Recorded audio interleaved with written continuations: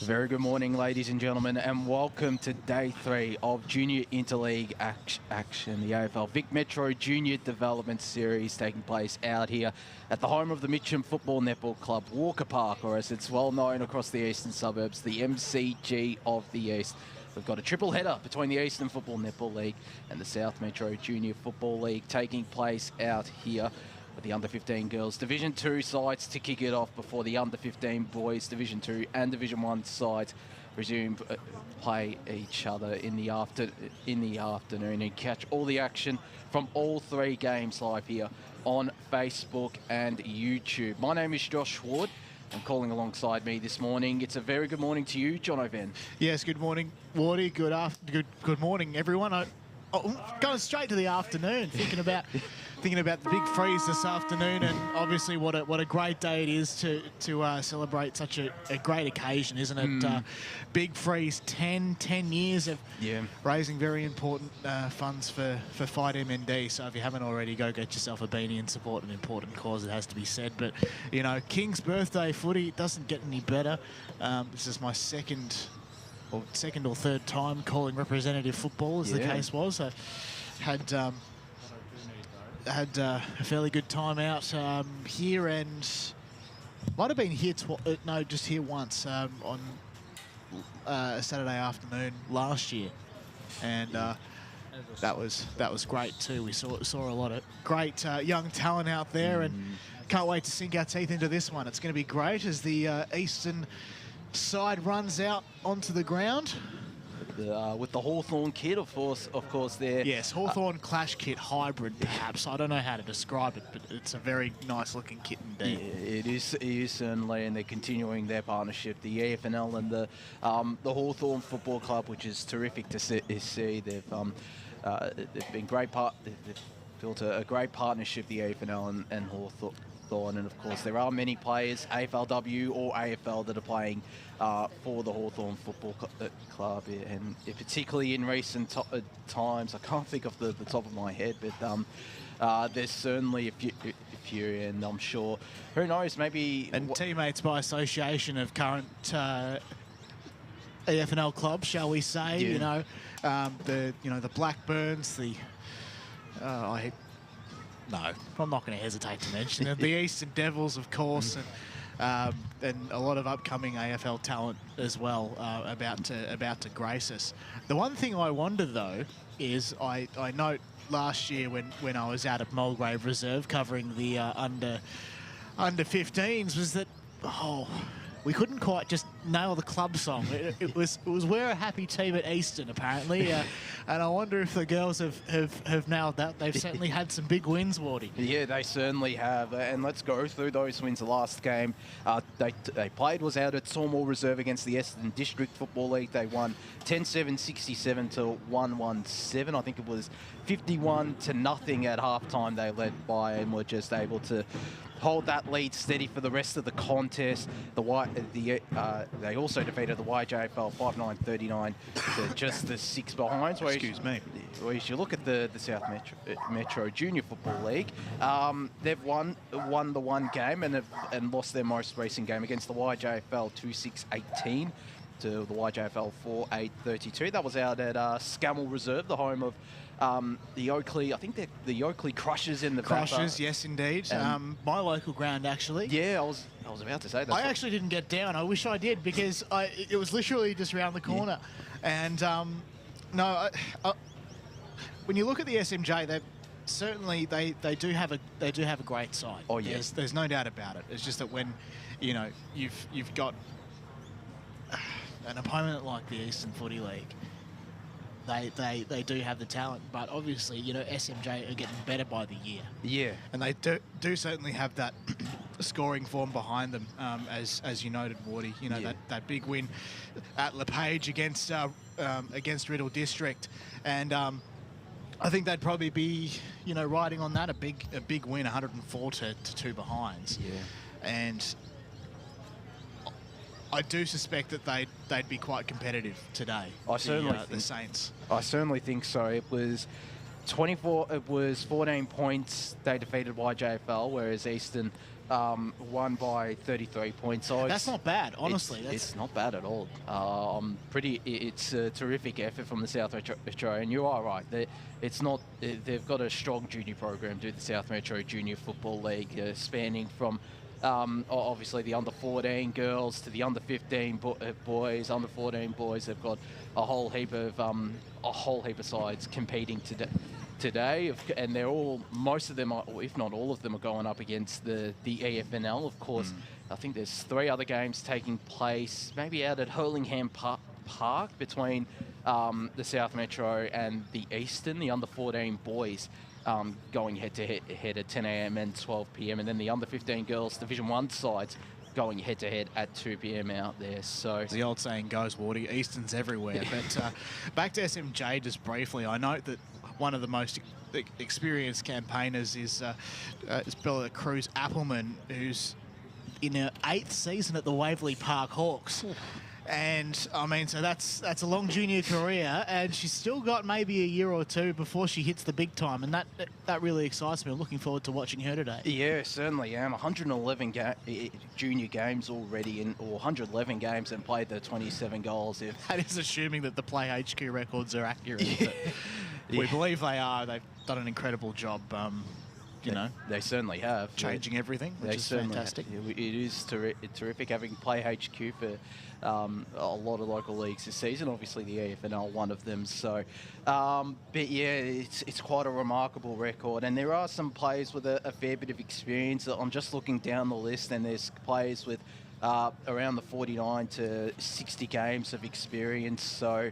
And then you have a look at the Eastern girls. There's also players with probably spanning between 30 to 80 games. The players that played the most games has been Shaylee Gauchi-Fraser. Now she's a terrific player. She's played the 93 games and kicked the 61 goals, and definitely one to keep a close eye on. But for Eastern, there's certainly some good players everywhere. They're 2 best on ground. The captain, Rebecca Jones, was best on ground in that YJFL win.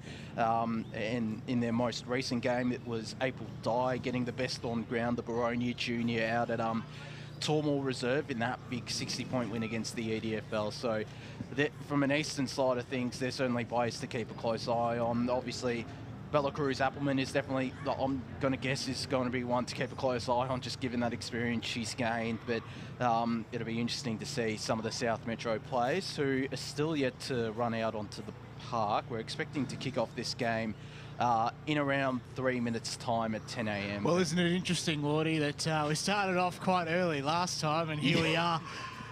Waiting, I can hear the Saints girls just ready to come out, and they're excited to run out onto the MCG of the East. Look at them, they're very, very pumped, and so are their support crew as well as they come out onto the field. And the captain's been called straight in. Tilly De Vroon, the captain. I was about to say there is a new number, but of course you've done well with the. Of course, she's down the bottom because I think this is her first game of the series. The series, so it'll certainly be interesting to see how De Vroon goes. And it's Rebecca Jones, the captain for the Eastern, as the point is thrown up in the middle of Walker Park. It's Eastern who win. They'll be kicking to the right of your screen or to the Maroondah Highway end of the ground. South Metro kicking to the left of your screen or to what is now known as the old scoreboard out here at Walker Park, which is remarkable to say. Old scoreboard, new scoreboard. It is They're both magnificent, Wardy. Yeah, they are both spectacular. 2 of my favourite scoreboards going around.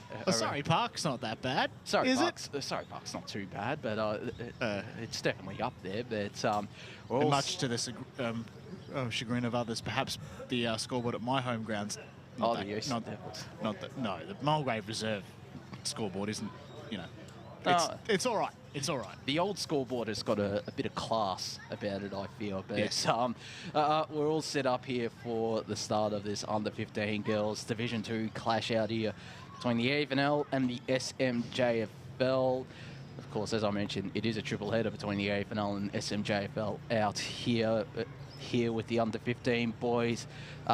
following after this with Ray Baird and Chris Curtis to call the action from both of those games. The Division 2 sides kicking off at 12 p.m. and the Division 1 side kicking off at 2 p.m. right when Ray Baird has done a fantastic job. He's called footy for a lot of his life here in the eastern suburbs, and he's been a great member of our team when it was back in the Eastern FM days, and now it's back home. Well, and indeed on this platform which you're watching as well. So Ray will grace us this afternoon, as you said, and it'll be great. It was terrific. He did it. It was a pleasure calling alongside him on Saturday morning, seeing the EFNL under 14 boys Division 2 sides going to head to head. As you might be able to hear, the South Metro girls are definitely up and about. They've got a lot of voice, which is great to see. The Eastern girls definitely have plenty of voice too, but we're all set here. As I mentioned, Eastern kicking to the left of your screen, South Metro kicking to the right of your screen as the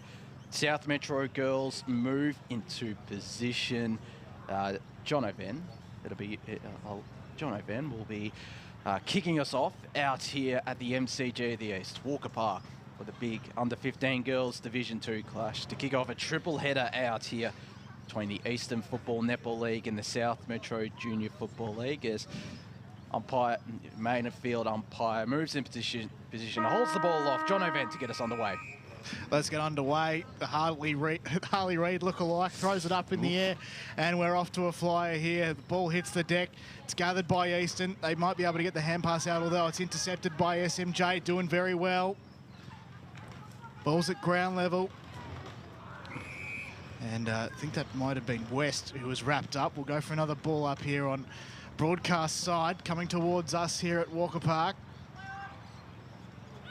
I think that was Millman. She got the tap down for Eastern. Ball hits the deck. Trying to navigate it by foot is Phillips, but she couldn't quite. At risk of being pinged for in danger. Gathering it there was Phillip, but she threw it, and it's going to be a free kick to Eastern, as there is a player down there, Wardy. Slightly concerning. She's getting back up on her feet, though, and get the free kick. Oh, yep. So that would be Alexis Blackman. She looks to bring Eastern forward. She wheels onto her right, goes straight to true centre half forward. Got to play all by herself and takes the mark there in April Dye. Best on ground in Eastern's last game out at Tormore Reserve. Goes inside 50. 2-on-1 in favour of South Metro. Falls out the back where Eastern have the numbers on the ground.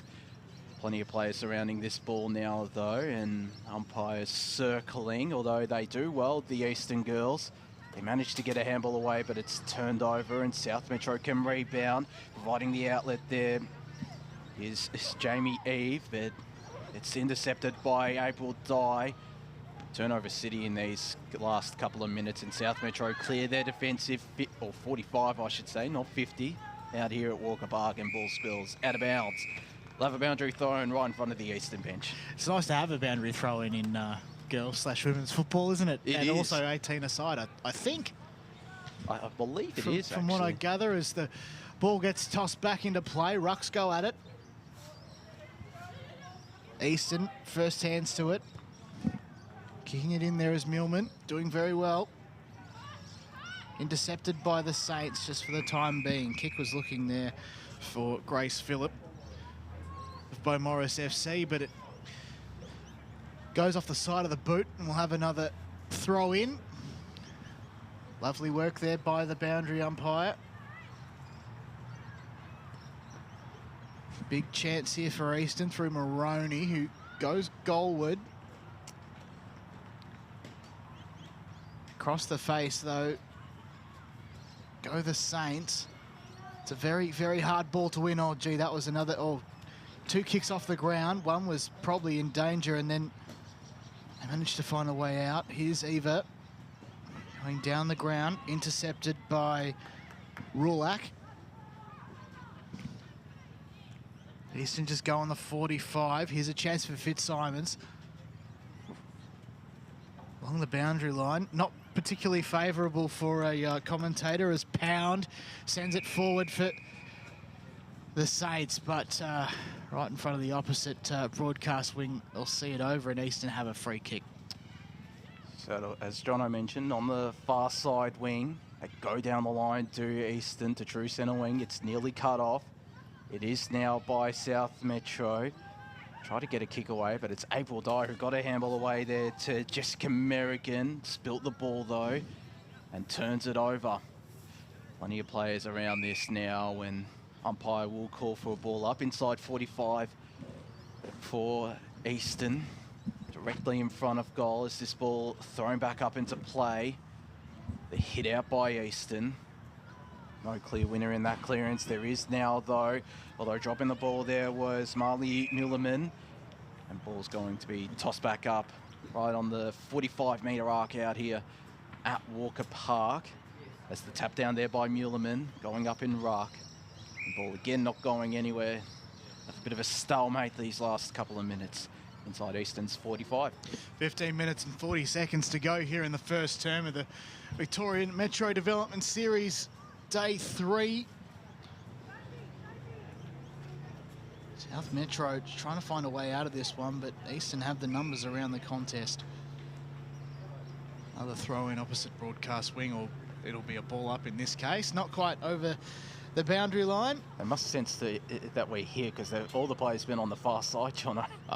It must be some sort of commentary curse, like reverse commentator's curse, as a big tackle is laid by Georgia Phillips of East Malvern. They move it across, although it'll be intercepted by Merrigan, who can't quite get onto this one. This time on the broadcast wing, she sees it over, and then it'll be a boundary throw in. Now let's hope it stays here for the next couple of minutes. So it goes in. South Metro first hands to it. Ball hits the deck. Here's a chance for them to come out. Great hands. And then a mongrel punt right in front of us here. Here's a best chance. It's a 2-on-2 contest. Nicely done there by Cairns. That's in Queensland. 50 from home for South Metro. And a free kick has been awarded there to Jotkovich, I believe. She goes inside 50. Got a couple of one-on-ones. Eastern now have the numbers around this ball and seeing it out of bounds. Emily Rulak, Ferntree Gully Junior. I'll have this ball tossed back into play. So 6 minutes down in this first quarter. Still no score for either side out here at Walker Park. Gosh, that sun's gorgeous. It is gorgeous. The kick was looking really good as well, and we do have the first score. And it is Ruby Jokowicz, yeah, Ajax Junior. And South Metro hit the lead, one behind. Eastern yet to score. So, bit of a boost early here for the Saints. As Eastern will go on the commentary side this time. That is very rare. Intercepted by South Metro. Here's a big chance for them as they go goalward. Chasing it now is Story. Can she pick it up? No, she can't. It's intercepted again. Here's a chance now for Phillip. She's one to watch as it goes to the goal place. Chance for Eastern to defend. It has gone over again, though. That might have just been a stray boot. So that's two behinds to South Metro as they come out of the block straight away, the Eastern team. Straight to the opposite wing. South Metro doing very well to defend, Wardy. They certainly are. They might get hands on this ball. They get a free kick. It's probably for kicking in danger, to be honest. They probably just need to watch the feet. They certainly do. It is going in South Metro's favour. That kick was a very dangerous kick, and they can reload, go deeper inside 50. Out the back there was April Dye, couldn't take the mark. Another stalemate inside 45 for South Metro, and we'll have this ball tossed up. So 7.5 minutes of play here in this first quarter. South Metro lead 2 behind. Eastern yet to score. As the Eastern girls get the clearance, trying to find Zara Harrington there. Bustling her way through, but being run down is Jessica Merrigan. A really strong tackle, and South Metro can reload once again and get another forward 50 entry. Out the back was April Dye. Again, just couldn't take control of the mark. Umpire circling around this ball. Eastern managed to get a kick out, but South Metro have the players around this ball and Great getting tackle. it to plenty of spaces. West, but there It was a great tackle because she would have been running into an open goal. South Metro still managed to clear the stoppage, and getting a shot away is Djokovic, who's provided plenty of spark in that forward line. Kirk was around that ball. And Eastern, they have the numbers now around this footy and will lock it up. The umpire will call for a stoppage. 8.5 minutes gone in this first quarter. South Metro lead 2 behinds. Eastern yet to score. Got no doubt that the coaching staff of the Saints would be very happy with this first 10 minutes or so, Wardy. Just fantastic in their ability to lock it in. And they're going to do so again. Kick goes goalward, although it's going to land in the hands of that Eastern player. I think is Pongo, I think. I'm not sure. I apologise if I've got that wrong, as Merrigan kicks out in the direction of Fitzsimons. They do move it along ever so slightly, the Hawks, but not to be on this occasion. It might have been April Dye with that clearing kick from defence. She's proving why she was best on ground last game. Yes, of course it had to be. April Dye, gun. She is looking really good at the moment, Jono, isn't she? She is. She'll get this free kick. Indeed. There she is. April Dye, of course it is. It's good getting to know these teams, that's for sure, as the kick goes to the edge of the paint of the centre square. As they try it, there's that straight boot again. Kicking in dangers, perhaps missed, as Eastern do move it across into space. Maybe the dew is a factor, as hitting the ball there is Searle. She's one to watch too. Comes up for Dye. Gets the hands off to no one in particular. Smith tried and then couldn't, and then turned tackler. It's now out the back to Rulak. Here's a chance for Harrington to get onto this one. She sees it into touch right on broadcast side. And score is still 2 behinds SMJ. EFNL yet to score, 9 minutes and a half to go in the first term. Ball toss back up into play. Dye tried to get the tap down but couldn't. It's South Metro who do instead. They do really well to keep it in front of themselves. As spilling the ball there, Alexis Blackman, and South Metro pounce. Inside 50 they go, looking for Djokovic. It falls out the back. Nearly run onto it is Olivia Teixeini. She's around this ball here. Getting a handball away was Liv Kirk. It's South Metro again with the numbers, and they managed to keep it in play. That was a really good shepherd, and they get it out now to Teixeini. Her kick was interfered with, and they go straight, and they turn it over here in the middle of their forward 45. They're still applying good pressure though, and it pays off here. Eastern still have the numbers, and this time they're rewarded. The South Metro girls inside 50. It's American getting in at the bottom of that pack, as she has been for most of the day, bustling her way through. One tackler there was Chloe Earsman. Looks there for Sabella Khan. Got a handball away. It was almost a hospital hand pass in the end, and they turn it over the Eastern girls. But April Dye is there and got it over the top of two. South Metro. Kick. It is a terrific kick, and getting it inside 50. Muellerman. She's got players out here for her inside 50. Inside the goal square now, in fact, and good pressure once again from the South Metro girls. Plenty of players now surrounding this. They get numbers to the contest to South Metro, and they're able to clear, although how long will it be for, because Eastern have the numbers here, and they might get a shot on goal, but it is really unfortunate because it was deflected off her own teammate. And South Metro again pounce on the loose ball. I know plenty of pressure, and we'll get a forward 45 stoppage out here with 7.5 minutes left to play in this first quarter. Wasn't that just a brilliant passage of play just down the corridor? And again, April Dye. You know, if you pay a lot of attention to footy analysis, it just goes to show in the eyes of someone like Jack Revolt, going down the corridor is just so important. Yeah.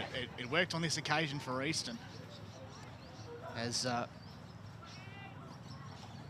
right in front of the new scoreboard here at Mitcham. It doesn't it look absolutely magnificent? Came off the feet of Searle a moment ago, which allowed Eastern to find space. They're inside 45. That is a huge kick going to the goal place. Can the captain Jones run onto it? No, she can't, as it does go out of bounds.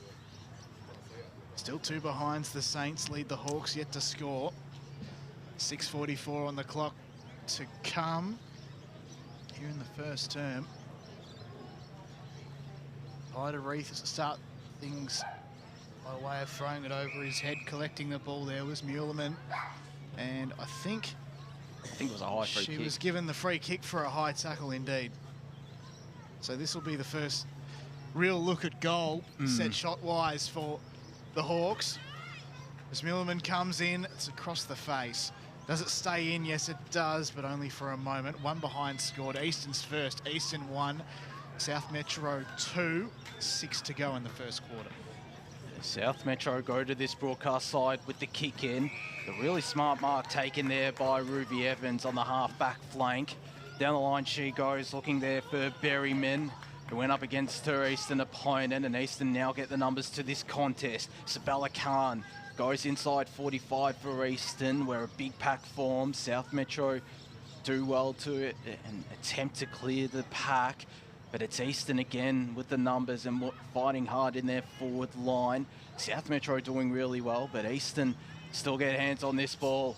Doing the don't argue there, that was Gouchy Fraser, might get hands on this ball. Attempted another snap, but her kick was smothered. She might get a third chance to get a kick deeper inside 50. She won't, because there's a holding a ball free kick going in the direction of South Metro. Some really good pressure there from the South Metro girls. And they'll look to clear their defensive 45. Go to this broadcast side wing. It spills out the back there to Berryman, who sees it out of bounds right in front of the Eastern bench. It's the Eastern girls that trail 1 behind to South Metro 2 with 5 minutes left here in this first quarter. So, Wardy, you'd think whoever wins this game, it would be described as a really hard-fought one. Yeah. And both teams are really going at it really well. Especially South Metro, a surprise packet of sorts as Harrington sends it forward for the Hawks. It goes inside 50. Here's a chance now for Cochrane. Can she gather it onto it? Yes, she can. And they've got their first. The Hawks. Fantastic stuff there. And it's Eastern 1-1-7.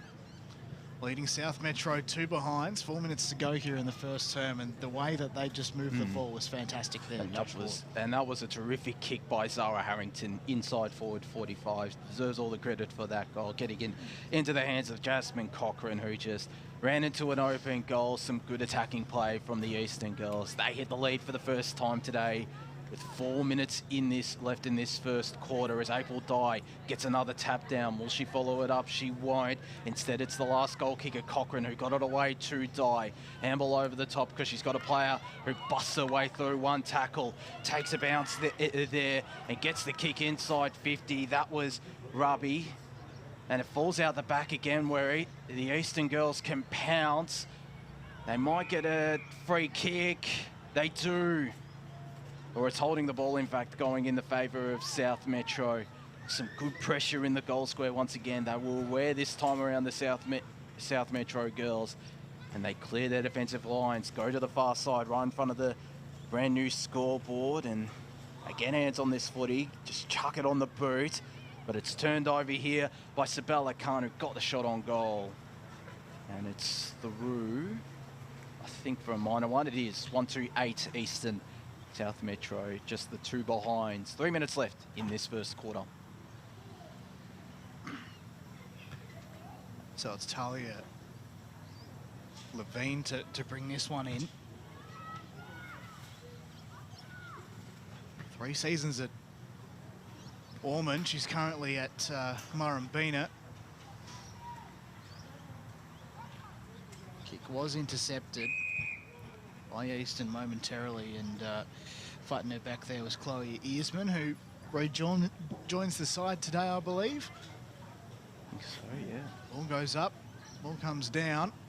Stray boot this time from the Eastern player.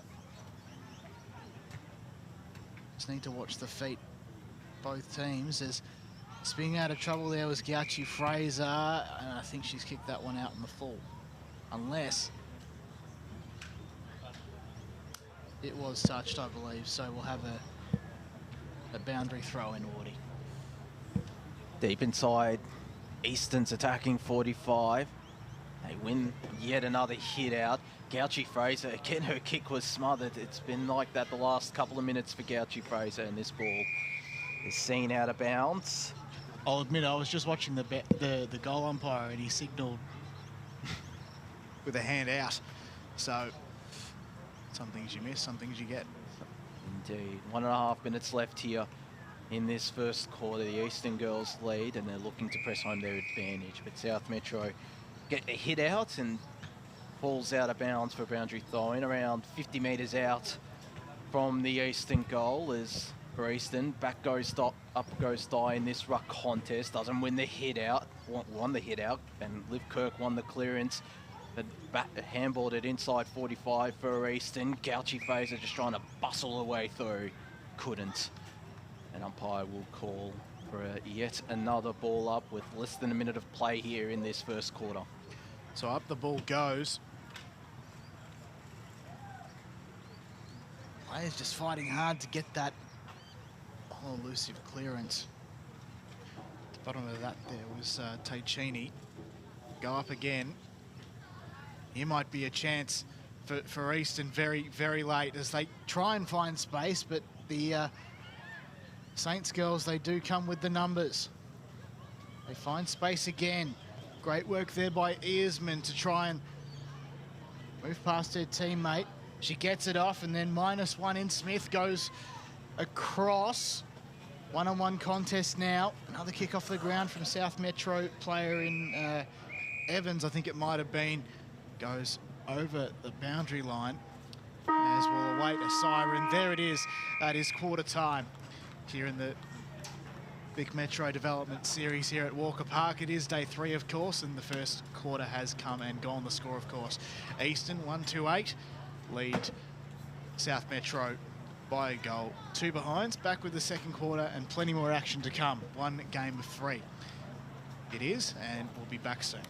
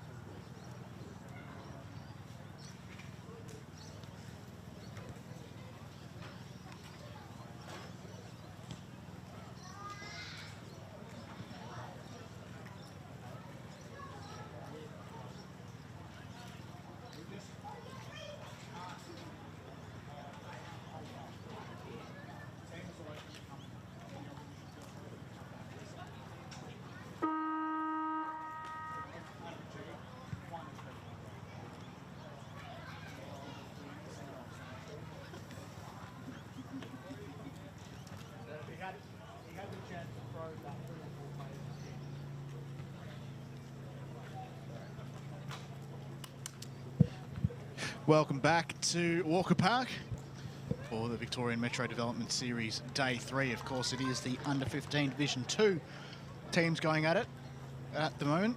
Eastern 1-2-8 lead South Metro 2 behinds. Just the one goal kicker, of course, which is Jasmine Cochran, the former Emerald player from out of East, and she's doing a lot of great work in the eastern suburbs. John O'Ven and Josh Ward with you, and Josh, what are your thoughts on that first term? Well, it was certainly almost like a finals type game. Just a lot of nerves. It is the final, isn't it? Yeah, it essentially is a final game for these two sides in the Junior Interleague, and they're showing plenty of promise. I was impressed with how both sides were able, whenever they got it inside their forward 50, they were able to lock it in.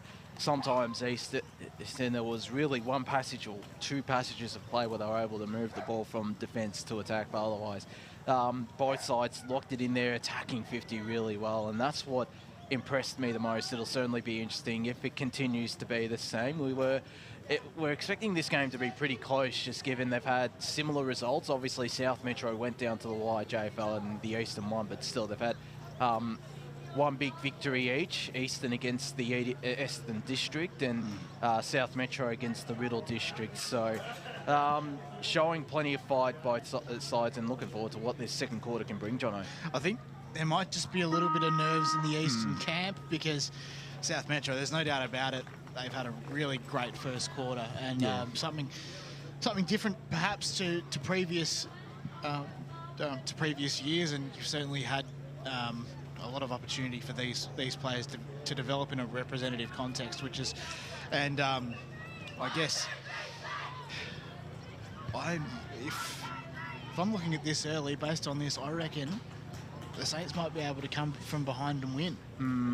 I do give them a bit of a chance. I'll give them a very, very big chance at this stage. I just think the Eastern girls, there'll be some stage where they might just be able to click. They're undefeated. They'll look to keep that undefeated streak intact, and their defence did hold up well. But there's no doubt about it, Eastern tend to storm home in the third and fourth. And well, I mean, maybe they're just warming up for a big second half. Well, it was that first half against this and District where they were able to run over the top, and I certainly think they'll look to put the pedal to the metal in this second quarter of action, Jono.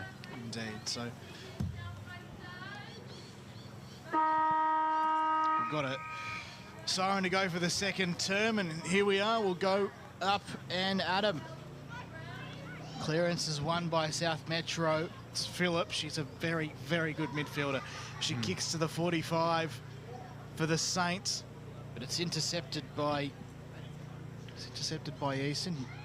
That was Muleman getting involved around the play, and then -3, of course, is Dayton. She's had to leave that one behind.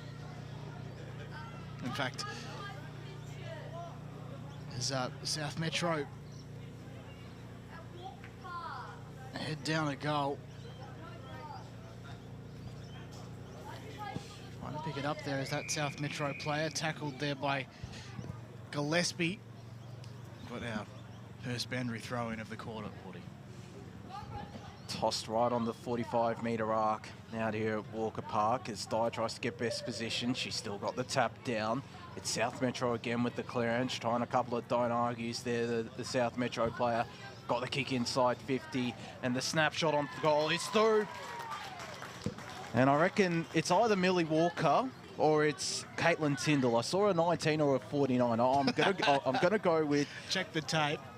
It is Millie Walker. We got a confirmation from Lee Green, one of the best cameramen in the business, alongside Mick Green, of course. And South Metro tie things up, 1-2-8 a play piece, 1.5 minutes gone, second quarter, Jono. There you go. Current East Brighton Vampire. Gee, they're a great team, aren't they? They're one of the best teams in the state. They certainly are. And that famous big V and red jumper. There's probably none more famous, I'd say, apart from perhaps the prison bars of Surrey Park, but I digress. Speaking of teams in the eastern suburbs, the Hawks have got it in midfield. And it might be 25. Dayton has been given a 25-metre penalty.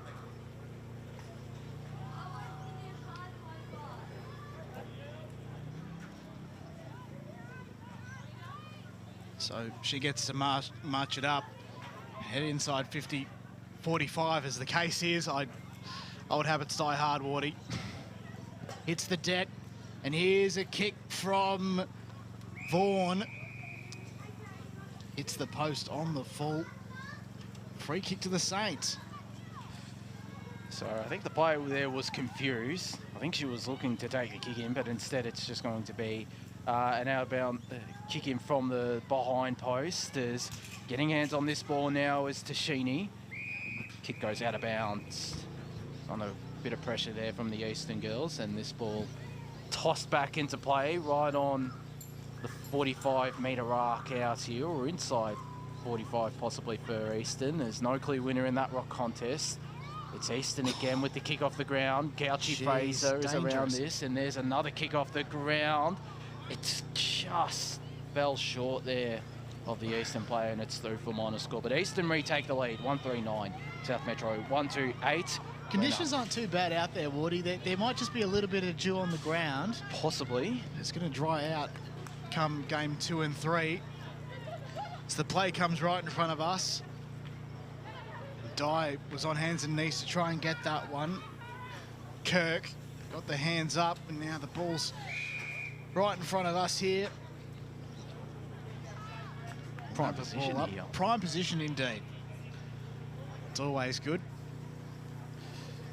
Up we go then. I guess the tap down. Out the back comes South Metro. Oh, gee, that was a great smother laid by that Eastern player in Harrington. Fantastic stuff. As Eastern take a mark, here is Dayton. Recipient of that 25-metre penalty earlier. Pack forms.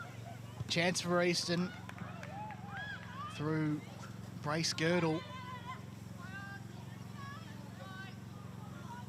Rugby mauls around it at the moment. It might be a chance for Eastern to come out the back. Red hot pressure from the Saints. Got another stalemate, Wardy, inside 50 for Eastern. And the score, of course, Eastern 139. SMJ, 1 point in it, 128. So we've played 5 minutes in this second quarter. It's in Eastern's attacking 45. South Metro do well to clear it. Dye tried to intercept it. Instead, it's South Metro through Amelia Park. Got the kick straight through the spine of Walker Park, but turns it over. A nice handball over the top there by Gillespie. Couldn't find a teammate, though. Did really well, did the Eastern player. Sold the candy on one. Candy shop's open. Got the kick straight through the middle of Walker Park once again. It's all South Metro in a 2-on-1. Eastern do well. April Dye with the tap forward. The kick inside 50 by Jessica Merrigan. And deeper inside 50 goes Fitzsimons. The mark not taken there by Jessica Vaughan. And South Metro can clear their lines, but Merrigan is looming large around this ball. Did really well to control it. Now got plenty of space in front of her and got the kick inside 50. Was a really good one to Jessica Vaughan. Players calling for it. She goes to the hot spot. 2-on-1 in favour of Eastern. They have the numbers now on the ground. On hands and knees. There is Gouchy Fraser, who got a kick away. There it finds Rebecca Jones, who provides a bit of a contest alongside Fitzsimons. Ball not going anywhere. And we'll have the ball up right in front of the old scoreboard out here at Walker Park. 6 minutes of play here. Eastern 9 to South Metro 8. Paige Fitzsimons looking very dangerous around the contest as the ball comes out, and the Saints win out. Great work there by Clark with the defensive mark. She sends it outside of defensive 45, but Eastern bring the numbers to try and pull this one back in. Missing the chance to get the footy there was Pound for the Saints. And it's now in midfield, where there are plenty of players around this footy. Get the restart.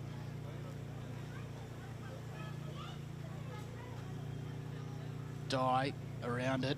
Swap the numbers around, and you get Millman, who is absolutely fantastic.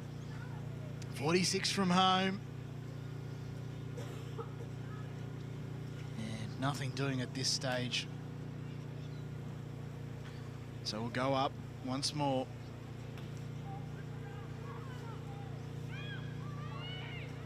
They come inside. We've got another ball up right in front of that light tower there. The old scoreboard end. In fact, we don't have a ball up. It's a free kick to South Metro. They take it on the far side and they look to go down the far side to the half-back flank for South Metro. It's turned over though. Now results in a stoppage after the good tackle there. So we played 7.5 minutes. Eastern lead 9-8. South Metro with the only goal in this second quarter, and they'll get a chance to potentially get another with a kick straight through the spine of Walker Park once again. They turn it over though, and it was a really good play, passage of play there in the end by Eastern, but they in turn fumble it and are forced to get the stoppage though, I should say, and right on the cricket pitch, the synthetic cricket pitch out here at Walker Park, as Di got a decent run up and the tap down. Play on the ground there for Eastern was Chloe Earsman, the one-turner South junior, and this ball once again thrown back up. Di nearly went too early, but still got the tap down. Jessica Merrigan is tackled really well there. Could have almost been a sling tackle, but it isn't. This ball tossed back up, no clear winner in that ruck contest. Plenty of players on the ground. It's Di again with the tackle. And that tackle there was on. Amelia Palm will have a ball up right where it all began. It's a really hard forward contest for sure. Di got the tap down from Maroney, who sent it inside. Here's a big chance for Eastern. Can they find the numbers to send this one home? Trying to find their way by foot. The umpire says nothing doing. My footy. Gouchy Fraser looking dangerous as well. She is. She'll receive the tap, although not quite, as Vaughan sent it home. It is touched and through to the right side for a behind. So 2 points in it now. 10.5 to go here in the first half. 1-4-10 Eastern. South Metro 1-8. As they go again on this far side, do South Metro. It was a really good mark taken there.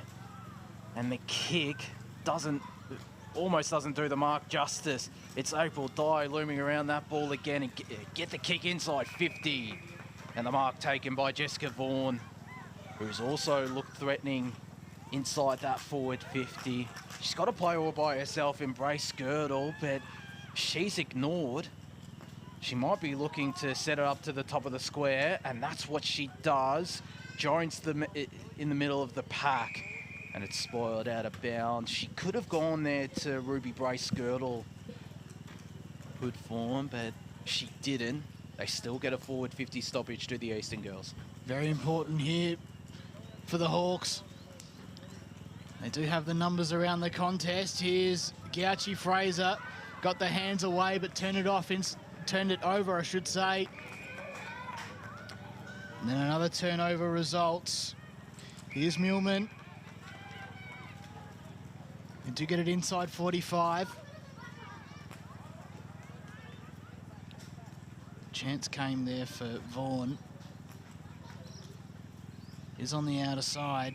No one can quite make heads or tails of this one. So inside 10 minutes, 9 minutes to be precise. We'll go up again. The old scoreboard end.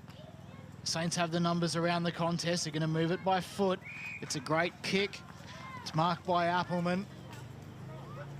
They can use the corridor, the Saints. Got to move it by foot. Maroney's hot in her tail. She might be able to get another tackle. She's looking very dangerous here. Watch this.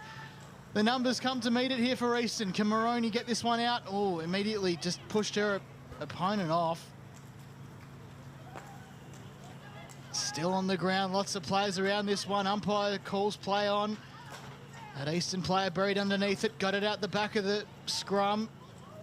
Merrigan just trying to pull this one out. And umpire has paid a free kick to the Eastern side. They'll come back through Di down the line. A lot of moving by foot at the moment. Phillips for the Saints. Tried and then was buried underneath all that one. We'll have a ball up 45 metres out from Eastern's goal. 10-8, 7:46 on the clock. That's the tap down by Brace Girdle, deflected off a South Metro opposing ruck. Ball once again locked up, just try to get it through there. Did Emily Rulak up against Georgia Phillips, and we'll get a ball up once again inside 45 now for Eastern. They win the hit out through Brace Girdle, but it's the win in the clearance for South Metro. It's turned over though, the kick in near 45 by Jessica Merrigan. And there's a high free kick going in the direction of Ruby Brace Girdle, who started to get into the contest since she's been thrown into ruck. There was no South Metro player on the mark. Now there is. She's got players calling for it. She's got a loose deep inside 45 as she tries to look for that player. She doesn't. Well, she couldn't find her, and it's turned over here by Grace Phillip, who's had a really good contest. And as I say that, she nearly turns it over. A nice spin move there in the end by Amelia Blackman to pick up the ball and go inside 50. Just fell short of Rulak. Eastern have the players on the ground. They try to handball it out to Merrick, and she applies the tackle now. As the Eastern girls attempt to clear the pack, but they can't. An umpire will call for it. Truce and a half forward out here at Walker Park. 6 minutes to play here in this first half, and the Eastern lead 10-8. Eastern get the tap down, but for the most part it is in the hands of the Saints. We can try and find a way out of this one. Lots of players falling left and right. Kick comes out from the Saints. It's a good one. Will not be quite far enough as Dye puts on the pressure.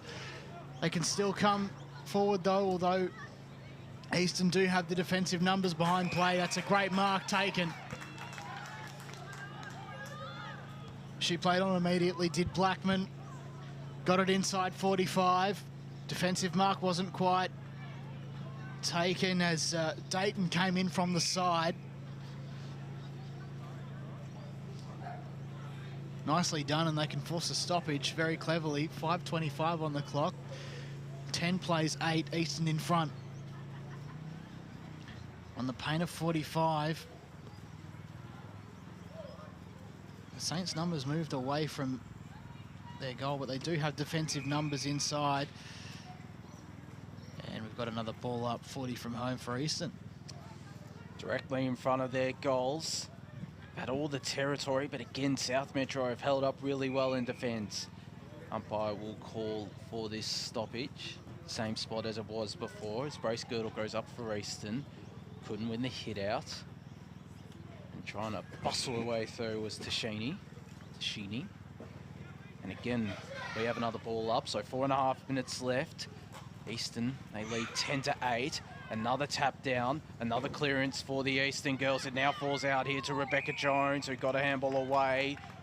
But it was an incorrect one according to the umpire. South Metro rewarded with a good tackle, and they get the kick eventually to Grace Phillip, who looks to play on immediately. Goes down the line to this broadcast side centre wing, and taking the really good mark there, Caitlin Tyndall.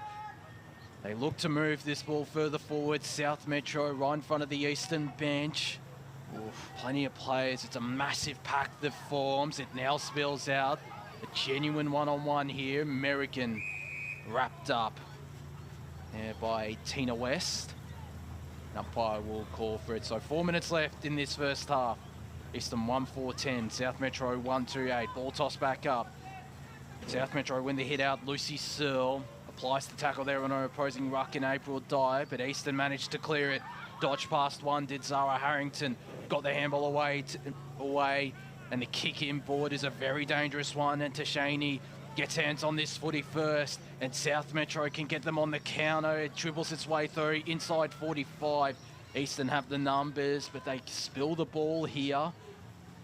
South Metro start to form a pack. They get this ball out, but the Eastern girls are able to hold the fort down and turn it over.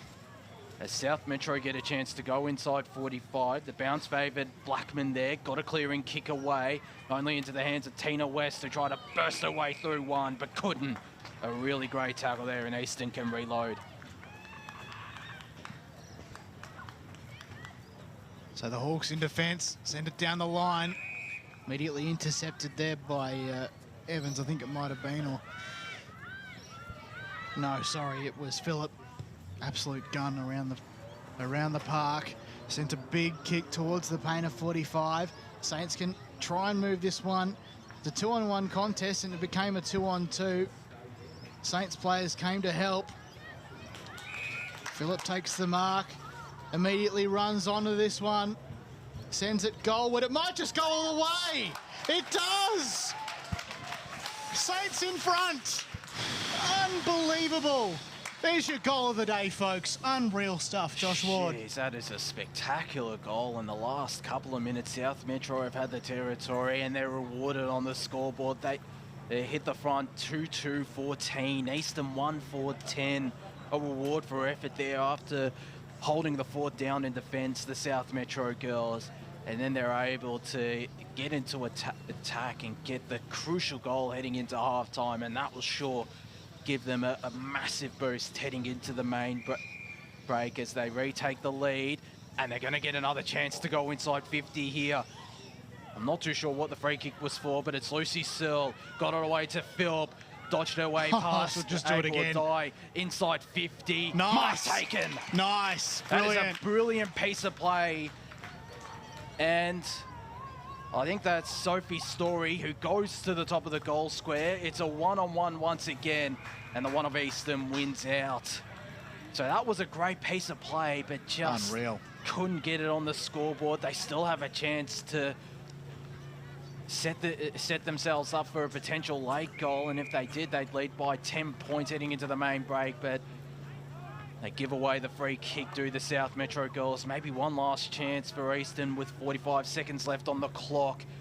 Far side centre wing they go, the mark taken.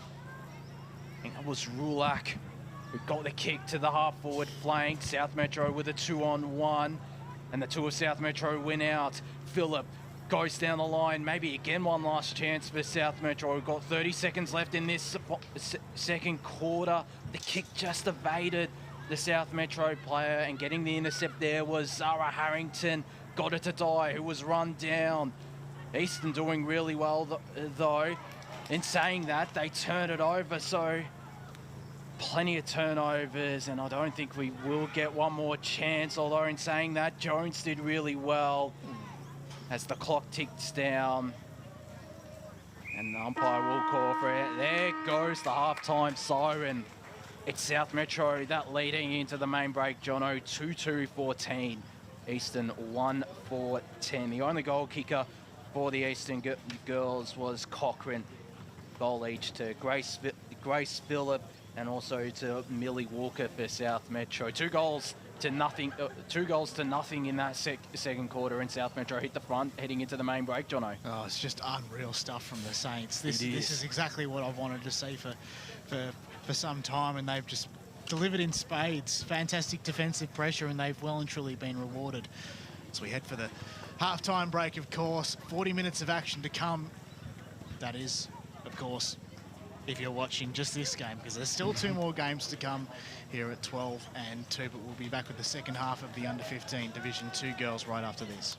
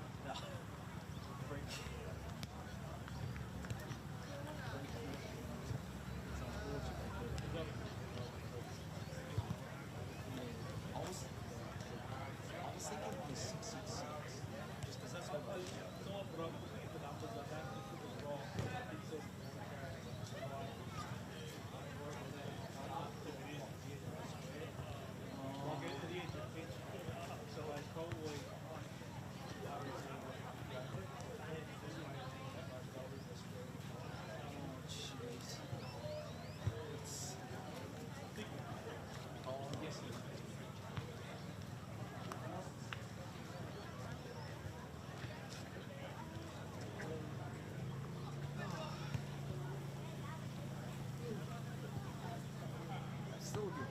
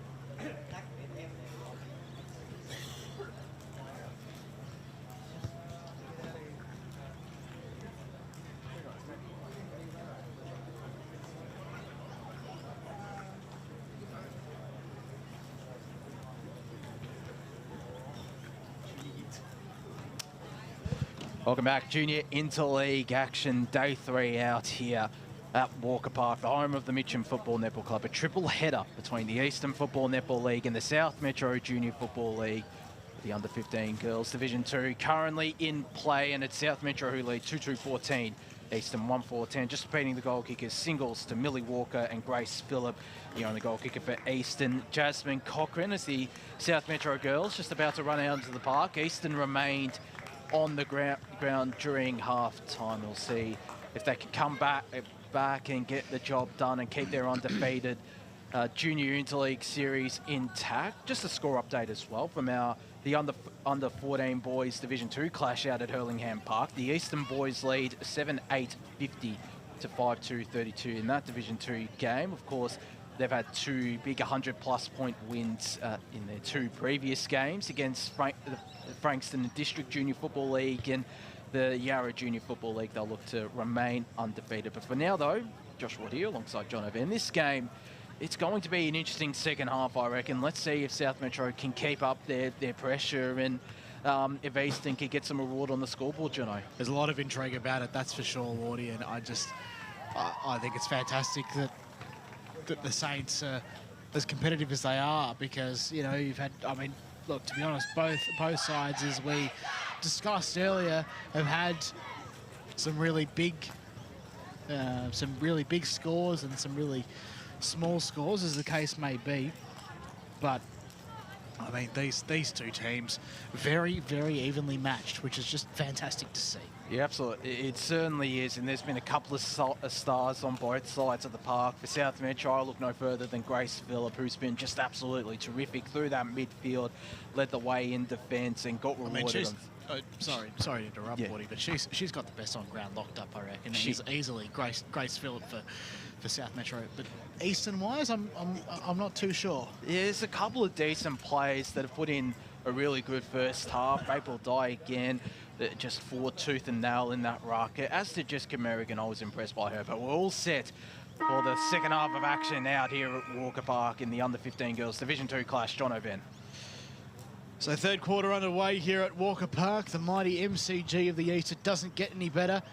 The stray boot from Phillip, although she just put it away on this occasion. And fighting over that ball there was Rulak and Foley. Got another ball up then. Dye, very, very impressive out of the ruck, but South Metro managed to pick this one out. Slap out of midair is fairly good. Phillip can run onto this one. Might just deal with it by foot. Had to leave it behind. West. And a kicking in danger. Getting involved there. And for the first time today, perhaps a kicking in danger free kick has been paid. So there you go, eh? Eastern can mount their first big challenge. That was Rose. She tried to mark and couldn't quite. So after that, stalemate ensues. 1 minute gone. I would say 1 minute to go, but we just got started. So goes past the centre line, and I think marking infringement paid for Eastern, and they'll go forward again. It's Paige Fitzsimmons who got the free kick. The kick away there to Emily Rulak. Inside 50 she goes. Gouchy Fraser affected the contest and looked to get the tackle in. It's South Metro holding up really well in defence, though, as they have all day. As I say that, they nearly turn it over, but they hold up really well in defence. It spills out now in Eastern's favour. And they get a shot on goal out of pretty much nowhere, looking for Vaughan, who tapped it in front of Staff and got the kick off the ground. Oh, damn. That would have been a spectacular goal there from Jessica Vaughan, but it's just the minor score. 1-5-11 plays 2-2-14. 2 minutes gone, third quarter. Couple of quick, hat kicks to try and find their way to goal, which is probably going to be the result of Eastern's next goal if my predictions are correct. But the Saints move this one out. They're very, very close to the boundary line. Earsman got clipped on the ears. And the umpire calls for it. In fact, no, she did get clipped on the ears, so she's got the resulting free kick, and fair enough too. So Earsman Kicks to the hot spot. Lots of Saints numbers, but also for the Hawks. Can someone pick this one up? Hands and knees, people trying to get this one out. Umpire blows his whistle, though. And what does he say? Throw. Gives a free kick for a throw to the Saints. They've got players calling for it. Use of the corridor not really possible on this occasion, and fair enough too. Cough it up to Di. She's going to send this one packing. It's a long ball. It's going to get picked up by the South Metro though, but that's great pressure there from Gachi Fraser to land this one. And also, well, she's given away a free kick, unfortunately, so South Metro to bring this one in. That was holding the free kick as down the line they go, and April Dye again with the intercept mark, doing a power of work across the ground. She's called back on her mark by the umpire. Now she loads up inside 50. Big pack form. South Metro have the players on the ground. It spills out now there to Mitcham. Again, South Metro holding up well, and they force a boundary throw in. So another chance for Eastern to potentially get a goal from stoppage. They've only kicked one today.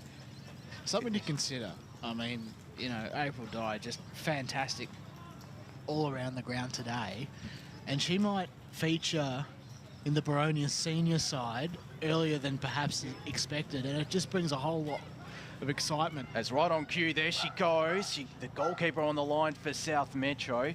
You aren't wrong about April Dye. She is a terrific player. As in the meanwhile, Eastern get another chance inside their forward 50, getting through the pack there. That was Pongo, and the shot on goal is out of bounds. We'll have a boundary throw in. 5 minutes of play here in this third quarter. Eastern trail 11-14. Yeah, Baronia are definitely one of my favourite teams in this competition, and they've got a lot of great players coming through the ranks, and it's just so exciting.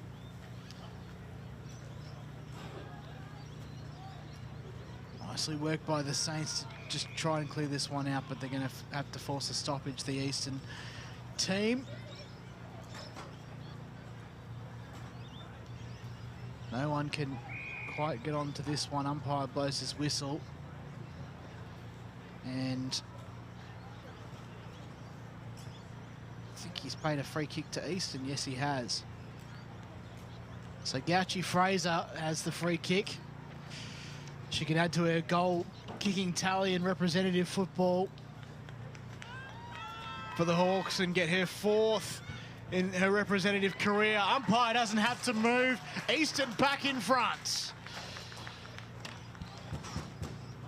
So we've got a game on our hands, Josh Ward. I suppose we already did the moment the umpire threw it up to start this game, but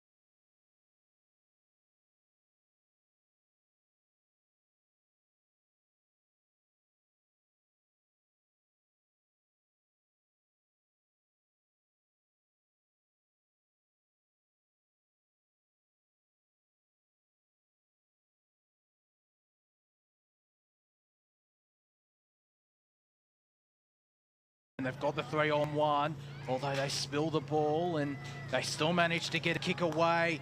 And Tashaney is all by herself.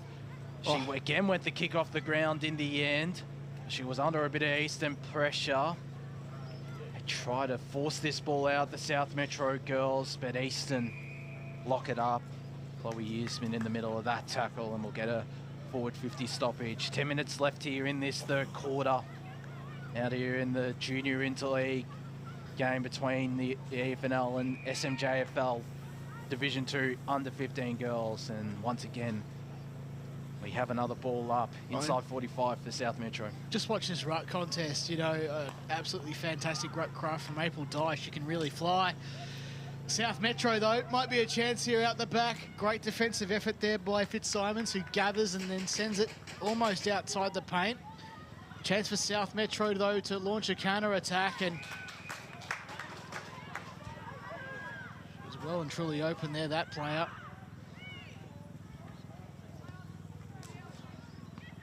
Sent it forward. Ball hits the deck. It was in the direction of Foley, couldn't quite. Now South Metro send it forward again. Here's a big chance. Lots of players around the ball. And that's Kyra Clark has missed it. Oh. Picked it up very cleverly and just couldn't quite convert. So there's only 1 point in it now. 8.5 to go here in the third term. Eastern 2-5-17. South Metro 2-4-16. Amazing stuff here, Wardy. It is a terrific contest out here. If you're around the area, get on down, because this is a terrific contest between the EFNL and SMJFL under 15 girls Division 2 sides. As the kick in again goes to the far side from Eastern. They turn it over though. Seeing it out of bounds. South Metro right in front of the coach signage out here at Walker Park, and we'll get a boundary throw in for centre wing for South Metro on the far side. 8 minutes left here in this third quarter. 17 plays 16 in Eastern's favour. As the throw in went over the top of the two ruckmen. It's South Metro who get the clearance, but there is April Dye once again. She can run onto this ball and get the kick off the ground. She might get hands on this ball. She doesn't. Now she does. Got plenty of space in front of her. Got the kick inside 50.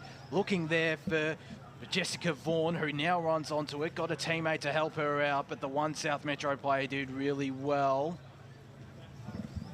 And they hold up in defence once again, South Metro. The handball there looking for Emmy Clark. Just couldn't lay hands on the ball. It's Vaughan who does. Got the snap on goal. It's drifting to the left. It'll stay in play. Eastern have the numbers around this ball, and they get the snap on goal. It's still in. And South Metro have the chance to rebound. They get it in front of the new scoreboard, but it's turned over now. The handball away there, looking for a teammate, couldn't. And we have another ball up. It's ping-ponging everywhere at the moment. Eastern get the tap down. Here's their best chance. These players hit the deck and there's nothing doing from the ump. Who throws it up? Chance out the back for a Khan. And she's wrapped up.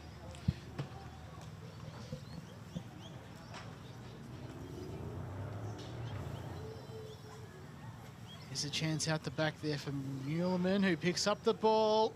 Goes the little hat kick off the ground. Oh, gee, that's got to hurt.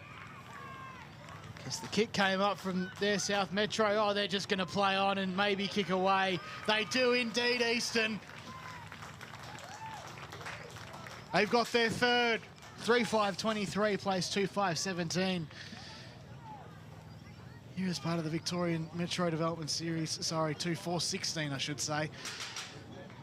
5:40 on the clock here in the third term, and I think the floodgates might have just opened, Wardy. Possibly.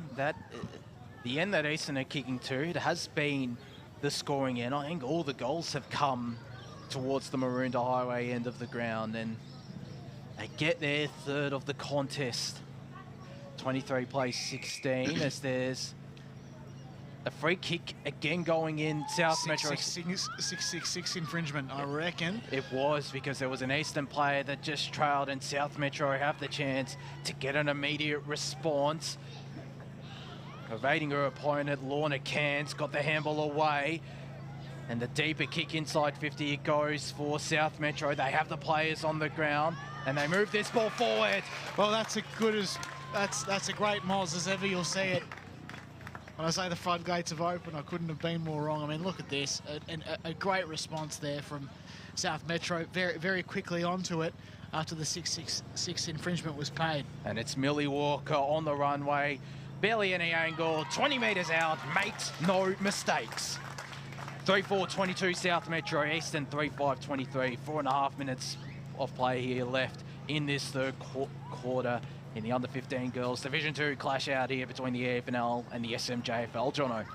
A goal in each half so far for Walker, and she's probably the key. She is. I think for the Saints, if they're gonna storm home here, because it's so even, and as we often say, the battle out on the field is not reflective of what's on the scoreboard, which, as we've said, looks absolutely fantastic because we're here at Walker Park. So back in the middle then, Eastern have a chance to respond right on the paint of 45. Can anyone get this one out? Yes, very clever.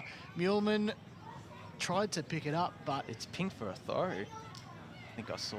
The umpire's whistle eludes them. And here come SMJ. This is, I mean, the way they've moved the ball all day has just been fantastic. They're going to go inside the paint of 45 here. Defensive efforts put on by many, many Eastern players. It comes off hands. Here's another chance. It's a 2-on-1 tackle. It's been paid holding the ball.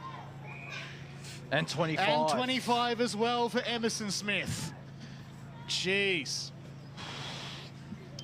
So just when you think that they've got onto this one, they haven't quite. The Saints, and just might have moments of that might cost them, I suppose. I don't really know how to put that into words, but speaking of SMJ, here they are again. They can just make really good of their unfortunate errors. And as I say that, Eastern now have the ball again inside the paint. It is going to and fro. Lots of players racking up Supercoach points if there was Supercoach representative football. 2.5 minutes to go here in the third term, and South Metro have a free kick. Holding the ball, the umpire paid as the kick goes again into the middle of Walker Park. Couldn't take the mark there, could the South Metro player, and it's locked up now. I'll have a ball up. Can we have a draw? Oh. Who knows? It is definitely on the cards, is the draw, as bursting her way through. April Dye got the handball away to Sabella Can, who got it back to Dye. Inside 50 with a high up and under kick. It's a rainmaker. Play of the day. It is play of the day there by April Dye. And I think it is Jessica Vaughan who takes the mark. And she can restore Eastern's 7-point lead from directly in front. Misses to the left. 3-6-24, plays 3-4-22, a minute and a half left, third quarter, Jono. It was a beautiful kick, though. It was. She's kicked 2 behinds now. Jessica Vaughan, the South Belgrave junior. So, from the kick out, the umpire will take this one, because we're used for so long of the rule where if you get out of bounds to no one from the kick in, it's usually a turnover. But it may result in a turnover here as Eastern try and advance forward. That's great defensive pressure there from Kirk, doing very well to just edge their way out. As I say that, Eastern intercept, and they do have another behind on the board. So 3-7-25 plays 3-4-22. 30 seconds to go here in the third term. South Metro need to be very quick here, Wardy. They certainly do, as they go to this broadcast side wing. Out the back there was Giannis, but again, it's April Dye with the intercept mark. One last chance for Eastern.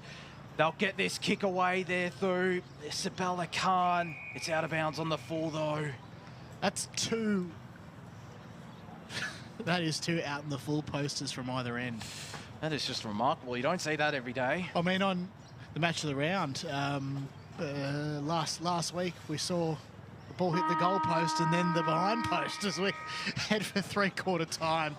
3 points the difference it is, and Eastern slightly in front. And this is just a beautiful day for footy. It doesn't get any better. And we look forward, of course, to the final term, and coming up, of course, 2 games for the boys to do their thing, but there's still 20 minutes more for these 2 fantastic teams. Who will get the lead? Find out in about 25 minutes' time.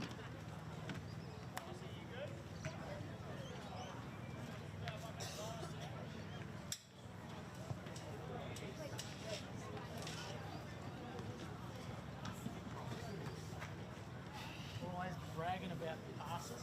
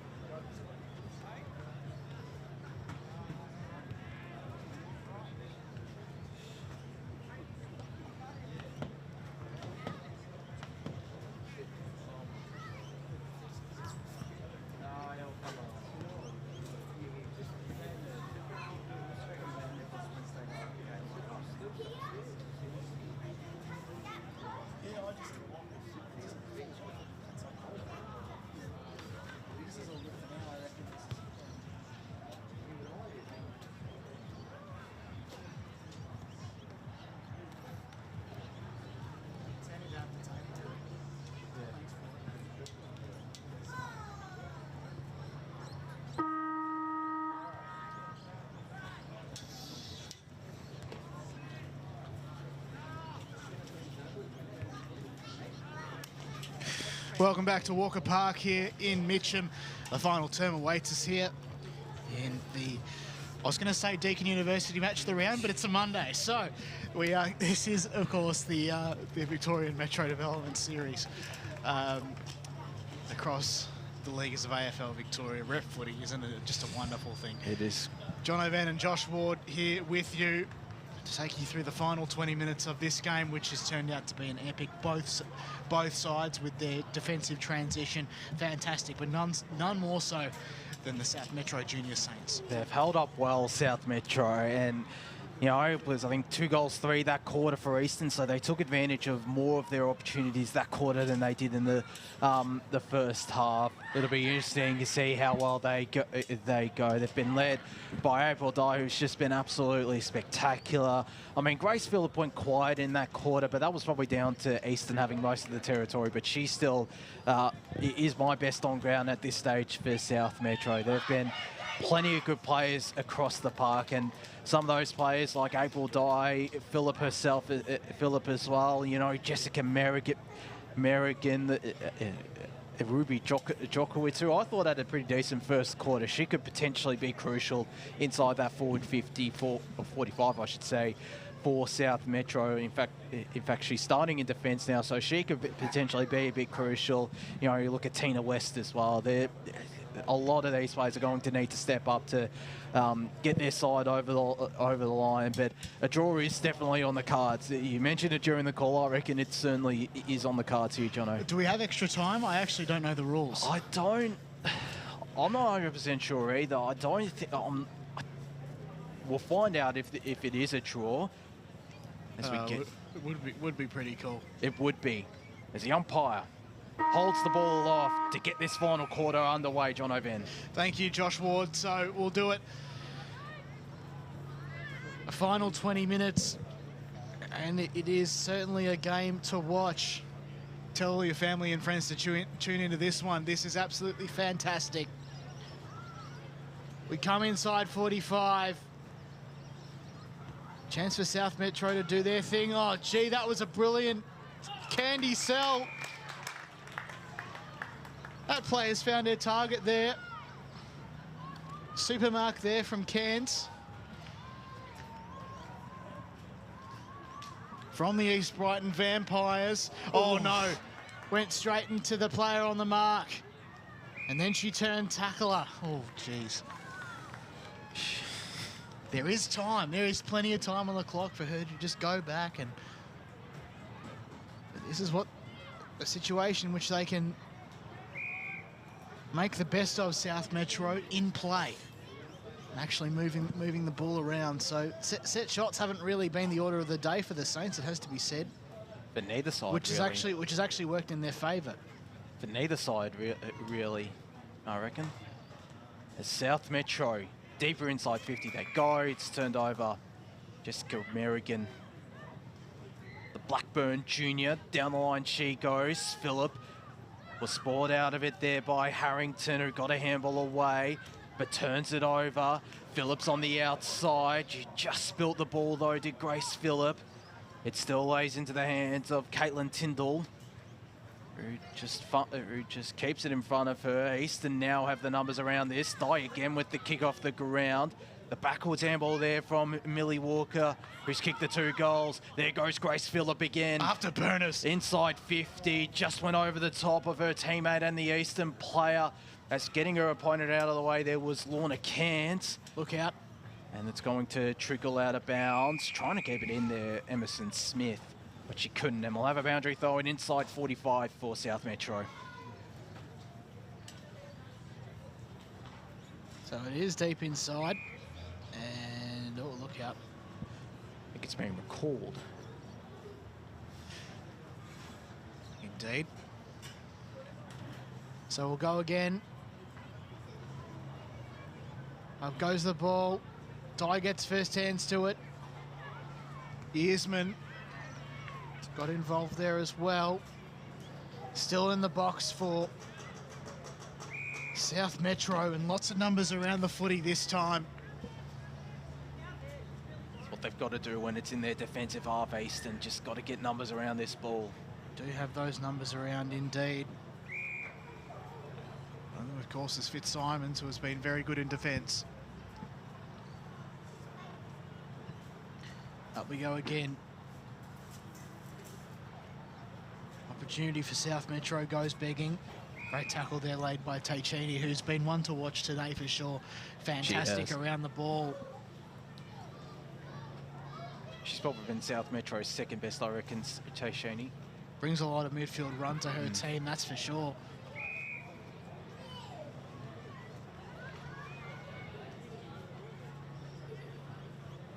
So Eastern try and come out.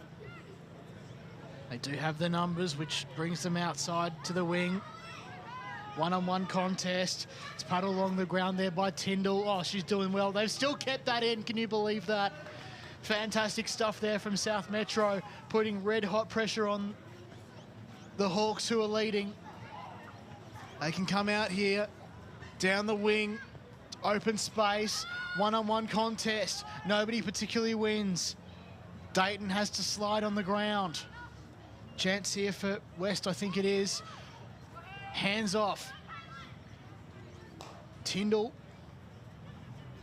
Ball hits the deck.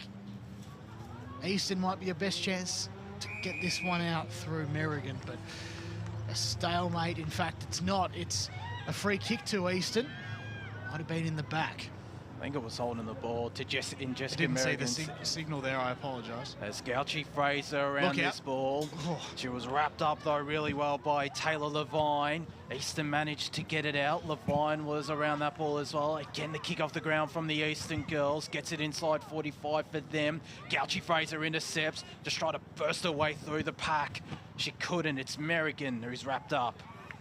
And umpire will call for it. So 5 minutes of play here in this final quarter. Still remains 3-7-25 Eastern, South Metro 3-4-22 as Dye went too early. It's a clearance now for South Metro through Tina West. Moves the ball to centre wing on this broadcast side. It's locked up and umpire will call for it. On true centre wing. Broadcast side out here at Walker Park as Dye, yet another hit out, down to Jessica Merrigan, who got the kick straight into the middle of Walker Park. It's a dangerous one, it's a 50-50 ball, and it's won by South Metro. The kick over the top, it found the teammate, and Grace Phillip just tried to don't argue. It worked. Took down her opponent, but she might turn it over here. Wow. She managed to get a handball away. What about that play from Grace Phillip? As South Metro attempt to clear the pack. They can't though. Eastern have the numbers and it's Alexis Blackman who tried to get her way through one but couldn't. A terrific tackle, Caitlin Tyndall, right in front of us. And South Metro have the chance to reload and get a forward 45 entry. These next few minutes are just key for the Saints. Tyndall sent it down the line. Marcus taken there by Walker. Who's up the ground probably a little bit further away from the goal where she'd like to be at this point. Eastern struggling in defence to get a clear possession. Dye's lurking around, just ready to get that one. There's a high. A little bit forward, and she might just get it here. A lot of players calling for it. One of them is Harrington. It does go in her direction. Can she pick this one up? Yes, she can. Tried to get it off to Merrigan. It went over her head. Still found a teammate. They come inside on the 45. South Metro have the numbers. And that South Metro player there in Sarah Yanis has been caught high. Goes towards the paint of 45. Fairly even contest. Spilled from Merrigan. The umpire decided to call for it. And we'll have a ball up, 46 from home for South Metro. There's Dye, yet another hit out. Phillip, yet another clearance. But it's a turnover from the clearance. Out of bounds on the fall. A rare mistake from Grace Phillip there. And it's gone. Couldn't blame her. She was trying to launch forward. She certainly was. They still might get a chance to launch forward here, South Metro. That's good. And it's through Amelia Parr with the kick to the half-forward flank. Rebecca Jones, big last couple of minutes from the captain. It's still in play here. Applying the tackle was Merrigan there on Georgia Berryman. And we'll get this ball tossed back up. 50 metres out from the South Metro goal. As again, April Dye got the tap down. It doesn't result in a clearance though to Sibel Akin, and where this ball tossed back up. April Dye does remind me of Baronia's main ruckman in the women's in Rachel Quirk as well. Just not only her work in the air, but just her groundwork as well. It's similar traits to Rachel Quirk as here comes Grace Phillip, got her way past one, can set Salva home if she wants to. That is huge. It's a one-on-one, it just eludes the Eastern player, but she tapped it through. That might have been Grace Girdle, it was. Josh Jordovic areas from last year. 25 plays 23, 11 minutes of play here left in this contest. I don't think April Dye has a basketball background. I was going to say a bit like Rachel Quirk, who, well, she probably models her performance on, I would say. There's a chance the two might play with each other in the years to come, which is just so exciting for our code, isn't it, Wardy? It is. Here she is, Grace Phillip. But here she is, indeed. So Grace Phillip gets the forward 50 mark. And this is one of the most important kicks here in the final term. As I said, the next few minutes would be crucial. She puts it onto the boot. It goes to the goal line, and it just misses. So only 1 point in it now. 3-6-24, the Saints trail the Hawks by one solitary point. 3-7-25, 10-17 to go in the final turn. As Eastern go to this broadcast side wing once again, all by herself there is Sibel Lacan, who takes the mark. Got Gouchy Fraser calling for it. She's now gotta go. Chased down by her opponent. It's 3-on-2 in favour of South Metro, and the three of the Saints win out. The kick there from Amelia Parr is to a stoppage. Umpire circling and going to pay holding the ball. Oh. And I think it's going to South Metro. It is. Kyra Clark. She's called, or the Eastern player is called back on her mark. So a 1 point ball game. Clark, inside 50, she goes to, or true centre half forward, I should say. The mark dropped. Could have been taken, but wasn't. The pressure starting to get to both sides. And we'll have a ball up, 9.5 minutes left here in this contest. Eastern lead 25-24 in this under 15 girls Division 2 clashes. April Dye, another tap down. South Metro turn it over to Kira Moroney. It's the true centre half forward for South Metro. The Eastern player got her way through. Sibel Akan has stepped up in this final quarter. In saying that though, she turned it over. Tina West puts on the afterburners, gets the kick inside 50. Jones around this ball. It falls out the back, and Eastern get the kick, and the really good mark taken by South Metro. It looks like April Dye might be down. She is. I think it is, yeah. She hasn't gone up, and Big hit.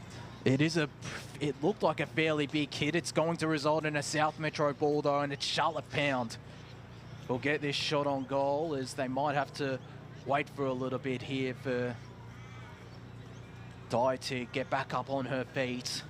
She still is my best on ground for Eastern though. She's been absolutely superb. As get a bit of a stoppage in play with 8 minutes left in this contest, Jono. She's back up now.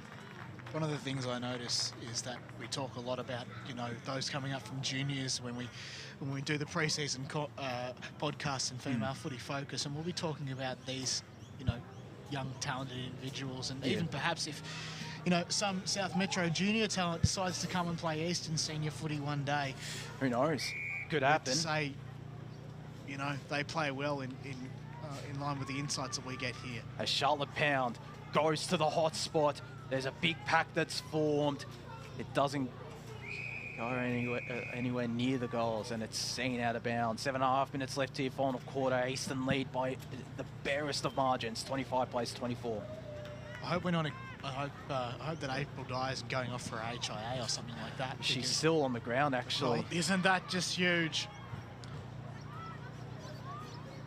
Back here, though, still onside 50 for South Metro. All they need is a point to tie the scores. Phillips lurking. Tackles laid there by Gillespie. And it's a good one. Eastern to come out. If they can. They need to be really good here. Oh, no. Guess who? Phillip.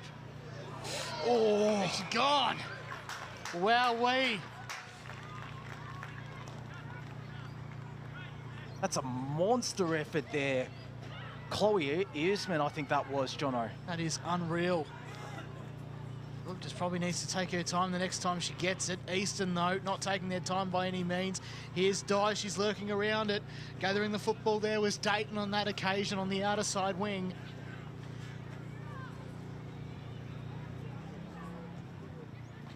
Saints just trying to work this one. Falls through the legs of Merrigan, who's still gathered and then was dispossessed. Umpire said play on. Still on the outer paint. South Metro can find some space. Phillip and, in fact, the two helmeted girls can run onto this one, but they'll see it into touch, obviously, Merrigan and Phillips.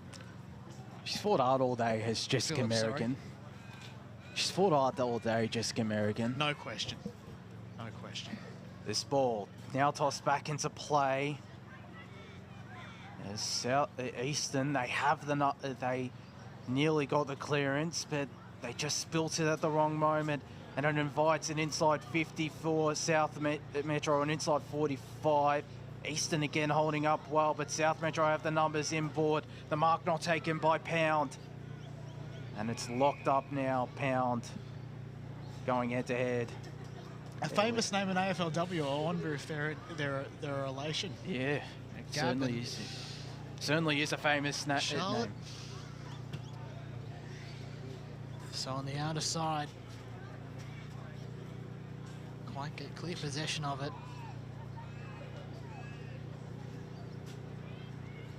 It's coming up, it's coming down. South Metro break. Here's a chance for Eastern, and she's been pinged. So a free kick to South Metro. 4 minutes and 45 on the clock. They come inside 45. Defensive mark almost taken. Eastern needs to be very clever here. Lots of players hit the deck. It's a one-on-one. It does come out the back. Eastern can find a way out, albeit momentarily. They just need to get the numbers around the football. They can do just that. Here's Muleman. It's wrapped up. Go for another ball up. 4 minutes and 17 seconds on the clock here. South Metro need this big time. Only 1 point in it. Eastern lead, and they've got the ball in the centre of the ground. It's Jokowitz who played on immediately. Oh, there's another stray boot. And it is going to be paid. And it's going in the direction of Kyra Clark. Here we go. She's bang smack in the middle of Walker Park. Goes to this broadcast side wing. Got Grace Phillip looming large. She applies the tackle and will be rewarded. A great tackle there on Cameron Raby. And Grace Phillip can load up and give South Metro another chance inside 45. Oh, her kick was smothered. Wow. Really good job there by Cameron Raby, stepping up in the big moment. And there's a throw being paid South Metro's way. Again, it's Grace Phillip with the free kick. Take your time. She's got players screaming for it. And she gets smothered again. They're doing really well on the mark, Eastern, and that was Gouchy Fraser this time around. They still get it inside 45, South Metro. They're pinged for holding the ball, though. And the free kick going to be paid to Amelia Rulak. 3 minutes left here. Still 25 plays 24. Goes straight through to a big pack. It falls in the favour there of Eastern. They can launch into attack here. They can. And the mark taken there by Cameron Raby. What a big couple of minutes. Got a player all by herself in Me Jack. She's got Rowe there as well. Goes in the direction of Me Jack. And the intercept mark taken. That was by Lorna Cairns, who looks to go on this broadcast side. There's a couple of South Metro players. Phillip nearly took the mark. West bustling her way through. Got the handball out here to Ruby Evans. Straight through the middle of Walker Park she goes. Tried to get past her opponent there, did Appleman, but couldn't. And Eastern gather and get another kick inside 50, all by herself. Michaela Mijak got a player all by herself in Lila Rowe. She might go to her now, plays on immediately. It's just going to the left and will be out of bounds for a boundary throw-in with 2 minutes of play here left, Jono. It's right where Eastern want it. And this is one for the ages. I can't quite believe I'm witnessing this. This is interleague football at its finest. Less than 2 minutes to go here. It's South Metro's ball to win. It's a big kick. It's going to land in the hands of Merrigan. Merrigan launches back from whence it came. Top of the paint, almost secured. Lots of numbers around the footy. Rulak was caught high. Did the umpires see it that way? No, it's a free kick to South Metro for what might have been a throw. One last chance, Jono. Levine, one-on-one contest. Almost reached Merrigan. In there as well was Smith, I think it was. Hits the deck. I think Levine was in there as well. Eastern get the intercept. 2-on-1 contest, it's West taking the mark. She's got to take her time here, and this is it. 1 minute to go. High up and under. Who can get a mark? April Who else? April Dye. And she's just got to ice the clock here. 50 seconds. And a mark is taken by Eastern. They can load up inside 45. This just might be the game. 2-on-1 contest. Eastern can finish it off. Held without it? No. Holding the ball's the call. South Metro have 32 seconds. It's Sophie Story with the free kick. Can they get it from one end to another? The intercept mark taken. Game over. And that was by Cameron Raby. What a final 5 minutes she's had, or even final 3 minutes, Raby, as she loads up inside 50. South Metro have the numbers at the full of this pack, and Eastern get the tackle in. 10 seconds left. They're home, the Eastern girls. They're going to go through this Junior Interleague series undefeated and win by the barest of margins. Maybe not. They win by 7, the Eastern girls. A late goal there. Wow. And Eastern win 4-7-31. South Metro 3-6-24. What a contest out here, John O'Ven. Oh, that was just fantastic. Can't wait for next year. I don't know about you. I'm looking forward to next year too. But goodness gracious me, an epic game. 3-7-25. Eastern win. Well, in fact, no, it would be 4-7. I don't know. Anyway, it's still an Eastern win. To cut a long story short, Eastern win. April Dye with the match-saving mark. Oh, it was Cameron Raby as well, coming up big right in front of us. But it was April Dye. Coming up absolute clutch, and it was just fantastic. Well, she could get another best on ground, April Dye. Be interesting to see who gets that one, and we'll launch into attack for the second game almost as well. South Metro boys are definitely very eager, but what a contest of footy out here between the EFNL and SMJFL under 14 girls Division 2 sides, and it is a goal. Eastern win 4-7-31, 3-6-24. They stay undefeated in the under-15 girls Division 2 competition. Of course, the under-15 girls Division 1 side playing out at Hurlingham Park against South Metro at 2 p.m. So hopefully it's a similar contest. But that does us. That'll be Ray Baird and Christopher Curtis guiding you through the under-15 boys double header out here between the Eastern Football Netball League and South Metro Junior Football League. John O'Van, a pleasure calling alongside you this fine morning out here at Walker Park. Oh, it was absolutely brilliant, wasn't it? And looking forward to the next time as well. Plenty of action still to come. If you want to come down and enjoy a fantastic day of footy, free footy as well, and just come down and bathe in the sun. It is absolutely fantastic. So thanks for joining us here, and we'll see you again very soon.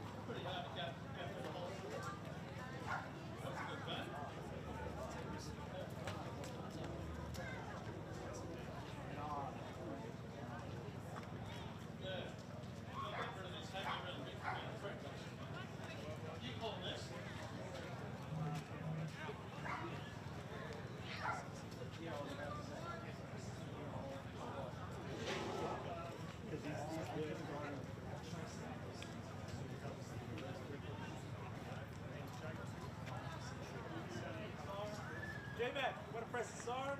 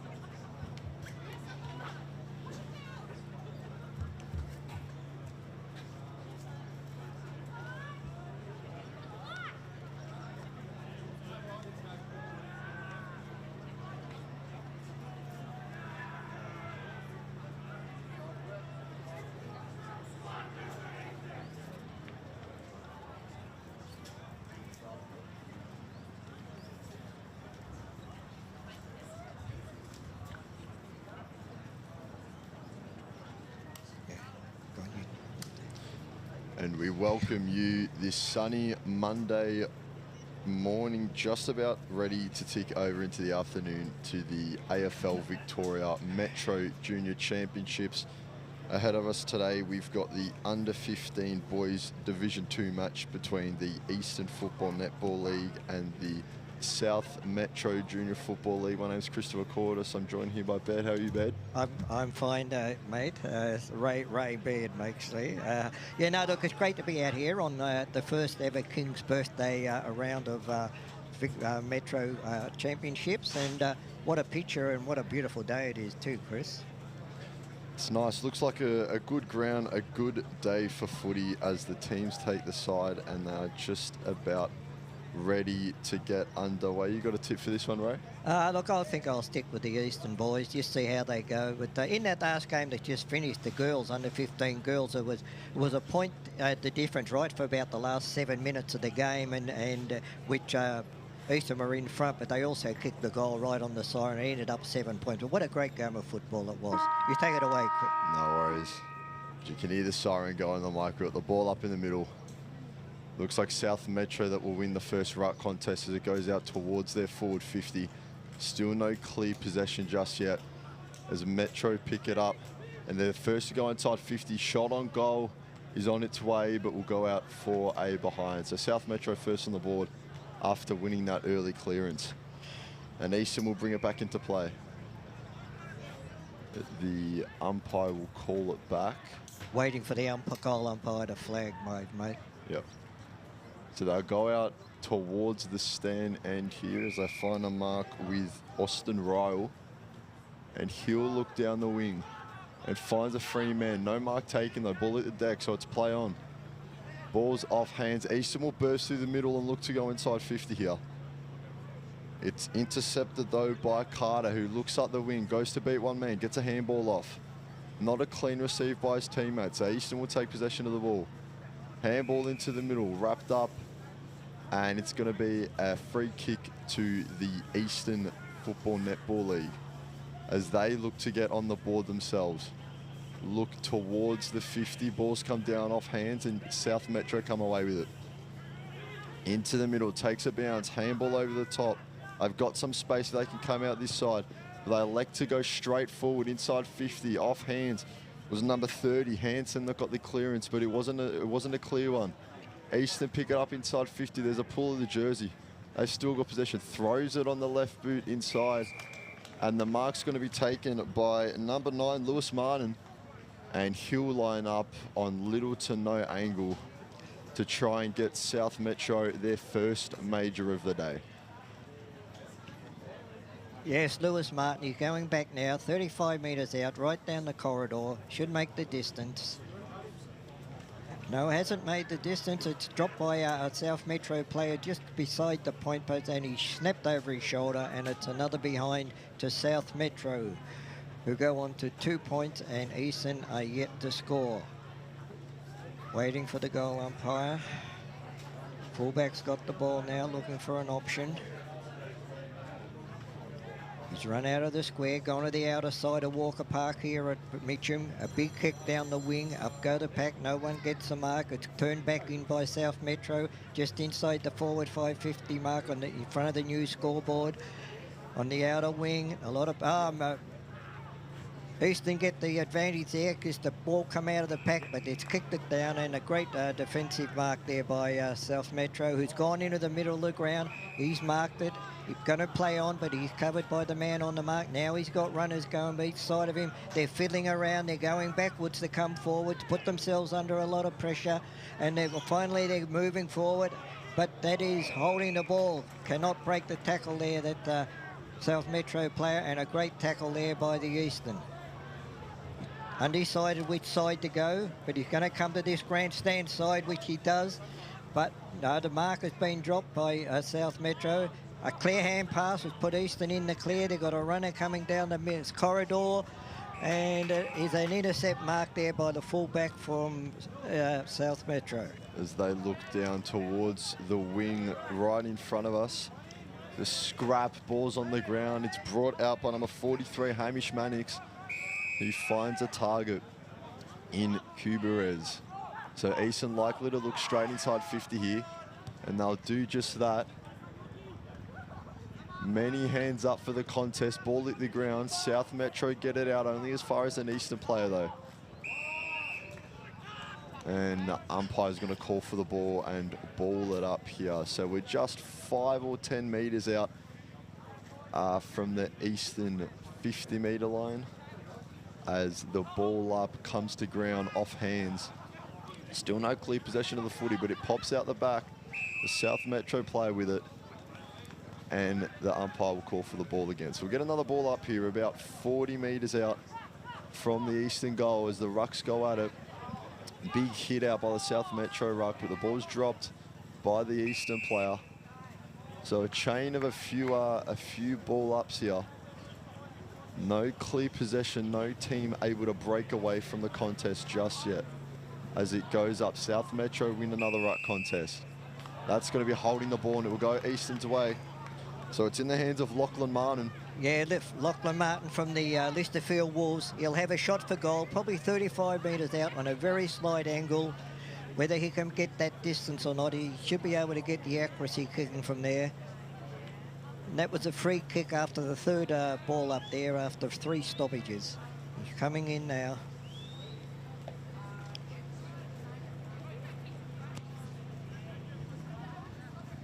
Kick was on its way. Yeah, just spoiled on the line by the South Metro defenders. Just. So that puts Eastern on the board now. 1 behind to South Metro, 2 behind. The ball's kicked in from the full-back. It's gone straight towards Eastern players out there on the outer side who put it back to the corridor. There's an Eastern player about 5 metres clear. He's breaking the chaser, and he's come in, our number 22, which was Kay Rook from Beaconfield. An opportunity gone missing there, Chris. Yeah, and a good look at goal, but couldn't convert. So scores a level now at 2 behinds apiece as South Metro will bring it out, and they find a mark just on the edge of 50 as they go forward. Into the middle, they've got space here. Off hands to 38, that's Jack Tucker. As he beats a man, find a teammate. Used as a dummy run as South Metro go inside 50. There was an intercept that mark there to be taken, but it wasn't clean enough. So ball hits the ground. We've got many players around it. South Metro just able to find a bit of space out there as they switched wings. But it's a ball up just inside the forward 50. As it goes up, ball hits the deck from the ruck contest. It's come out. That's holding. It's going to go South Metro's way. So it's a South Metro free kick, and it's going to number 7, Ruben Nagar, as he lines up just on the edge of the 50. No angle, but he's going to go in, look for a shorter target. The ball's hit the deck. It's come out with the Eastern boys, who will look on the far side wing and find their teammate off hands. Eastern continuing the run down the wing, but they have to go back now. South Metro set up their defence well. Look forward to the Eastern boys. Came off hands. A mark was paid to South Metro, who will look to rebound. A look out towards his far wing. It's off hands to Nagar, who goes inside. Hands to it first from the South Metro player, but it goes to ground and Costa picks it up. Another scramble for the ball. It's bouncing around there in the defensive 50. No clear winner of the footy yet, as there's bodies dropping around it. A lot of different hands on the footy. South Metro look to bring it out, but it will be a ball up. So a good contest in the forward 50 as they'll go again. And the ball is up. It's hit the deck. Good ruck contest again as Eastern look to bring it out. It's smothered there, so no clear kick. But they'll get it at the second time of asking. A big torp down the wing. There's a one-on-one contest here. It's going to be won by Josh Barati, but he's fallen to the deck and couldn't take the footy cleanly. As South Metro look to go forward again, the tackle was laid. It's gone into Nichols, who's down the wing, looks inside, and the intercept mark taken by the Eastern boys. Yeah, that was a great intercept mark by the Eastern, with their switch to the outer wing under the new scoreboard. Nobody's got the mark. South Metro kicked it back to the top of the square. A mark was dropped there. Another one's gone sky high. 3 players going for it. And it looks like there could be another stop. Now, lots of players around the ball, and the umpire's giving them plenty of opportunity to get it out, but no one was able to. So we have a stoppage about 25 metres out, just on a slight angle. Vic Metro get the best out of that stoppage with a hand pass to an outside runner who has a shot for goal. And the ball is rushed through for the third behind for South Metro, who are 3 behind, to Eastern 2. Fullback now just summing up his options. He's gone to that outer side again for Eastern. A huge big kick down there to the centre wing. Up go players, no one can get the mark. The ball's hit the deck, lots of players around the scrum there. And the umpire is called for another stoppage right under the new scoreboard there at Walker Park at Mitcham at the Maroondah Highway into the ground. Up goes the ball. South get the knockout. But Eastern have the crummers around the pack. Once again, there's 2 or 3 hand passes that didn't go anywhere. Finally, Eastern get the kick down to the centre of the ground. And that has to be a throw, a one-handed scoop off the ground by South Metro, and Eastern get the kick. They're going wider to that outer wing. Nobody got the mark. The ball's gone into anyone's ball there. And once again, the umpire is very quick to blow the whistle, and we will have another stoppage right on the outer wing here at Walker Park. Up goes the ball. South Eastern get the ruck down. The small crumb had the ball, but he's tackled and drops it. Turns it over to Eastern, who had a very high kick right on the 45-metre mark on the outer side there.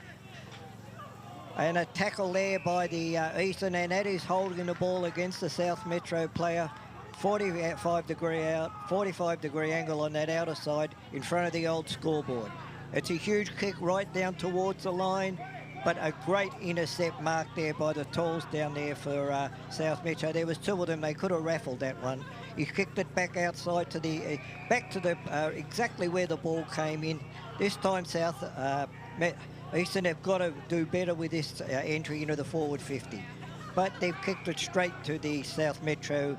A mark again, intercept mark down there. He kicked it wide again out to that same, right on the 45-metre mark. His hand got the runner going past. Handball put him under a lot of pressure. Tackled there by Eastern. 2 or 3 Eastern players there. Hand passing to each other. They've still got control of the ball. A snapshot from the boundary there. But once again, 2 defenders for South Metro. They went and spoiled each other. But one of their crummers has picked the ball up, come right across in front of the goals, kicked it right out to us in front of the members' stand. And that is out of bounds. So it was Nagar who was doing the chasing but couldn't get there in time. So we'll have the ball thrown in from the sideline. As we're still in Eastern's part of the ground, but they haven't been able to get any effective inside 50s just yet. As Nagar brings the ball out, throws on his left for one-on-one contest in the middle of the ground. It's come out the back, it's off hands. Picked up by Eastern as I look to go forward, just threw it on the right foot. As South Metro regained possession, but it's still not clear yet. A few tidy handballs as they look to come out of that 45-metre mark, but it's in the middle now, still off hands. South Metro looking to bring it out. Player went down claiming he didn't have the ball. Umpire said nothing doing, play on. As Eastern get it inside 50, it's a 2v1 down there. 1 South Metro player behind the ball, and he will take the intercept mark. That's Ojard, who looks up the wing. It's off hands. It was touched, so no mark. No mark. No mark. Original hands on it was Nagar. Romero Cribes from Vermont tried to claim that mark, but it was touched by the opposition. So ball up on the near wing here. As it's tossed up off hands, just like we've seen so many times, and the umpire will call for it again. Yep. So we're seeing the team struggling a bit to get a clear clearance off a ball up as the rucks go at it again. South Metro have 3 behind the ball here as I look to work it out. They come back towards the wing, off hands. Kick up the wing is good. Finds the target in Nagar, who's got a fair bit of the footy so far. And they go up the middle, looking towards their 45-metre mark. It's a good intercept mark by number 20 there, Austin Ryle from the Eastern Football Netball League. He'll look to switch the play, but he's picked out a blue jumper. In 38, that's Jack Tucker, who will go back, doesn't look to be having a shot. Looks to set up one of his teammates and does just that. Great kick, which will set up South Metro to look for the first major of the day. We're still waiting, just about 6.5 minutes left in this half as South Metro look to set up the kick. Can't quite see what number it is here, but he's running just a few steps off the boundary, kicks on its way, and it's on target. Oh, yep. So the South Metro Junior Football League with the first major of the day that makes a score EFNL 0-2 behind 2, and the South Metro Junior Football League, as we just said, getting the first major of the day, 1-3-9. So South Metro open a 7-point lead in this game as we just go to about 6 minutes left. Chris, that was number 30, I believe, who kicked that goal. Number 30, Cash Corcoran. Yep. So we'll give him the goal for now. Right. As the ball up in the middle, Rucks will do their battle again. Big tip from the South Metro ruckman, but it came down a bit hard. It's balls on the ground. South Metro pick it up out the back. They've had numbers out the back of the stoppage, which has helped them recycle a few times this quarter. But it's wrapped up there. Ball comes loose. Easton get it inside 50. Dropped mark there by 48, Cooper Coverdale. And the umpire is going to award a free kick to Easton. So he's going to look inside early, but South Metro pick it off with an intercept. Wasn't 15, so they have to go. Ball off hands as they look around the halfway line, or halfway mark of the oval, I should say. Ball is scrappy, still no one can clearly win it. We'll go for another ball up. So another wasted opportunity going inside 50 from Easton as the ball is thrown up. South Metro win the tap, get it to one of their plays. He's wrapped up in a great tackle. And that's holding the ball. He had an arm free, didn't get rid of it. So Easton will look, hopefully a more effective entry here as they look towards the middle of the area. Big pack formed, dropped out to an Eastern boy who has a snap on goal. And that is right on the money. So Eastern respond with a major of their own as that takes a score to 1-2-8 to South Metro's 1-3-9. Eastern were able, nothing pretty about that entry into their forward 50, but they were one of the crummers there. I'm just waiting for him to turn around and get his number. He's right on the point of the square there, Chris, if you can pick his number up. Look, the difference between the two sides is that the entries into the forward 50s, Eastern are getting the ball in there, but they're just bombing it in there. The tall defenders are marking everything, whereas the other, going the other way, they've got system into their forward 50, South Metro. That was number 23, Charlie Venter. Up goes the ball once South Metro get the... they had the advantage there, but he'd been tackled. Took too long to get rid of the ball, that midfielder for South Metro. Eastern again, once again, they're gone into the forward 50. Just a high kick in there. No one's marked it. Down to one of the crummers. A kick out of the pack. And once again, marked in the goal square by an under-tagged defender. Here they go. They run this outside wing very well. Up they go in front of the grandstand. Kick to the half-forward line to the 45-metre mark. South Metro, a kick over his head that went nowhere except straight up. Could have marked it himself there. And anyway, South Metro are controlling the ball. And that's a great smother there by the Eastern player there. That number 7 on the wing, Chris, for South Metro, Joshua Nichols, he is absolutely getting a lot of the football and getting a lot of meterage when he gets it as well. Indeed, Eastern have to do something about him because he's one of their instigators there. A boundary throw in. Very shallow throw in, but the umpires allowed it.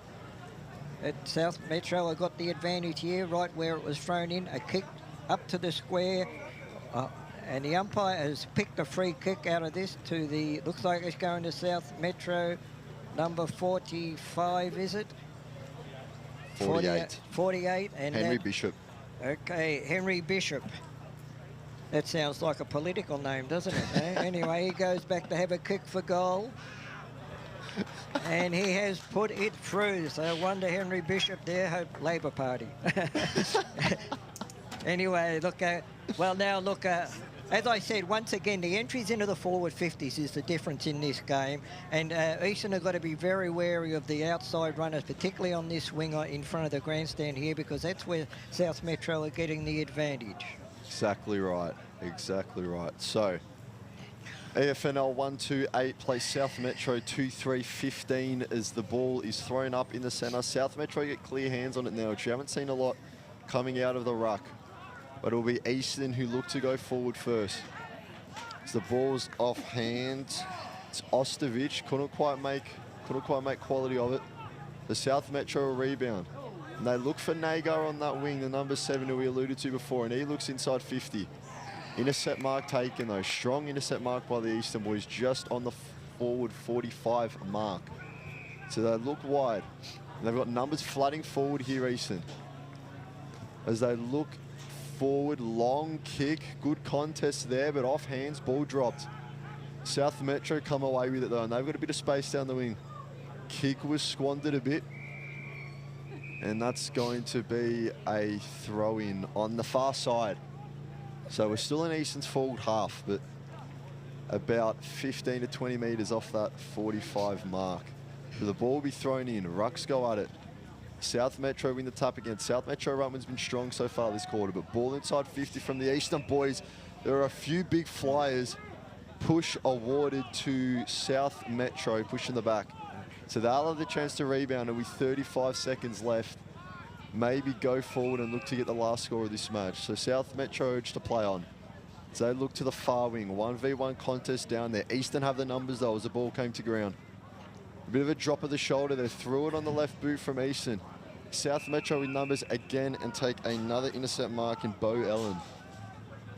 South Metro will look down the far wing. There's Nagar, big fly. Couldn't get hands on it though. Yeah, free kick. And that'll be a free kick going to Eastern. Yeah. Took the Eastern player out of that contest. We don't mind seeing moments of flare like that, but you got to get hands on the footy.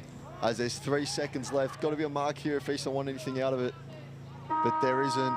And that brings the first quarter to a conclusion. So it's Eastern Football Netball League 1-8 trailing the South Metro Junior Football League 2-3-15. A 7-point lead for South Metro as we get to quarter time.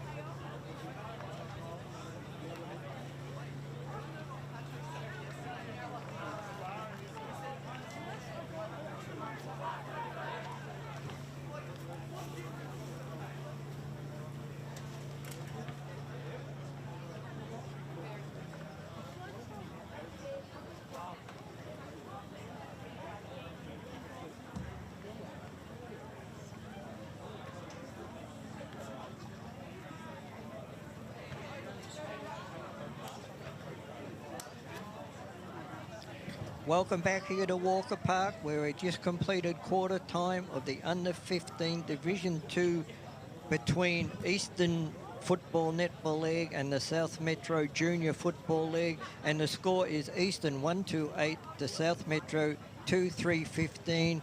And we're just about ready for the umpire holding the ball aloft, waiting for the siren. There it goes. Take it away, Chris. And we are officially underway in this second quarter as no rucks get hands on the footy. Ball drops. It's Nagar who got a quick handball out. He was big in that first quarter for South Metro. But it's Eastern who will go forward first as they look through Oscar Wright down the wing. It's going to go out. His target was Cooper Coverdale, but just couldn't quite reel the footy in. Chris, that's probably the first clear centre clearance that Eastern have won all day. You're right. It's been a lot of scrappy footy out of the ruck contest early, but again the ball hits the deck from the ruck contest, and Eastern will look to go inside 50. That wasn't 15. Thrown on the boot and kicked towards the guy's got a nice bounce. Hands on the footy. Eastern on the line, but couldn't get it on the boot as there's a scramble just about 5 to 10 metres out from Eastern's goal. But South Metro will defend well and come away with it as they're on the 45-metre mark, far side of the field as they look straight through the middle. Nagar under the ball. South Metro had numbers. They go back to Nagar, who lofts a handball into the middle. One fend off. Nagar gets it again. He's pulling the strings. Bit of a squib kick though. Couldn't find a target. It's picked up by Austin Ryle. And Eastern will go out through the corridor. South Metro pick it up again though, looking to rebound. And they've got plenty of numbers. They've got 1 or 2 spare inside their forward 45 as they look and find an unmarked teammate. They had numbers there. They've had numbers around the stoppages quite a bit early in that first quarter, did South Metro, but they're lining up about 45 metres out, a few steps in from the boundary line on that far side. So there's a pack forming and a lead, but he's kicked it straight to the man on the mark for an easy mark. And Eastern will look to go out. So a mistake by South Metro. Eastern looking to take advantage. 2v2 on the near side wing as it comes out through Nichols. Nagar with the ball now. He looks inside 50. Kick was short. It's off legs, out towards the middle of the ground, and there's high contact. Free kick will go Eastern's way as they look towards the stand end. And the kick not clean, so it's off the ground. Handball was smothered, and we'll have a boundary throw in. So a few times from both teams now, not able to get a clean kick to hands, and it's resulted in a bit of a scratch match. But the ball will be thrown in here just about 55 metres out from South Metro's goal. Near side wing as it's picked up by 32, Finley Johnson. And South Metro look to come out and go inside their 45-metre mark. It's picked up off the ground. Number 9 picks it up. Lewis Martin has just got hands on it now. Kick towards goal, and it's just wide. So South Metro hit the scoreboard first, as they did in the first quarter, taking their score to 2-4-16. So currently an 8-point margin over the Eastern Football Netball League as it's with their fullback, who looks a bit undecided on what to do. It's Liam Wolves. He'll go wide, far side wing. Eastern got hands to it as the ball dropped, but they'll come out with the footy. A few strings of handballs there. Couldn't pick it up cleanly. Ball seems to love just bouncing and staying on the ground so far in this game. But it's come out through South Metro. Nagar looking to pick it up. He couldn't get a clean pickup. South Metro handball only as far as an Eastern player who gives it straight back to the boys in blue. So South Metro look towards their forward 45. There's a contest down there forming though, and Nagar will see it out of bounds for a boundary throw-in. As South Metro still in their forward half, looking to get a clean entry inside their 45-metre mark. As the ball up, rucks do their work. Tapped out to South Metro player. That kick got the belly of the footy, just went straight up as it's dropped to an Eastern player. Gets hands out. They'll string handballs here.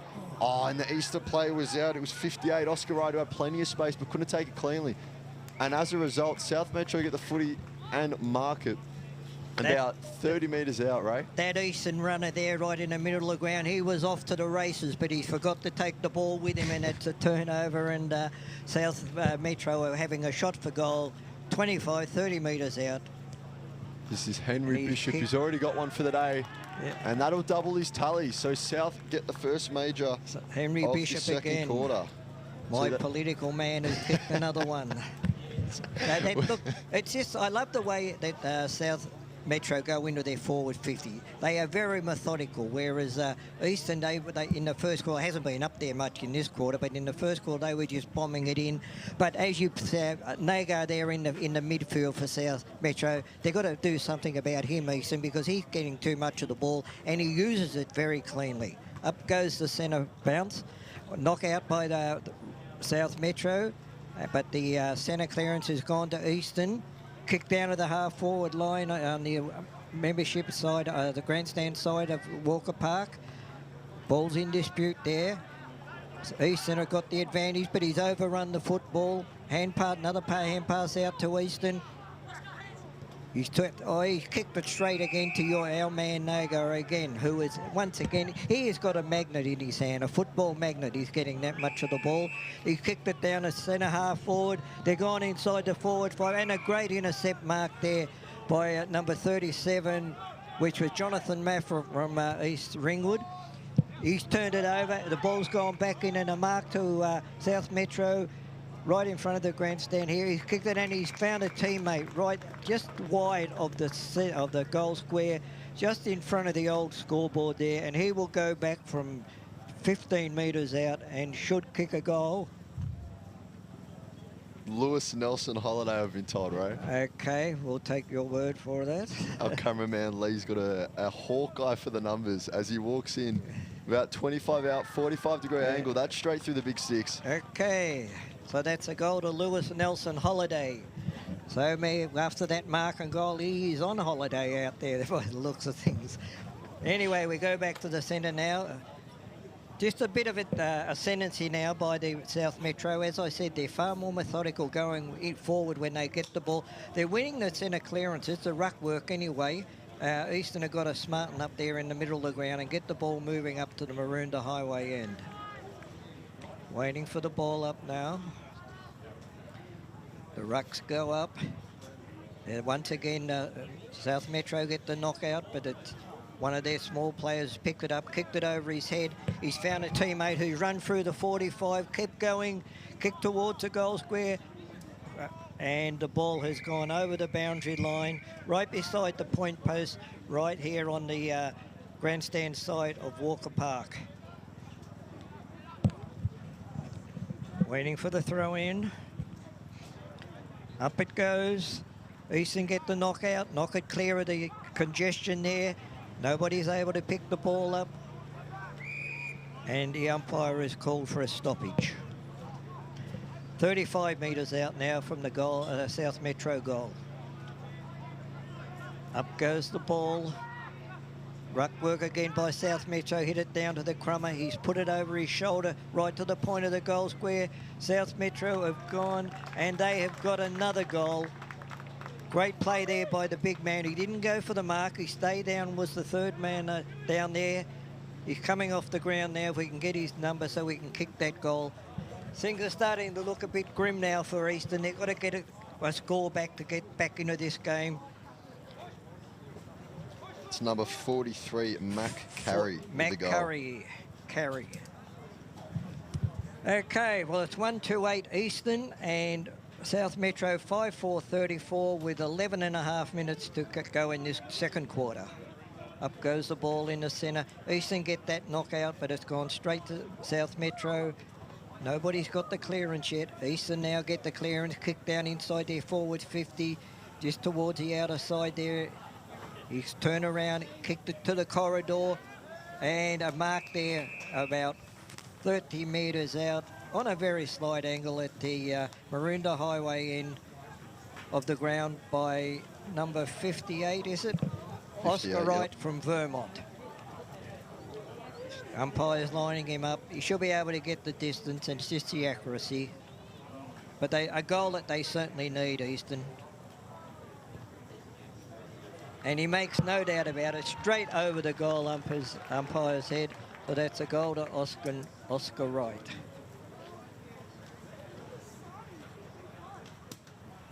Chris, that was a lot better then by Eastern. They won the clearance, they kicked the ball down the corridor, went out the other side, they come back to the corridor and were able to score. It was, and they were able to hit a target that time going forward, which they've struggled with so far this game.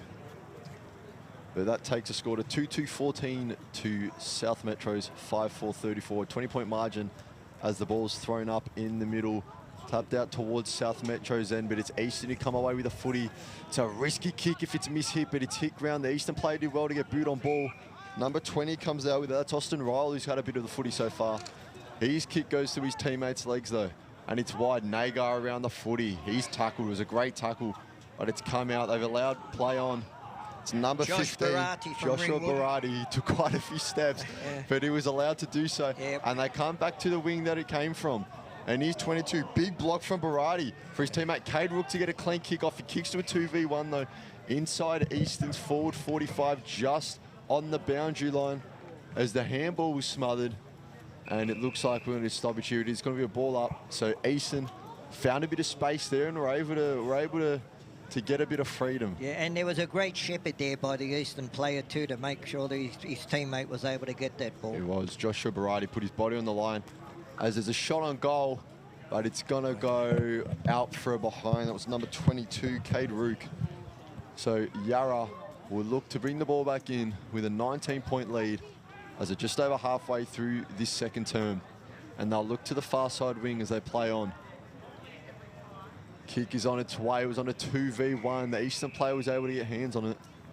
So he's done well there, but just notice a few times that South Metro have been able to have a bit of a numbers advantage in parts of the field where they want them and able to take advantage of. But the Eastern ruck grabs the ball out of the contest, sent it inside 50 only as far as Yarra's number 37, Bo Ellen, who looks wide as the footy comes around to this members stand side.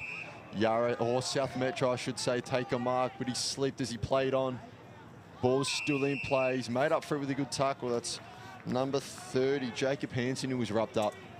Unfortunate that South Metro fell over then when he went to take off. It was. But number 6 with a big fist out of the ruck. That's Jesse Foster for Eastern. As Barati now throws on his left boot. Inside 50, intercept mark taken by number 8, Lachlan Harrop, who looks to switch the play a bit, going down the far side wing. And a few marks they've been able to string together here, South Metro have looked to control the tempo of this game a bit better than the Eastern boys, but there's a slip in the marking contest. So the ball comes to ground. Eastern look to go out on that far side wing. Good tackle, wrapped up the player, and it will be a ball up on the far side wing, just about halfway down the oval.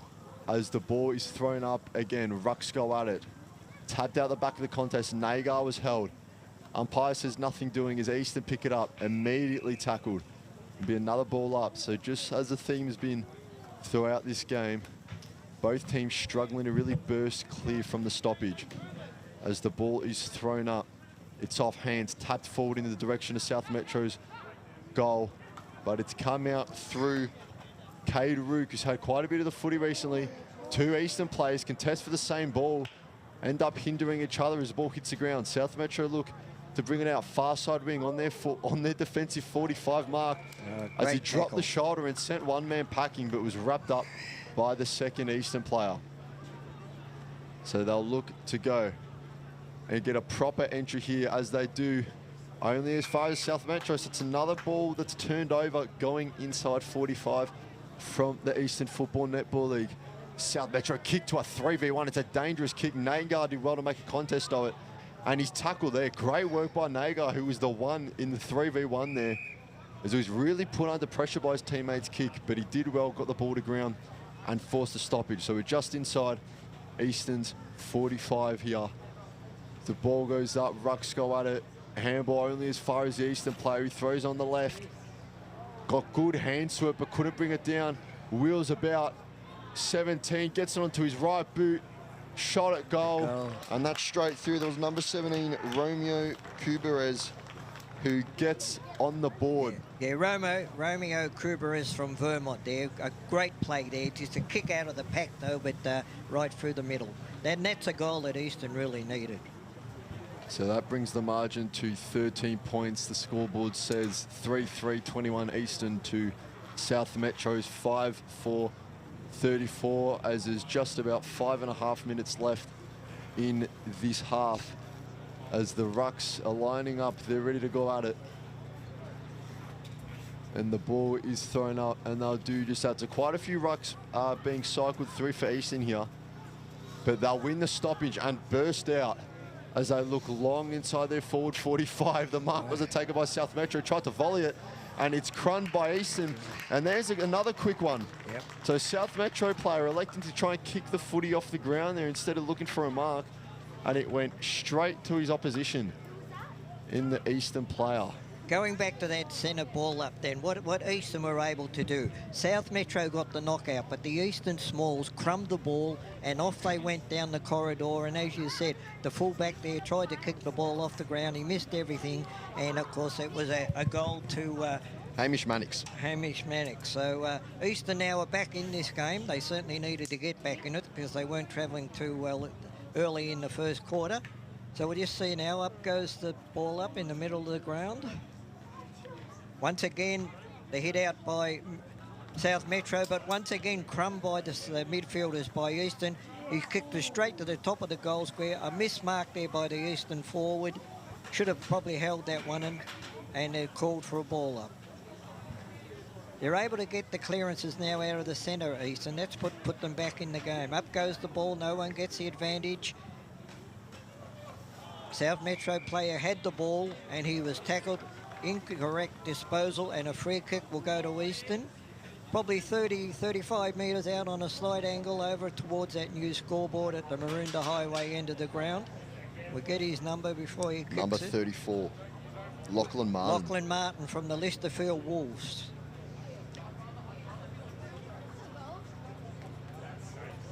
He goes back, lines them up. Big kick there. And he just left of the goalpost and one behind. That makes Eastern go on to 4-4-28 to South Metro 5-4-34. Only a goal of difference now. They're coming out this side on the grandstand side, South Metro. Up they go, and a mark there in the pack. Great mark there by the South Metro. He's gone to the corridor, which is a one-on-one, and his teammate has marked the ball. He's hesitant, but he's gone out towards the other side, about the 45-metre mark. Nobody can mark it. A big hand pass out into the clear by Eastern. His teammates picked it up, run through the cricket pitch there, down the corridor and marked again, this time by Harlow, once again from Listerfield Wolves. And then he's kicked in, has gone and marked. And that is the second goal in a couple of minutes, I would say, to Kuberas. Number 17, was it? I'm pretty sure it was. Romeo. Yeah, we'll give it to him anyway. We'll be corrected later. Well, what a game now. We're even keel with 2 minutes to go left in this quarter. Eastern have got themselves back in the game because they've started winning the centre clearances. Now it's up to South Metro just to stem the flow for the last 2 minutes of the quarter. I think that was 43, Ray. Okay. Hamish Mannix with his second Was of it? the quarter. Okay. You take it away, mate. So as we just tick over to 2 minutes left, Eastern looking to win the clearance again. They've done a very good job of that in the last 5-10 minutes or so. But it's going to be a free kick going to South Metro, who will look long towards their forward 45. Innocent mark taken cleanly by Liam Wolves, just on the edge of their defensive 45. So Eastern will look to go forward again. Scores currently level. They look to the far side wing. There's contest there. Ball's come to ground. South Metro looking to come out with it. He's got boot to ball, thrown it on the boot inside 45. It's come out the back. It's 2v2 there. Ball went to ground as there's an outside of the boot snap, and Nagar with the volley. Okay. Yeah. Well, he got up the pitch there and a beautiful left-footed volley right in the goal square. What a goal. Talk about improvisation. The hand pass come from under the old scoreboard there, and he was running right into goal, straight onto his foot without even bothering to pick it up because he had a defender right behind him and kicked it from a metre out. That is absolutely a fantastic goal. Goal of the day if we had one. I'm right with you there, Ray. You know, it doesn't matter how you get it done, you just got to get it done. But that's certainly something. That right, yeah. So ball up off the back of that bit of spectacular play by Nagar, and it's wrapped up in the middle. South Metro's awarded a free kick just in the centre circle, and they'll look forward into their forward 45. As the ball comes to ground, South Metro with it again. Nagar's got to take a mark, run onto a play on and kick his second in about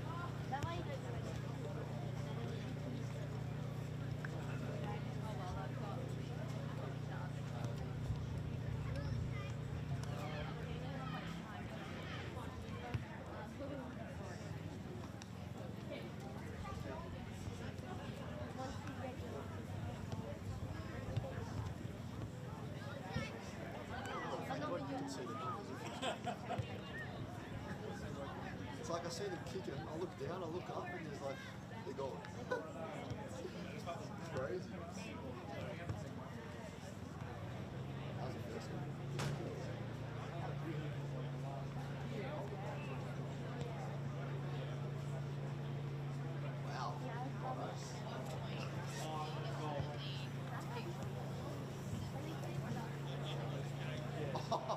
So it would have, That's crazy. like, it had to be in the reverse. Wow.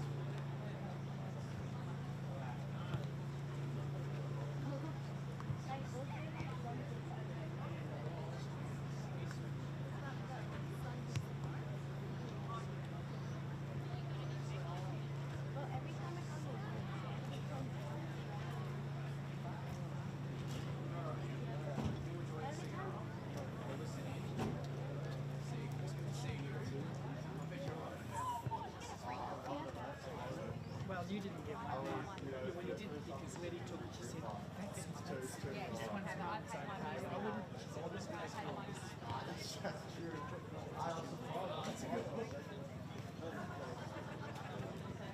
She said, I wouldn't take it. She's putting a nice shade.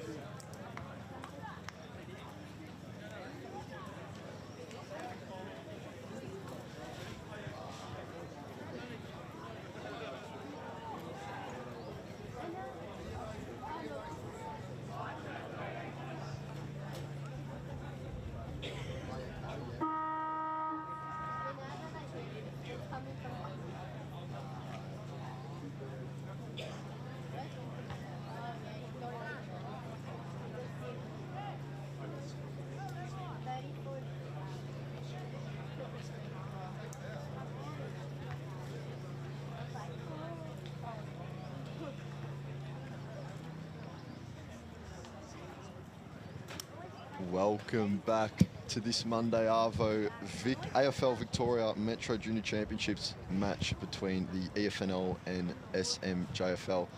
Score currently reads Eastern Football Netball League 5-4-34, trailing by 12 points to the South Metro Junior Football League 7-4-46. You can hear the siren go and the umpire throws the ball up to get us underway. So Easton with the first clearance they're looking for, but it's only as far as a South Metro player. No clean take just yet as bodies fall around the ball. Still see the red of the footy in there somewhere. There's a lot of people around it. Still no clean contest. South Metro get hands on it. They've got numbers out the back. There's Barati with the ball, but he's wrapped up. We're about 50 metres out from Easton's goal. As ball goes up, rucks do their work. It's brought to ground immediately, and we'll have another ball up. In practically the same position, just a bit more central. So South Metro in a clean tap out of the ruck. Handball out the back, only goes as far as Austin Ryle from Easton, who's been good for Easton so far. Ball's inside forward 45, but it's an intercept mark taken by South Metro quite calmly. So they look down toward the members stand with. Barati's got hands on the footy. He throws on the left boot. It's a 2v1. He's got what looked like a sling tackle, but umpires let it go. South Metro just chip it down the wing. Look to be unmarked, but ball's deemed to have touched the ground. Barati comes away with it. Wheels onto his right, looks inside forward 45. 2v1 there for Easton. South Metro did well to get it to ground. Number 21 from Easton, there's a snap. Just gonna go through from behind. That was Ryder Ellis. So Easton on the board first. As South Metro will bring it out through Lachlan Harrop in the goal square. Looks like they're gonna send this one long as Harrop plays on. Drops a shoulder, beats his man to get him some more space, and looks to his left with a brilliant kick to find his teammate on the far side wing. So South Metro will bring the ball out of 45 in an unconventional way. Tried to beat his man and ended up having to just send a handball over the top. But he gets it back and looks deep. And the South Metro have numbers out the back here. It's chipped into the middle in the path of Corcoran. But it goes to another South Metro player, number 40, who has a shot on goal. And that'll go through for... It's gone through? No, it's a point. It's behind. I misspoke. My apologies. So that was Ben Nish with the shot at goal, just running through. Really no angle, but the ball's straight left. So Easton will find an easy target out on the wing in Jonathan Marafa, who looks to switch play. Finds his teammate in Regan Schaefer, who'll go to the far side wing. It's a good mark taken there. Easton string together some marks here. But that kick's going to fall short. It's through the legs of the South Metro player, who had room in front of him if he could take it cleanly, but theme of the day is that's not happened for either team. So we'll have a ball up just about halfway. Far side wing as the rucks do their work. It's tapped out towards South Metro 45. Easton will come away with it though. They get the clearance. Good contest there, 1v1. And the Eastern player's going to win it. Got numbers streaming forward here. There's no one really deep in the 45. They're all kind of shallow as the entry goes just there. It's a shallow entry. Only as far as 29, Josh Nichols with the intercept mark.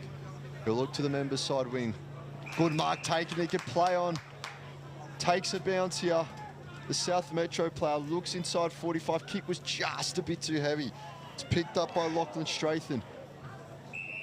Easton have the ball, but it's brought to ground. So a good bit of space there South Metro found on the members side wing, but they couldn't really do anything with it, Ray. The umpire throws the ball up. South Metro hit it down. It's 3 or 4 from each side around. A hand pass comes out to Southeast into the corridor. Another hand pass, and he kicks it.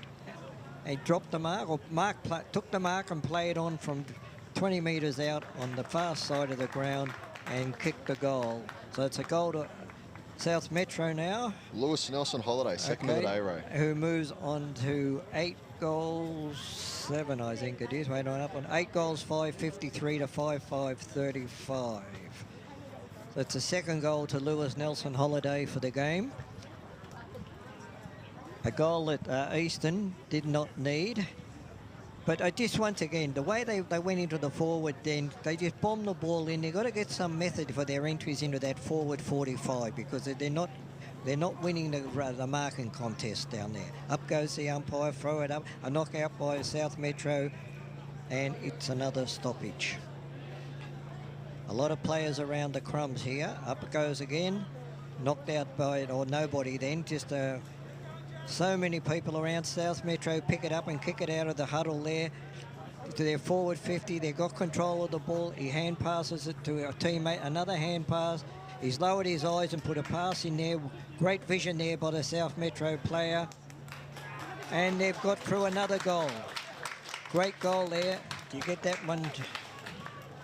A goal to Lincoln Sharp there. So great work there by South Metro. They didn't bomb the ball in. They lowered their eyes. They looked for a teammate and were able to score another goal. So it looks ominous now for Eastern. They've got to get the next goal. You can't have got a 4 or 5 goal lead going into the last quarter. So they've got to turn things around somehow. Waiting for the ball up in the centre of the ground. Up goes the rucks. Nobody gets a clear knockout. Eastern pick up the crumbs. Kick it down out of the center, across to the other side, half forward line and a mark there. He plays on, hand passes to his teammate going around the outside. He turns, balks about 3 or 4 teammates. Hand pass again to Eastern right in front of the old scoreboard. Lines the goals up. Kick, a bad miss there by the defender there for South Metro. They're still in control of the ball, South Metro. They're running it out on the outer side of the ground. He kicks it to the outer wing where the mark has been spoiled, played on. Eastern have control of the ball. Hand pass to nobody, picked up by another Eastern player, handballed in hope, hit another teammate. They're under a lot of pressure there, Eastern, although they are trying to control the ball. They kick out of nowhere to the 45. 2 teammates from Eastern go for the mark and spoil each other. Out come South again. Kick there, smothered by Eastern. And they're gone to the corridor. Eastern somehow smothered by the player on the ground, smothered that. Hand pass out, and South Metro have got control of the ball again, although it's come out on this side of the ground. A great tackle there. Play on, says the umpire. Once again, Eastern have the ball. They kicked it to the 45-metre mark. Well done there. An Eastern player has the ball, goes to ground, and it is a ball up just inside the 45-metre, right here in front of the grandstand at Walker Park. Up goes the ball. Rucks go up. Only one ruckman went up from South Metro. He's tackled as he takes the ball. Hand passes it to nobody. The ball's in dispute there. Picked up by South Metro. Kicked along the boundary line. Just in crap. And the ball's gone out of bounds right in front of the grandstand here at Walker Park in Mitcham. 12 minutes continue in this quarter. At the moment, South Metro are controlling the quarter. Up go the South Metro, gets the knockout. Crumb there by Eastern. Kick by Eastern. Nobody gets the ball. And once again, it just come 10 metres further down towards the Eastern goal, and it's out of bounds again. Up goes the boundary throw in. That's a bit of a short throw in there, but the umpire allows it. Nobody's got the ball. What do we got? A free kick to the Eastern. Number 17 there, Romeo Caberes again from Mitcham. He kicked the ball into the forward 45 and once again just bombed it in there. What they're doing, they're setting up these backmen from South Metro because Eastern are just bombing the ball in there. Ball's in dispute again. A lot of players around the ball. They've got control of the ball, South Metro. Still got control of the ball, although they're under a lot of pressure. He lowered his eyes, kicked to the centre of the ground, a hand pass to a runner. He misses his target. Eastern have the turnover, and it's going to be another ball up. Right on the line of the square in front of the, on the wing in front of the grandstand. Up goes the ball. Eastern win the knockout. Hand passes to an outside runner. He's got the ball. A left foot kick inside. Again, gone inside the forward 45. Eastern are contesting the ball. South Metro, once again, their back six have been absolutely fantastic. Comes out, hits a target on the 45 metre.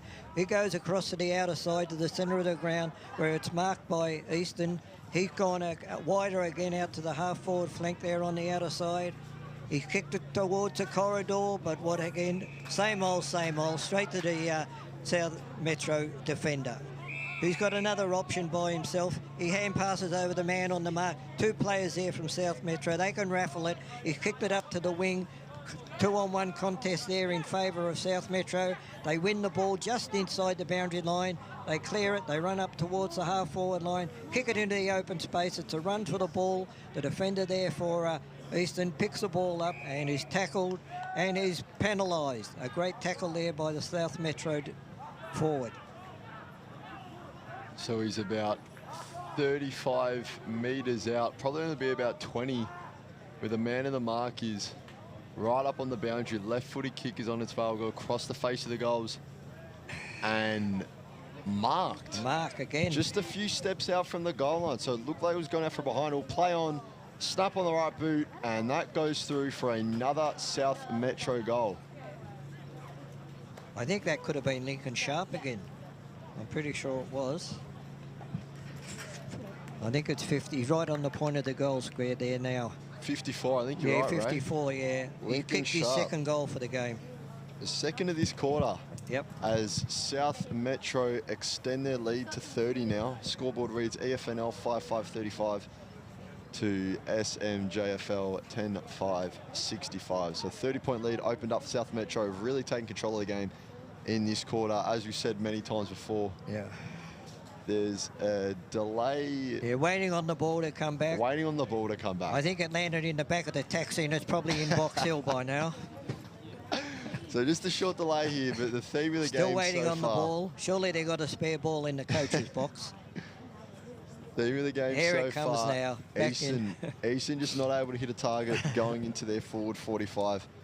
As Ray said a lot during that 5 or 6 minute stint. Just bombing it in there, making easy work of it for the South Metro team. As we've got the ball and the umpire is sprinting into the middle to get play restarted. As we've got the rucks in there. So 30-point lead for the South Metro Junior Football League here in this under-15 boys Division 2 matchup. As the ball's taken to ground almost exactly where it was thrown up, and we'll have another stoppage. So Nagar around the footy. He's been a bit quieter this quarter after a massive first half. So ball spills out. Nagar, that man we just talked about, around it. Off hands. South Metro throw it on the boot and get it forward. Eastern play was in front. He's dragged down though. Good tackle. Eastern get it out towards the far side. Look inside of forward 45 here. 21 Ryder Ellis got hands to it, but couldn't take it cleanly. As Eastern have numbers, if they can just get this ball out. South Metro have done well to make a contest of it though. Spare man behind the stoppage was an Eastern player, and it will be balled up again on the far side. So ball's gone up. Rucks will do their work. It's cunty ground. Eastern get inside forward 45. It's 2v1. And it's great in send mark by Josh Nichols, who stood tall there. He was outnumbered, but he took the mark nevertheless. So he'll look to the far side wing, and he has an open man. There's a South Metro player down on his haunches in the middle of the field. That's Banjo Ockleshaw. Looks like he might have taken a bit of a hit. He's not moving too freely. But nevertheless, play goes on. South Metro with a handball forward. That player's done well to bring it out. He was swarmed upon by about 4, but he got it out well. So ball over the top, marks taken. South Metro have a runner down that far side wing. They go to him. And now the numbers are piling up inside the 45 metres. Forward 45, I should say, but the ball's dropped. Eastern bring it out. He had time to get a clean kick off, but it wasn't one at that. Ball comes to ground. Eastern have the ball on the far side wing. Handball over the top as they look to burst through the middle. Heave it inside forward 45. There's an Eastern player that's got it out the back. And the push has been awarded to South Metro. It was there. Might have been a bit soft, but the push is definitely there. So it's awarded against Cooper Coverdale. Just as you think Eastern can get something going there, it's brought right back. So South Metro with a mark about 60 metres out from their defensive goal. They'll look towards the middle. It's a great kick. Hit his man right on the chest as they'll look towards a members stand wing. as it's brought to ground. Nagar around there. Tackle looked a bit high, but no, it's given us a ball up. So Eastern may be lucky to get away with one there. It was Finley Johnson who was tackled there. And the ball will go up. South Metro tip towards goal 45. Jack DeCorday had a big game so far. He's been very influential for South Metro in that ruck. But Eastern will look to go backwards to go forwards. It's tapped down to a teammate. Look, South Metro pick it up. Great smother. Great smother by Martin there. As Eastern, another smother by a South Metro player, this time in Lachlan Harrop. So no real clean possession of the footy, no real clean disposal of the footy. But it's with Alan Norskin, who looks long, and is that gone down on the full? Yep, goal umpire signalled out on the full. Yep, it's out on the full. So once again, I like the way the South Metro run the ball. Once they get a clearance from a stoppage, they run the ball. They've got runners everywhere. It's a lot cleaner, isn't it? It seems a lot more methodical the way they go about progressing the ball and taking territory. So that contest looked touched. Out of bounds. And it is. It's out of bounds. Just on the edge of South Metro's forward 45 here. So deficit still stands at 30 points as it's brought in. I believe that's DeCorday in the ruck again, doing his work. And that's going to be another ball up. DeCorday in there. Wins another tap for South Metro. He's been very dominant. Probably their best player behind Nagar so far today. As Eastern look to bring it out of their defensive 45 with Kuberez. Gets it into the middle. A bit of run and gun here. Reached enough some numbers. Caratelli looks inside forward 5.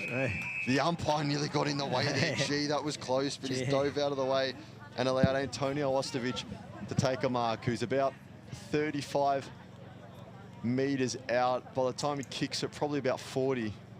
Just a slight angle towards this member side wing. He's got number 14 in Carter Rose, making a run there. He's in some space, but Ostovic will back himself here. As he walks in, a major will cut the lead to 24. As he gets it on the right boot, kicks on its way, looks to be a bit left, and it stays left. It sails wide from behind. So it's EFNL 5-6-36 to Looks like he's South injured Metro. himself, Chris, when he's kicked that. He's hobbling off the ground It's a good straight spot, away. right? Yeah, it's... Yeah, I think when he kicked it, he looks like he's hurt his knee. Looks like his left knee, so maybe as he landed there, he's in a bit of strife. He's hobbling off the ground. Yeah. So hopefully Ostovic is all right. But South Metro will burst out of the defensive 45. There's Nagar. Yeah. Looking for a handball. We decided to just go back and look to pick out a target here. He went to drop the shoulder, but dropped himself instead. As the handball comes out, Eastern with hands on the footy. Brady was there, but he didn't end up getting the footy. South Metro just 3 players back. Not an Eastern shirt near them. They got as they players centre forward, and they've somehow got advantage back and advantage forward. As Corcoran picks up the ball in a lot of space, looks to centre it to a teammate. It's off hands. It's a tackle there, and it will go out from behind. So South Metro, I should say, somehow with 3 unmarked in defence, then as they go forward with a 3v1. So it's a ball up, just a few steps out of Eastern's, South Metro's attacking goal, and it will go out from behind. So that pushes the lead back out to 30 points. Ray, do you want to take us through the last 2 and a bit minutes? The fullback's going to kick the ball in with just over 2 minutes to go. He's gone to this side of the ground where the grandstand is, and it's marked by Rook there, Code Rook. He kicked it along, and Zach Caratelli has marked it. He kicked it along the wing again, marked by his teammate. Hand passes back to Caratelli. They're mucking around, losing it there, Easton. Very lucky to get a free kick there. They had marks. Why they're trying to outrun their players, go back and kick the ball. He's hold up play now. He's got a free kick right in front of the coach's box. Up he goes. Oh, man in front's got to mark that. Great mark there to Kobe Carter. Outmarked the Eastern player. But he kicked it in a punt road nearly down at Richmond. It's missed that by that much. That's a clanger if ever you've seen one. Eastern have played on from that out of bounds. Up they go again, and once again, he's take a great mark there. His hand pass to his teammate, who marks it, hits the target. They've got runners everywhere here, South Metro, but turns it over straight into the Eastern defender. He's gone across to the middle of the ground, marked the ball, 48, which is Cooper Coverdale. He's kicked it high. No player can mark it, one from each side, both contested it. The ball's on the ground, a lot of players around the contest, and the umpire has called for a stoppage. Waiting on the players to get up off the ground. Off they go. Up goes the ball up. Knocked out again by South Metro. Hand passes. 2 hand passes out. Finally hits his teammate. Another hand pass clear of the stoppage. Nagar has got the ball again. He uses it beautifully every time he gets it. They've turned it over now. Eastern have a chance here. That is a very strong goal. He was tackled by a couple of South Metro players. Who did you get his name? Number 34, Lachlan Martin with that one. A great goal there. That was just very strong play. Nothing pretty about that goal, though, from Eastern. It was just struggled forward from the stoppage and lucky enough to come off the bird on the right angle. Eastern 6-6-42 at half-time, and South Metro 10-6-66. Who was...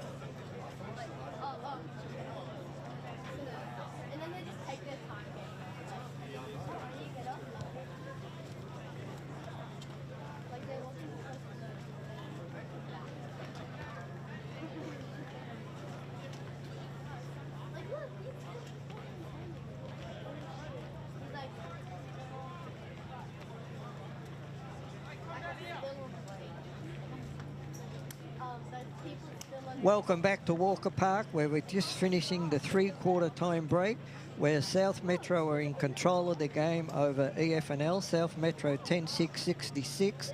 The Eastern Football Netball League 6-6-42. And in that third quarter, South Metro kicked 3 goals, 2, and to Eastern only kicked 1 goal, 2 for the quarter. Take it away, Chris. So you got the ball up in the middle again. Eastern have to go backward to go forward, but they do get the clearance, and it's kicked in the direction of Oscar Wright. He can't bring it to ground, so South Metro will rebound. As Eastern will look to send it right back to where it came from and get it inside the forward 45. It's 2v2 down there. Ball won't pop up nicely for Eastern, so it will come out through South Metro. Long kick down this members stand wing as Nagar's under it. Couldn't take it clean, but he's still fighting for it. He's been absolutely electric so far today. As Eastern dive on it, and they'll look to almost send a torp inside their forward 5, but it was smothered as soon as it was kicked. So a stone's throw away from the Eastern interchange bench. We'll have a boundary throw in Eastern's forward half. As the ball comes in, Rucks do their work. I believe it's to Corday with another tough out. Another hit out. He's been electric today. Yeah. Definitely dominated the ruck contest, and that's helped out South Metro, I should say, a lot with their clearance. Yeah, they've been dominant in the ruck all day, South Metro. They have. So they'll have it again. Ball up in practically the same spot. The York with another big hit out. Comes off feet, though, so it stays where it started. And we'll have maybe the third or fourth ball up in a row, which has not been uncommon in this game so far. De York tapped it out, and he'll go get the ball himself and handball it out to get a bit of a clearance in this game. As it's out through Oscar Wright. He runs, he looks to chip it over the top inside forward 45 to Barati, but the kick fell short. Barati handball back to Wright. Wright's got space for a shot now. Drills it. And Eastern on the board first, so that's definitely something that they needed. It was Oscar Wright. Great follow-up. Great follow-up by Oscar Wright, because he got the ball right here on the point of the centre square, and he kicked it, he followed it up, he received another hamper. And that would be the first time in this game, Chris, where Eastern have got a goal by flowing the ball forward. That's exactly right. It would have been very easy to just stop after the kick and say, that's my job done. But he pushed on, and he's cut this lead down to 18. So although South Metro have been dominant, Eastern not out of it yet. As the ball's up in the middle, De York with another seemingly uncontested handball. But it's going to come out through South Metro, who look towards their forward 45. Members stand side. Great tackle there by Jesse Foster. Should have been rewarded. Should have been rewarded. But it wasn't. And Eastern come out through the members stand wing. It's number 57, TJ Costa handballed it, and due to the fumble, pretty much picked up his own handball. But they'll go look to handball around his opponent, did the Eastern boy, but couldn't do it. So they come out, handball down the wing to 35. That's Kobe Carter. And they wheel out and look through the middle. Target was Nagar, picked off by Carter Rose. As Eastern now have a few numbers around the footy if they can just bring it out. But it's been a lot easier said than done today in this match. They're just on the edge of the forward 45. We're going to have a ball up. Eastern's forward 45, I should say. As it's thrown up. De York pretty much goes up by himself, taps it to South Metro's advantage. He's been massive so far for the boys in blue. As the ball is kicked deep inside forward 45, it's punched towards the teammate. Smart play by South Metro, who seem to have numbers everywhere at this stage of the game. Handball hits the deck, still finds its intended recipient. As they go out, a few handballs, and the kick, centering kick, went straight to Zach Caratelli. They strung a few handballs together and were looking like they were doing it all too easily. As Caratelli takes innocent mark and wheels off onto his right, shot on goal. It's gone out from behind, but there was an Eastern player below that got absolutely clattered going for a mark. Great play by Caratelli then, because he gained 15 metres from the man on the mark instead of going back and kicking over the mark. It was Jonathan Marafa under that, who still just crouched down. He took a big hit. No malice in it at all, just a footballing act, but he definitely looks sore. So it looks like the umpire's just going to wait for the physio to get around there, make sure he's okay, because if South Metro were to kick this out and the ball comes straight back, then you don't want him to get caught up in that play. So just a short delay here We'll take the time to tell you the scoreboard as we're just about a quarter way through this fourth term. Eastern Football Netball League, 7-7-49. Yeah. Look, a decision's got to be made some way. Bring another player on or something because the clock is winding down while all this is happening. So we don't want it to be held up for too long. And the state that he's in, it doesn't look like they can particularly move him either. No, I don't look like he's going to get back on the field. He hasn't got up off his hands and knees as yet. He got trainers there. Teams are going into a huddle. Each team looks like in the centre of the ground. Yep. So South Metro up 17 as it stands, 7-7-49 to 10-6-66. Yeah, I look like the trainers over there are signalling. I think he's going to be out of it. Yeah, I'd be. Well, they're calling very, for the stretcher very actually. If he was back on. Calling for the stretcher. So I believe it was number 37, Jonathan Marafa. Okay. Who's taken that hit. Best of wishes to him as they jog the stretcher over. That's not something you want to see. The East Ringwood big man, Jonathan Marafa. We went back with the flight of the ball, and as the South Metro player came to spoil, we just went straight through him, which is unfortunate. Chris, I'm not familiar with the actual rules of this carnival, but, you know, with a situation like this in the last quarter, the clock should stop. You know, particularly if the game's really close. You know, this game's got a 3-goal margin, but if a game, you know, because he's obviously not going to come back on the ground. You can't bring him back on the ground. Look, he's no, not at all. He's up on his feet at least, he's up on his feet, but he's very wobbly. Trainers are bringing him out, walk him around the boundary, and get someone else on the ground. Yeah. Like you said, they haven't stopped the clock. The collision was at about 15 and a half minutes left, so time has been ticking, but the main thing is that Marafa is okay as he walks off the ground in the hands of the trainers. He's limping. He's looked a bit better since he got up. It's still nowhere near getting back into this game, I think, which is unfortunate. Only dampens the day slightly. We've got the sun shining here down at Walker Park in Mitcham. Right, South Metro continue, and they'll look to bring it out of their inside 45. Had a lot of room to run and took it, but they have to go backwards now as they go through Pinnock. He looks wide. They'll go to the far side wing. There's a tumble off the ball. Both players went to ground, but nothing doing. So Nish picks it up. It's holding the ball. Well tackled by the Eastern player then. And he's letting him know about it afterwards, Charlie Venter. Little bit of feeling between those two players there in that instant. So they'll look to bomb it inside 45. It's a shallow entry. There was a man under it. Had it on the chest, but paid the mark. It popped out. They paid the mark. So can't quite tell who that is at the moment. Ray, do you want to take us through? Let us have a look. Yeah, he's just going back. He's about just inside the 45-metre circle. Slight angle on the new scoreboard side at the Maroondah Highway end. It's Carter Rose by the looks of things. Yes, he's another Montrose player. He's taking a big long run up to kick this. It's about 30 metres out. Coming now. He's going right to the point of the square, didn't quite make the distance. Eastern have the ball, picked it up, hand pass to the corridor, and a kick out of nowhere by number 15. Joshua Baratti from Ringwood has got another goal for Eastern after that big long stoppage. A goal that they needed. He's been good. I've been noticing him, particularly in the last half, Baratti. He's had a lot of the football there. The score now is Eastern 8-7-55 to South Metro 10-6-66 with 11 and a half minutes left in this game. So, waiting now. Up goes the ball in the centre of the ground. Knockout by South Metro, but Shark there by the midfield of Eastern. They're kicked up towards the 45 on the outer side of the ground. And there's been another stoppage.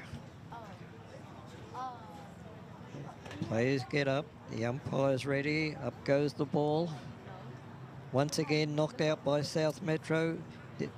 Nobody's got the ball as yet. There's lots of players from both sides. The hand pass comes out to a runner for Eastern. He's kicked it just inside the 45 on this side of the ground. He's hand passed it to the guy who kicked it as he's run past. And probably a wasted opportunity there, Chris. You know, you've got to go down the corridor when you only got 10 minutes and you're a couple of goals let down. But it was good play all in all. They tried to move the ball fast. Boundary throw in now in the forward pocket there at the Maroondah Highway Road end. Once again, crumbed off the pack, and that's Joshua Baratti again of Ringwood. He kicked 2 goals for Eastern in the last minute or so. So Eastern now are fighting back there. A couple of goals, as I say, from Joshua Baratti. He's been very good, particularly in the third and last quarters, Chris. That's another goal at Eastern. 9-7-61. Trail South Metro 10-6-66. Only a 5-point margin now. 19th unanswered point in this quarter. Yes. Just on 10 minutes left to go in the game. Just under. Very crucial, this stoppage. This centre clearance now. Umpire's looking around. Up goes the ball. Knockout again by South Metro. This time their midfielders are in front. But there's been a free kick paid to Nagar out of that contest. He was held as he was running forward, didn't have control of the ball. He's played on at the 45-metre mark, gone for a pass. He's hit the forward on the chest, out on the other side of the 45-metre mark. He's gone for another pass down the corridor, which has hit his teammate on the chest. He's only 25 metres out. Henry Bishop has taken the mark. A great play then. They didn't panic at all, South Metro. 2 short passes. They went wide, then they come back to the corridor. Bishop has kicked it, and he has put it through. So that's a great answer by Henry Bishop. That's his 3rd goal for the game as well. So that's the answer that South Metro needed, because it was a bit of a run on there by Eastern. And again, Ray, you mentioned that, they worked the ball well. It's gone through Ruben Nagar again. Oh, he was the instigator. He's been pulling the strings. He's been pulling the strings. Very calm on the footy, very composed. Yep. Looks like he knows exactly what to do as soon as the ball hits his hands. So South Metro get their first of the term. Much needed as it pushes the deficit out to 11 points. Nagar's on the footy again out of the centre bounce. Throws it on his left. Ball will bounce. Eastern player went for the punch and completely fresh-aired it, so South Metro are going to have a chance to find a target here. It's off hands, picked up by Eastern, smothered off the boot though. Snap there, got the belly of the ball. It's not going to make the distance of the South Metro player under it, and it's eventually out for behind. So that pushes it out to a 12-point margin, so now a 2-score game just to tie it from Eastern's perspective, as they'll find a target out of in Romeo Cubarez. So he'll look long down the members' stand side. Great mark there by Hamish Mannix of Norwood, the Norwood player. Stood up tall, stayed strong and took the mark. It's a great play. He looks down the wing. He finds his teammate in TJ Costa. TJ's being told to get it towards a forward 45 by some of his teammates. Ball's up there. Eastern got clean hands on it, couldn't bring it down though. South Metro player tried to beat him. Got pulled down, but tackle didn't stick. Yeah. As the ball is kicked up the wing, 3v1 there. South Metro do well to get it to ground, but it's recycled back. Hanson from East Ringwood kicked that. Yep. South Metro got a lot of the hands on the footy there. Could have been a paid mark, but was it? So it's now kicked to 43 and Hamish Mannix, who wheels down the wing onto the right boot. He's found a teammate, mark. Going back with a fire. It's a brave mark and a great grab at that. He could have got absolutely crunched then. That shows courage. What a great mark. So it's Cade Rook, number 22. Yeah. Had a lot of the ball in the last quarter. Yeah, the Beaconsfield midfielder. He's been a very good player right throughout the whole 4 quarters. He has. He's one of the Eastern guys that's tried to get run on. You're right. And Eastern just got numbers there in the advantage, and it helped them out greatly. So the kicks is on its way.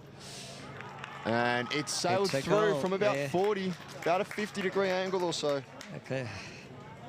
This game is not over yet, so don't turn off. It's anybody's game. A great answered goal there by Eastern, and the score is Eastern 10-7-67. Trail Southern Metro 11-7-73. We're just on 6 minutes to play. So that's Rook's first of the day, and what a time to get it. As the ball's up in the middle, comes down, Eastern Ruck able to grab it clean and get a kickoff.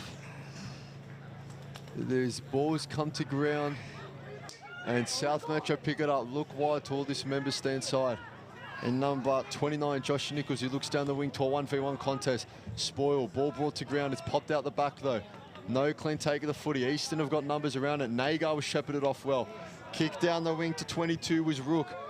the man that just kicked that goal, and his kick Just inside. has just bounced inside by about a hair. So Rook getting on the footy again, and Easton down this member stand side for the last few minutes, getting numbers advantage and winning their contest, and it's helped them get this game back to a 6-point margin as it's 67-73 in favour of South Metro.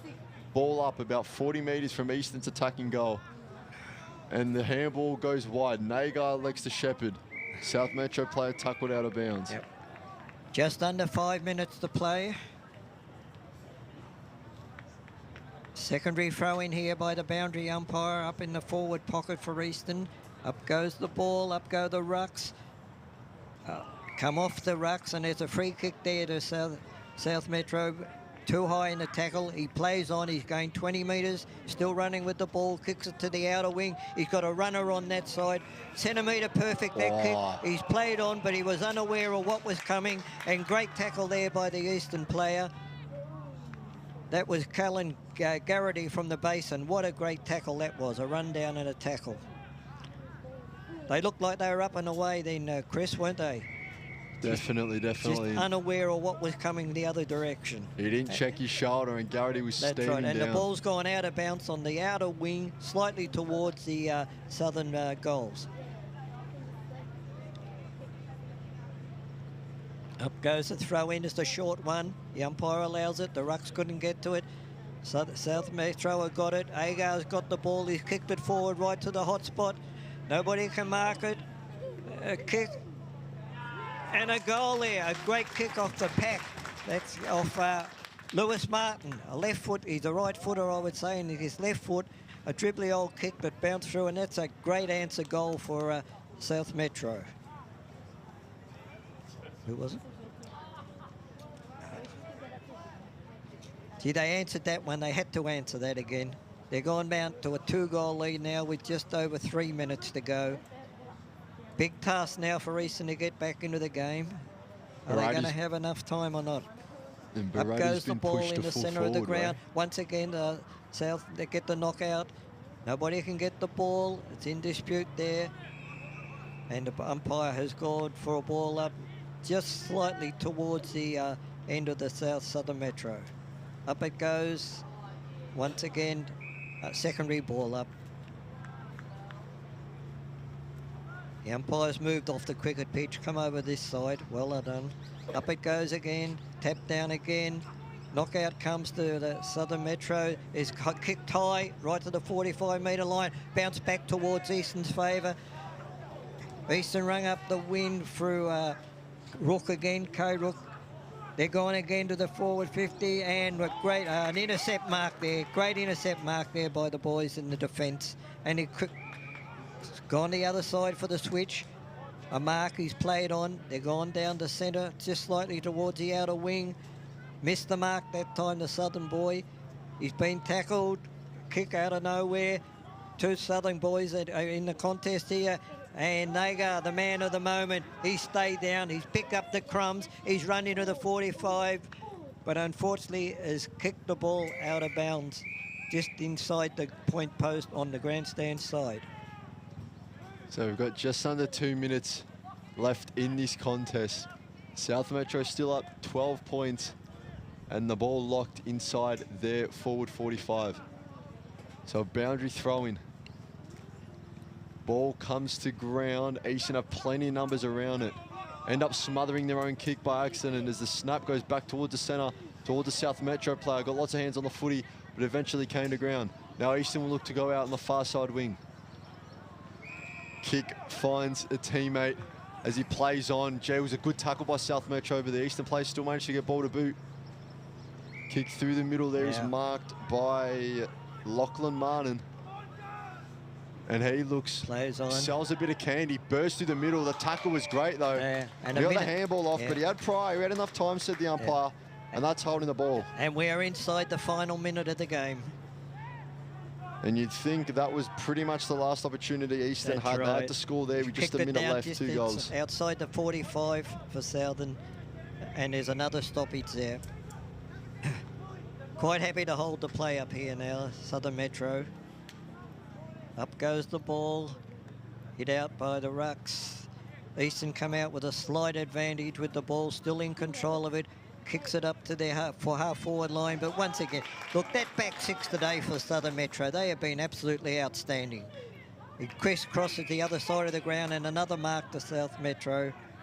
They're controlling this ball. They're just kicking it around, keeping's off.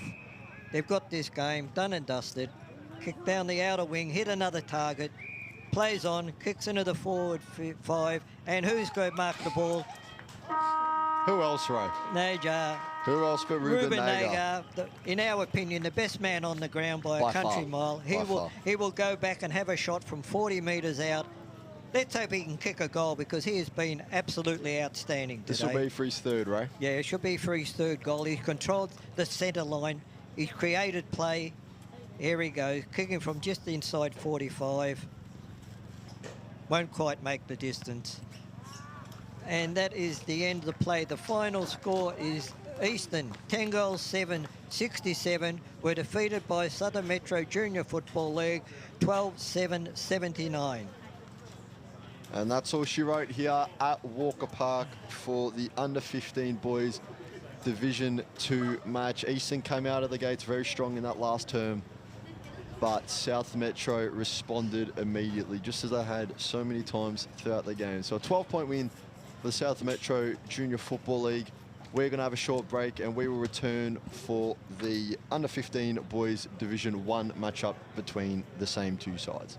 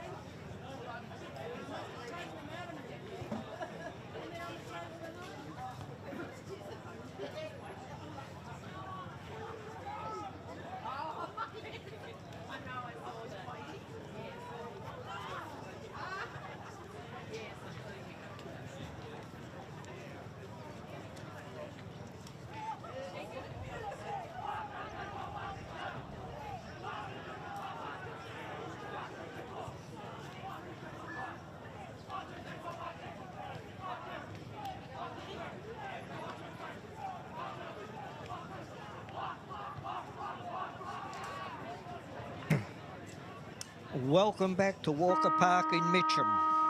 Welcome back to Walker Park in Mitcham, where we have the junior under 15 Division 1 boys, the Eastern Football Netball League, taking on the Southern Metro Junior Football League in the match of the day. We just finished the Division 2 boys, and the score in that game was Eastern 10-7-67 were defeated by Southern Metro 12-7-79, and that was a great game of football. It was a minute to go, and there was only 1 point the difference, and but it ended up a 7-point win to Southern Metro. Here, my name's Ray Baird, and joining me on today is Chris Curtis. Welcome, Chris, and let's get into it, mate. Thank you, Ray. Yeah, like you said, great game in the Division 2 boys contest that ended up going right down in the wire. So we're just about ready to go here with the Div 1 boys as the ball is up and we are underway. So South Metro kick smothered as they look to get the first clearance of the game. Off hands, another good spoil there from the Eastern. It's contested footy here early. We saw in the first game, real struggle to get clean footy out of the contest, and it looks like it's carried over here.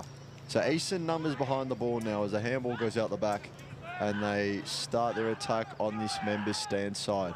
And they'll look back into the middle. Very vocal boys in the middle there from Eastern, dictating flow. But it's popped out the back. Number 40's there, Murphy Quinn. As the ball, Eastern almost having to go backwards to go forwards. Big tackle there laid by Baxter Sroog, who looks like quite a leader so far, just from, you know, we've got headphones on here, right, and I can already hear him speaking. So ball up in the middle. And it's going to come down to Yarra. Big tackle there, but it's play on. Yeah. Great persistence from Eastern, not giving up the clearance, not giving up anything easy. As they look to come out of it now, and the ball's thrown on the right boot by Jack Zammit. And now it's a 2v3 as South Metro have the spare man just on the edge of their 45. And the ball's sent in. It's gone out the back, and there's a play there for Eastern with about as easy as a goal as you can ask for. It's number 38, Ryder Ham, opening the scoring for this contest and getting the first major of the day.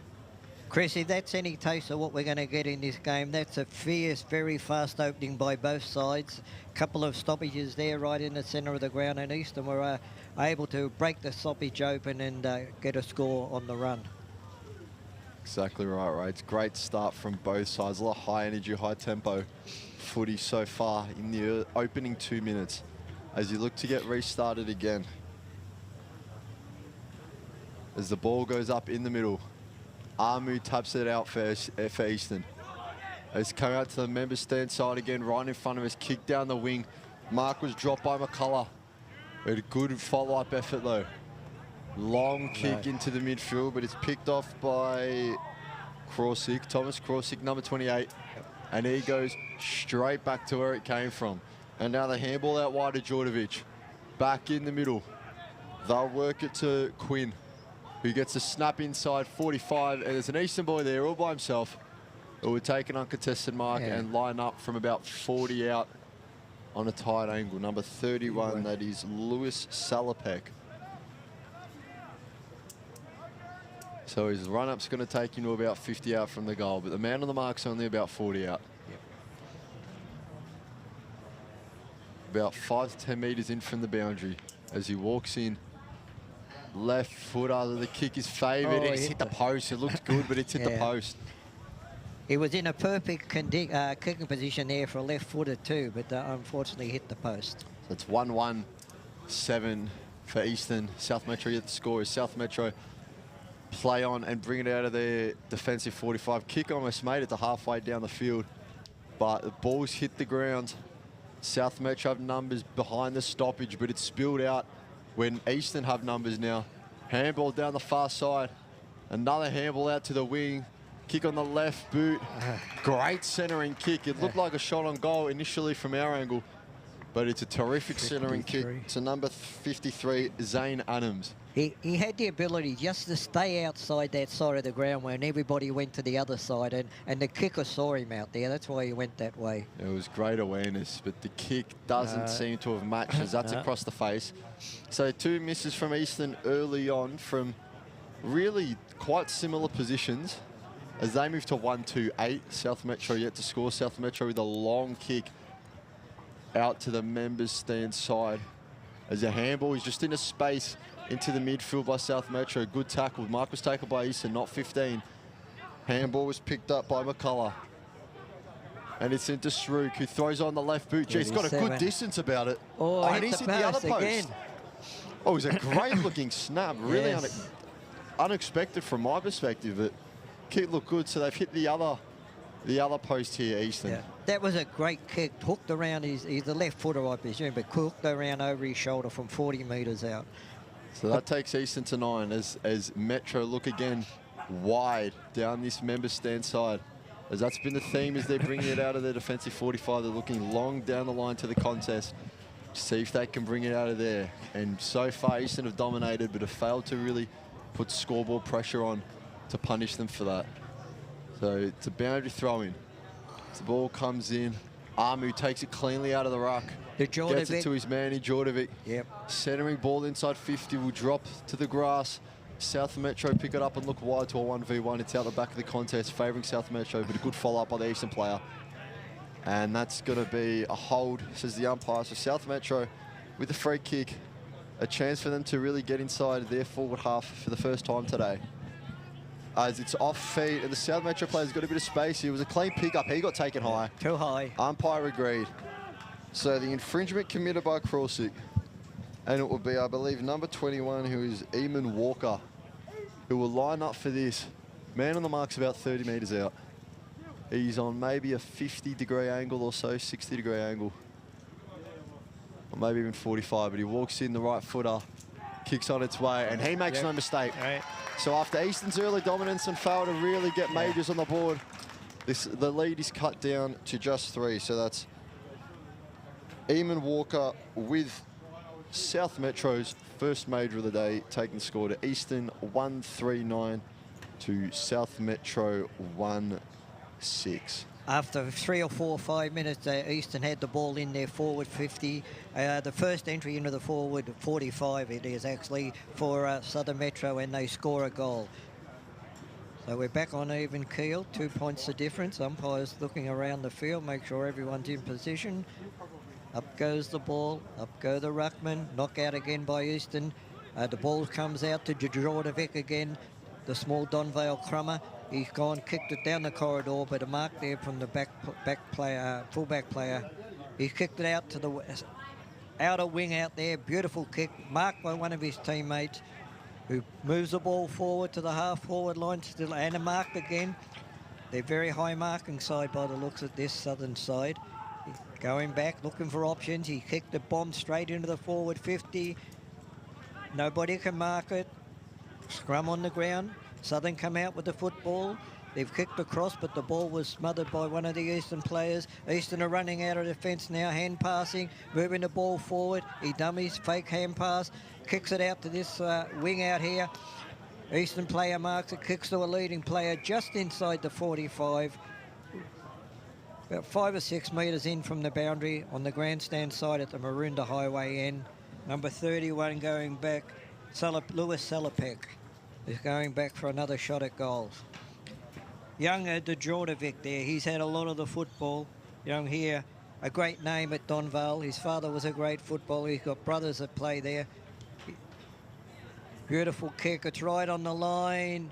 Nobody's marked it. See that? It was about 2 centimetres short of going over the line. Eastern have the ball. They've moved it out. A kick over their shoulder. High contest right in the goal square. Call on, play on, says the umpire. Hand passes out to the outside player who snaps for goal and marked right on the line once again by Southern. They move the ball quickly out to the other side in front of that new scoreboard. They missed it. They turn it over. Eastern has picked the ball up, but taken too long. He's run down and he was holding the ball. Incorrect disposal. Kick out now along the outer side wing by Southern.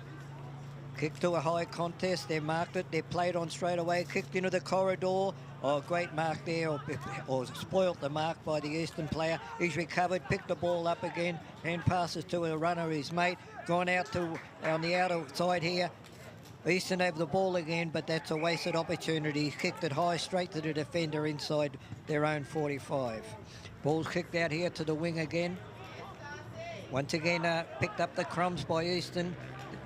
They've kicked it along and a mark just outside the 45, right on the boundary line. He kicked it down the corridor and a mark, easy mark there to Eastern. What I've noticed so far, Chris, is that when the ball's going forward, Eastern forwards are creating opportunities, giving the player coming forward with the ball somewhere to kick the ball to. And they're hitting their targets, which is the main thing. 36. This is Baxter Shrook. Baxter Shrook. Who's been very influential early on in this game for Eastern. He's a Roval junior. Kicks on its way, no mistake. You didn't have to watch that go through, he knew. One of the Shrook boys from Roval. Yep. So that's Eastern's second of the day. Yep. Few plays stepping up big for Eastern. Shrook, one of them. Truck, I should say. Jack Zamet's had a lot of the footy recently.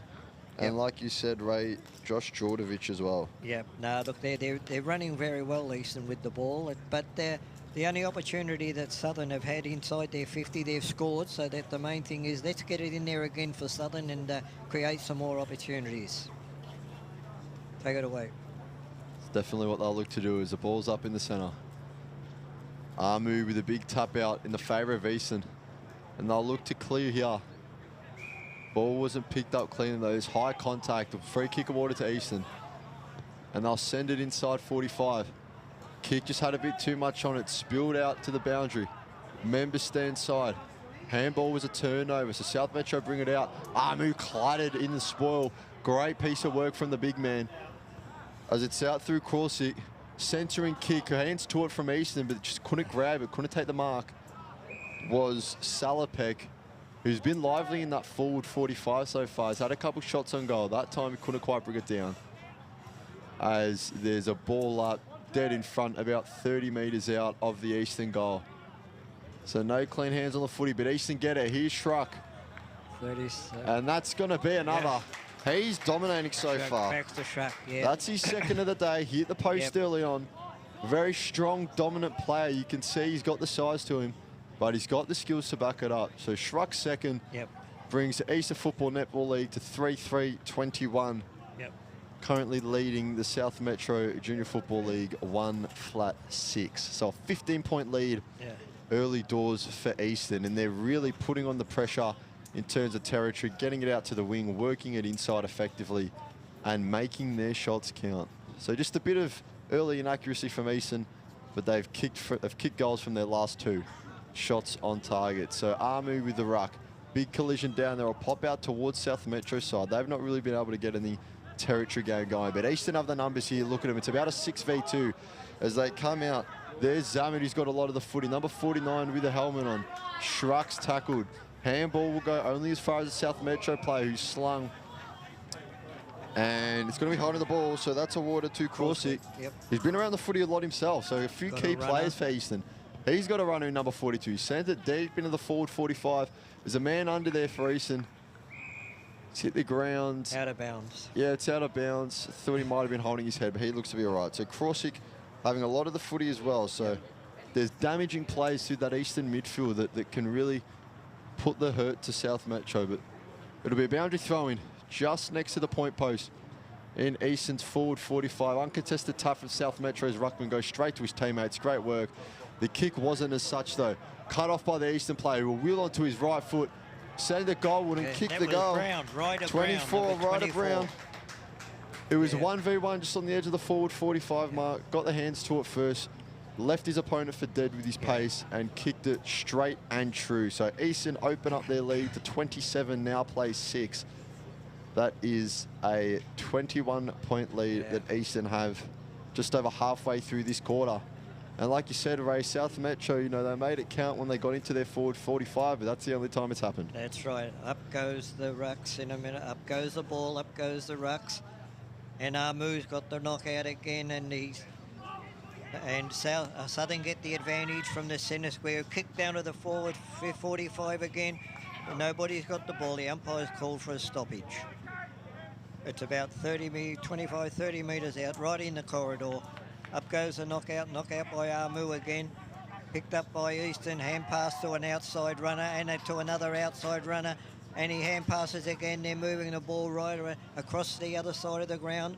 A bad bounce there for Eastern. It puts Southern back in control of the football. They got the run now, hand pass to one of his teammates. He runs forward, kicks the ball long and to the inside the square, and a great pack mark there by Southern, about 25 metres out, and that was Archie Dean Johns. Big mark there. If he can kick this, well, they're certainly getting advantages every time they go into that 45 if he can kick this one. He goes back, kicks it, and has put it through. That's the second goal to the Southern Metro. So it's 4 goals, 3-27 Eastern, and Southern Metro are 2 goals, 12 behind. Yeah, every time they've got it in there, they've certainly scored. It was Eastern looked like they were up and running. They had runners going down the outside of the wing there, but it was just one turnover, one bad bounce, an intercept there, and it was reversed. And Southern had the run, and they moved the ball forward really well into their forward 45. Up goes the ball in the centre again. Free kick for an infringement. 6-6 not in there. Eastern get the free kick from the bounce.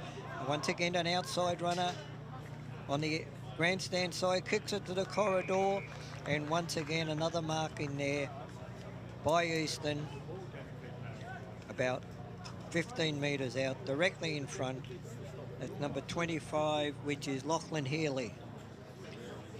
Just they're getting that advantage from Big Armu in the ruck. You know, the South Belgrave ruckman, he's a dominant player in this age group. He's a dominant player playing for South Belgrave too. But no, he's missed there, a missed kick, and it's only a behind. So that's left the Southern off the hook a little bit. Well, umpire's waving the flag. Out goes the fullback. He's on the run. Kicks it wide, long on the outer wing here at Walker Park. Nobody can mark the ball. The ball comes front and forward. Southern pick it up. They go backwards to go forwards. They got a runner there from the outside. His hand pass, but it's an errant hand pass. It goes to nobody. Djordjevic has picked it up for Eastern. His hand passes to a teammate who just pops it over everybody's head, and Eastern have taken a mark right on the point of the goal square. Standing there by himself. Well done again by young Djordjevic. He's been a dominant player. Him and Armu. Armu's giving them all that run out of the centre. And Djordjevic has certainly made the most of it. Number 10, I think. Number 10, Ray, but we don't have that on the team sheet, so we might have to follow that up. Anyway, no, he's kicked the goal anyway, so we'll... So yeah, somehow Southern have got to find a way to stop this flow of goals. There's just over 3 minutes left in this quarter. They've had 2 decent entries into their forward 45 and scored on each occasion. So they've just got to get the ball back inside their own 45. Waiting for the ball now to come back to the centre. Umpire looks around, everybody's in position. Boundary umpires counting players. Up goes the ball. Up go the rucks. Shruck in the ruck this time. Another centre clearance to Eastern. It's kicked slightly out on this member side wing here. Nobody can kick the ball up. Eastern have picked it up. Hand passes to a teammate, but he's under pressure. Kicked it line. Eastern player has kicked it out on the full, about halfway between the 2 coaches' boxes on the grandstand side of Walker Park. Southern player plays on, kicks it just to the 45-metre mark. Up go the pack. Nobody can mark that again. The ball's in dispute. Easton kick it to an outside runner on the other side of the ground. Number 24, off he goes to the races. He's had 2 bounces. He kicked it to another player out wide there. They're moving the ball forward. He took an option, but once again, they've turned it over. That back 6 for Southern are under a lot of pressure, but they've stood up on most occasions. He's played on, kicked it to the outer wing, kicked it high and long. Pack for him there. Nobody can mark it. Southern get it off the back of the pack. Kicks it forward, the ball's in dispute. Play on, says the umpire. It's kicked out of nowhere, and Southern have marked on the centre wing on the outer side. Goes back, lines it up, just bombs it down to 45. Eastern player dropped the mark that probably he should have. The ball's kicked to the goal square. A one-on-one contest. Nobody gets the mark. Picked up there and well tackled by Eastern. That is a great tackle because the young small crummer there for Southern was on the way. He was on the move towards goal.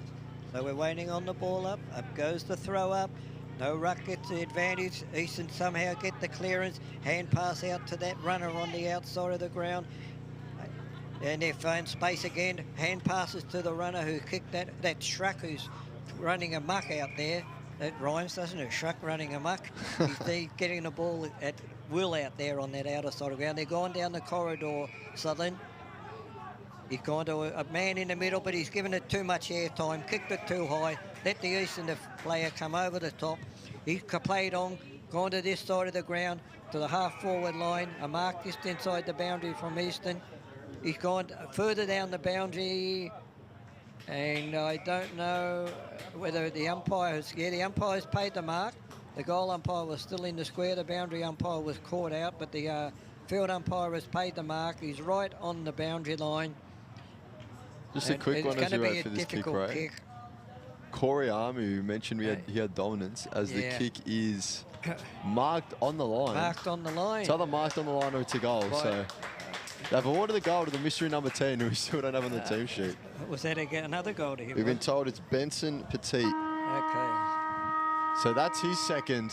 Yeah, and at quarter time, we have the score Southern Metro Junior Football League, 2 goals, no behind, 12. Trailing Eastern Football Netball League, 6-4-40.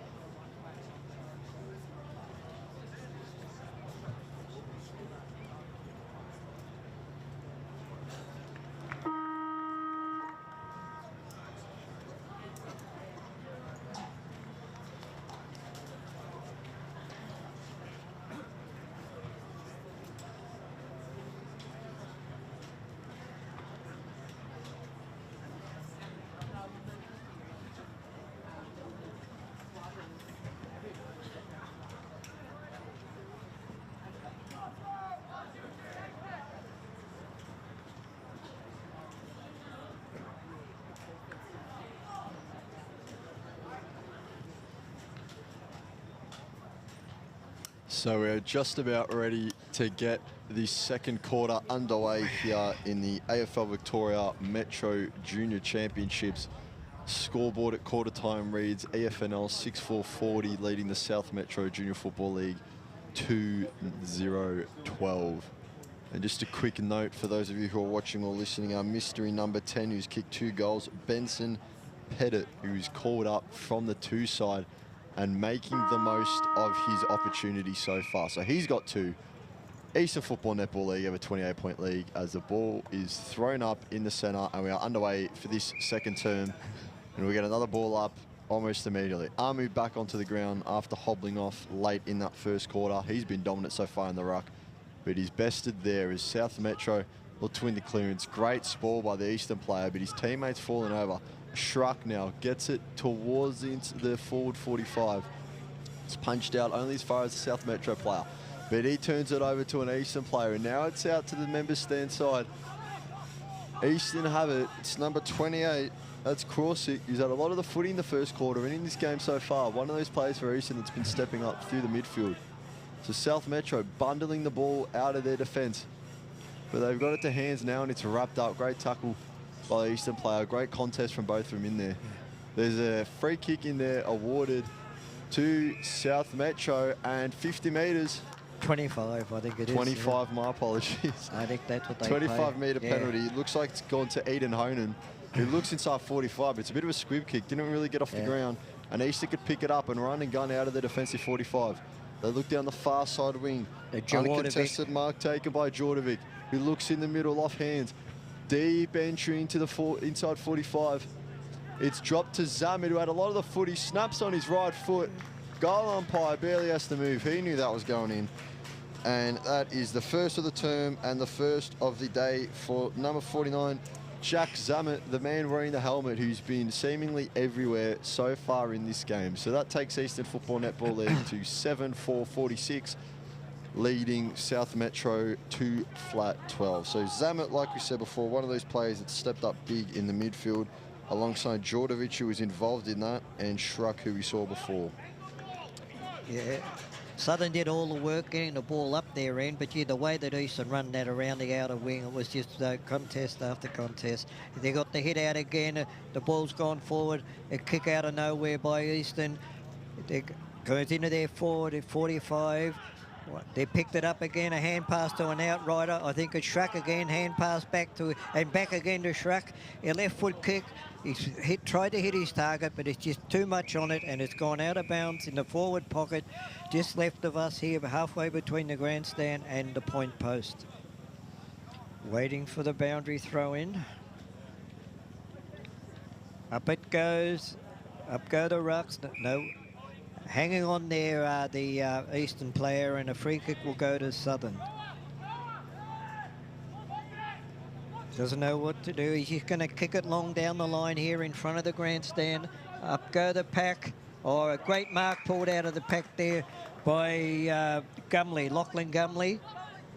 Once again, he's gone up along the line, or just inside the boundary. Touched as it went over, and there will be a throw-in right in front of the Eastern coach's box. Players forming, boundary umpires waiting, ready to go now. Up goes the throw. Eastern got the tap out, but it went straight to Southern. He kicks it out on the left foot. Up to their half-forward line, towards the corridor. The ball comes to the ground. Small Southern player there picks the ball up. His tackle call on, says the umpire. And there's more players around the ball now than what there is around Flinders Street Station at 5 o'clock on a Friday night. Everybody's around there. Up it goes. No one gets the knockout. Ball goes to ground. Big Amu picks it up. Hand passes to nobody. And it's an errant kick out of the pack, out of bounds on the full, and Southern Eastern will take the kick in. Going to come out this grandstand. No, he's chopped to the other side. He's got an option there out towards the new scoreboard. He's played on, kicked it out to that outer wing where they like to go, Eastern. Nobody can mark the ball. Southern pick up the crumbs, handball to an outrider. He kicks it down very high up the corridor. Everybody goes up. Nobody can mark the ball. Southern Crummers are in there first to get the ball, but they're gang tackled. And once again, we'll have a ball up nearly in the same position as we had one just before. Up goes the ball again. Southern got the knockout that time, but another kick out of the pack by Eastern goes to no one, but one of their players has got the advantage. He kicks a little tap over the top to his teammate on the boundary. He goes back, waiting for an option. Everyone's calling for it. He kicks it short down the line, and once again, backs to Schruck, has got the ball. He hand passes to a runner across to the midfield. Another runner's got the ball. They kick it down the corridor. And a great mark there by Murphy Quinn. Good play there by Eastern. They just kept their cool. They looked for options. They didn't bomb the ball long. They just controlled the football as they went forward. He's going back from about 30 metres out. He's taking a run up on the cricket pitch there. Probably a longer run up than Dennis Lilly used to take, but he's out there on the cricket pitch. Coming in, walking in. He's going to be tired by the time he gets to where he's going to kick it. Still walking in. Huge kick there, too much air on it, up too high, and mark is dropped there by the Southern player, kicked up by a Eastern player, went to nobody. The ball's in dispute, picked up by Eastern, number 41 there. Josh Prest has kicked it out of nowhere, and another goal to Eastern. Just too easy, that goal. Once that ball come to ground, particularly if it's in the air, the big backman, if you can't mark the ball, try to at least punch it clear of the pack. I know it's easy for us to say up here, Chris, but, you know, that's their job down there. That's what they're trying to do. Eastern have gone to 8-4-52, leading South Metro 2 goals, 12 points. That's exactly right, Ray. It's something we saw in the Div 2 game. If you can control the footy when it enters your back line, you've certainly got a hold of the match. But nevertheless, Eastern currently up 40 points as the ball goes up in the middle. Big ruck contest. Schruck South again. Metro got the punch out, but only went as far as Schruck. He's been big so far this game. There's a mark and play on, hands off down the wing, ball inside 45. 53 was there, couldn't quite take the ball cleanly. And it's come to ground now. Eastern get hands on it, tackled to the ground, and it will be a ball up. Zane Adams had good position there, but couldn't quite grab hold of the footy and bring it down with him. So it'll be Adams who goes up in the ruck in the forward line. The ball hits the deck. Bounces up. South Metro go look for a clearance. Spoiled by Schruck, who now has the ball. Gets it onto his left boot. Looks to wrap his foot around it. Big smother there. Terrific stuff by South Metro player. Salopek's down behind play. Looks like he's just a bit sore as he landed. He'll be up. He's okay. Massive smiler by Ryder Brits, though, who's been big in the defence so far for South Metro. It's balled up about 30 out from the Eastern goal. Ball goes straight out. South Metro player elected to punch. It's off hands now. And it's Schruck. Drops the shoulder just on the wing. And his kick inside 45 was marked. Deemed to have been touched, so it's play on. Bit of a scramble down there. Great tackle, but the shot on goal hits the post. That must have been touched off the boot because the umpire called it straight away. So South Metro look to bring it in through Ryder Brits, who, like we just said, has been one of their best defenders so far. And he'll look long up the far side wing. There's a man there, but he's overcooked it. And like for him, there's a teammate right behind him to take them up. So South Metro looking to take some territory here. They'll go long again. So 2 long kicks, but this one just pops out the back to an Eastern player. And Caden Kirkpatrick, who will look to go return to sender and get it right back to where it came from. It's popped out the back to Jack Zammit. He's in a bit of space on the right foot. He had time to pick out a target. Oh, that's a terrific kick. Absolutely terrific kick to Zane Adams. That was a perfect kick. It's just absolutely perfect. You knew his teammate was at the back of the other player. He just put it just too high and long for the defender.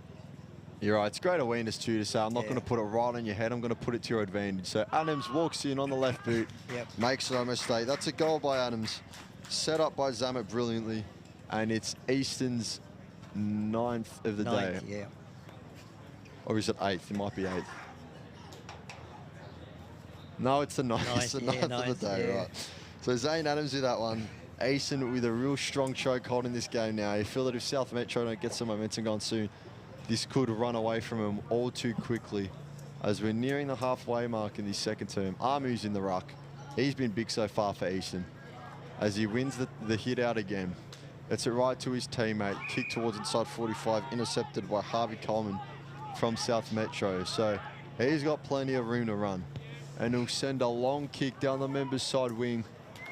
Members stand wing, and it's picked off by Bryce McMillan, who takes him up, looks to send it right back to where it was kicked from. Pack forming under the footy, comes to ground.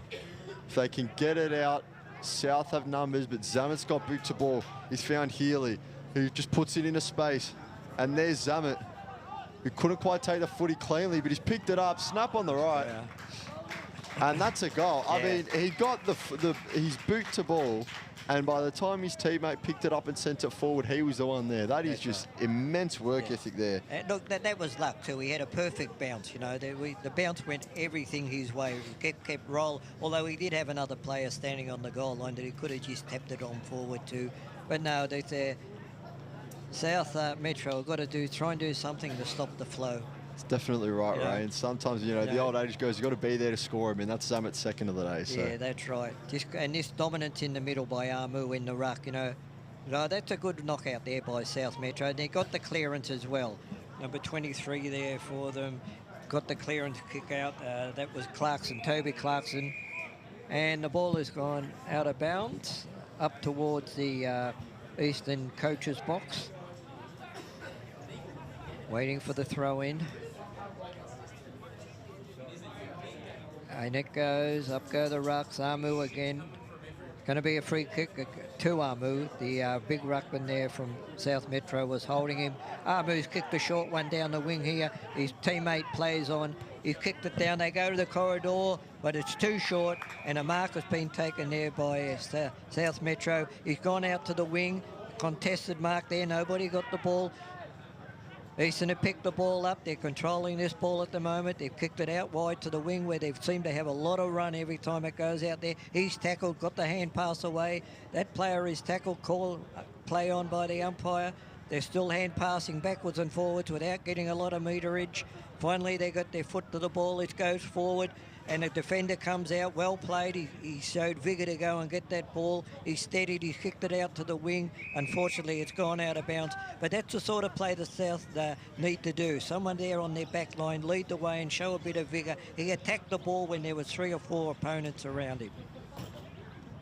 Waiting now for the throw in, right on the outer wing here at Walker Park. Up it goes. Once again, the tap down by the South ruckman. but it's gone to the advantage. No, nobody's got it yet. It went to the advantage of Southern, of Eastern, but they've given away a free kick, called advantage by the umpire. The ball's gone down. Schrucker's down there. He's kicked it a left footer from 40 metres out. Wow. Right through the middle. Left foot. That is just absolute class there. He's the third youngest brother out of 3 brothers. They all play at the Roval Football Club. The other 2 play in the senior side, who are the reigning premiers, and they are just class footballers. I think they spend a bit of time at Box Hill as well. He's got some power on that left foot as well, doesn't he, left Ray? footer, yeah. As I said it to you earlier, Chris, left footers are so elegant when they get on the run like that.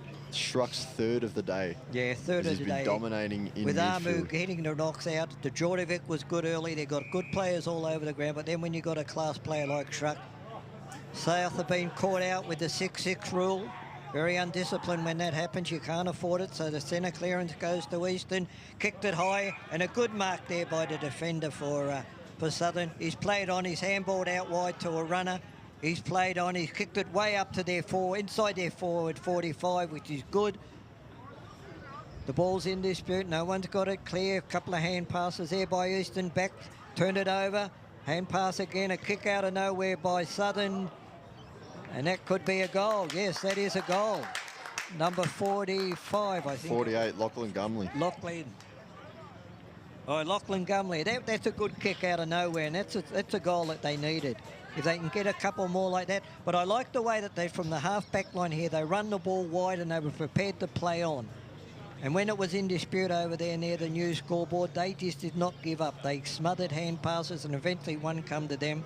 And that's what you got to do, just make the most of your opportunities. And they've shown that they can convert when they're inside their forward 45, but it's just the sheer volume of entries that Eastern are getting is very, very hard to contend with. As Eastern currently leads 71-18, as we have just over 5 minutes left in this second term. Ball up in the middle.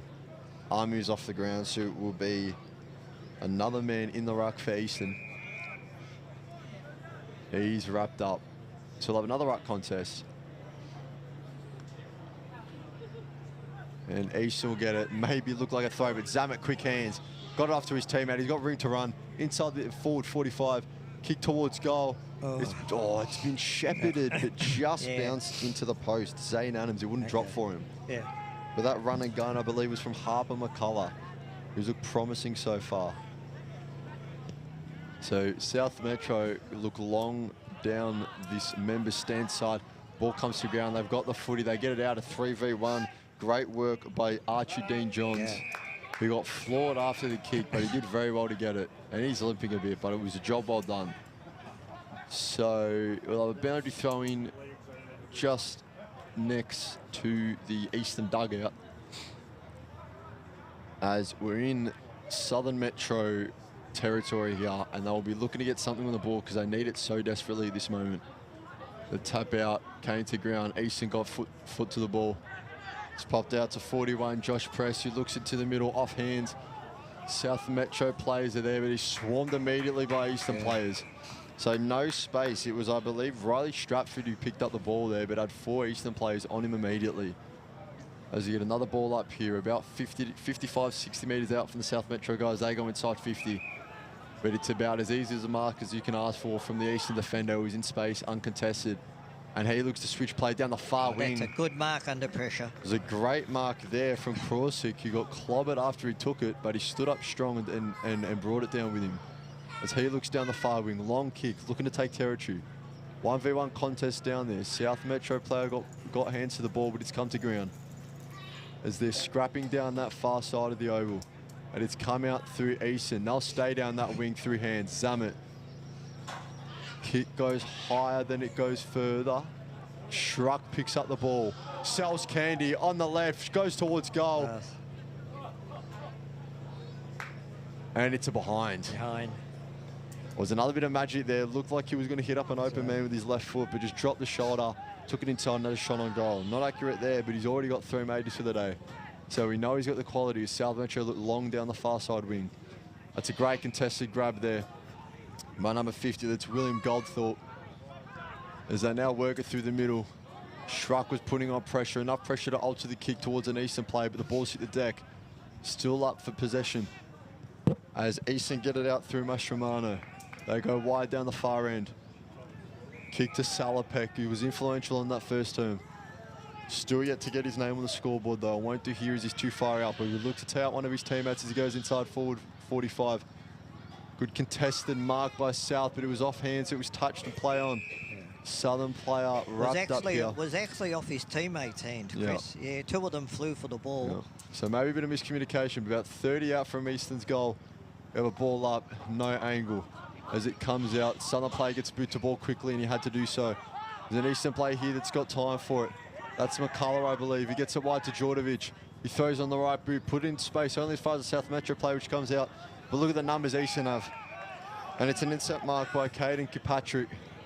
As it goes inside, South Metro look to bomb it back out. Eastern currently set up with a 5v2 as that footy came out. Jet Flower sends it back inside 45. Big fly from the South Metro player, but he's tapped it down to an Eastern player, and that's a shot on goal. It looks good. Hit the post. But it hit the post. Good spotting, Ray. Gee, when that ball was kicked forward there from that back 45 by Southern, there was, like you said, there was 5-2 Eastern players. You're right, and they've got the advantage, and they're suffocating, just locking the ball inside their forward 45. As South look towards a member side stand. 3v1 there, but it's a great mark from number 48. That's Lachlan Gumley. Kicked the goal not too long ago. Looks down the wing for his teammate, Dean Johns, another goal scorer. But it's out for a boundary throw-in. So to tick over to just about a minute left in this quarter. It's the EFNL with a 56-point lead. Game's getting out of hand for South Metro. They need a big second half, but can they start the momentum flowing with a goal here in the final minute? The boundary throw-in's just on the edge of their inside 45 as it's tapped down. Eastern win the clearance. Kick got the belly of the ball. It's gone straight up, tapped down. Great smart play by Eastern. And it's come out, kicked down the wing, looking for Amu. It's a 3v1, ball popped out the back. South have numbers, bit of time with the ball. Sent it right back to a 3v1, but it's a great grab from Goldthorpe, who looks long into the inside 45, shallow entry. Tapped down by South Metro. Eastern again with numbers. They seem to have a numbers advantage everywhere. And they found another one in Salopek down the wing. You just can't seem to grab the footy cleanly, but finally got it when there was pressure. Down to Schruck, returned the favour to Salopek. Running down, 15 seconds left. Salopek takes 2 bounces. Centering kick inside 45. There's 2 men there, and he's found his man in Djordjevic, who will play on and kick the goal. So with 10 seconds left, Djordjevic gets on the board, and that is an absolute gut punch for the South Metro Junior Football League team. So that's a halftime siren you've just heard. We go into halftime, 12-8-80. The Eastern Football Netball League holding a 62-point lead over the Southern Metro Junior Football Netball League, who have kicked 3 flat 18. That's the major break. We'll be back soon to bring you the second half action.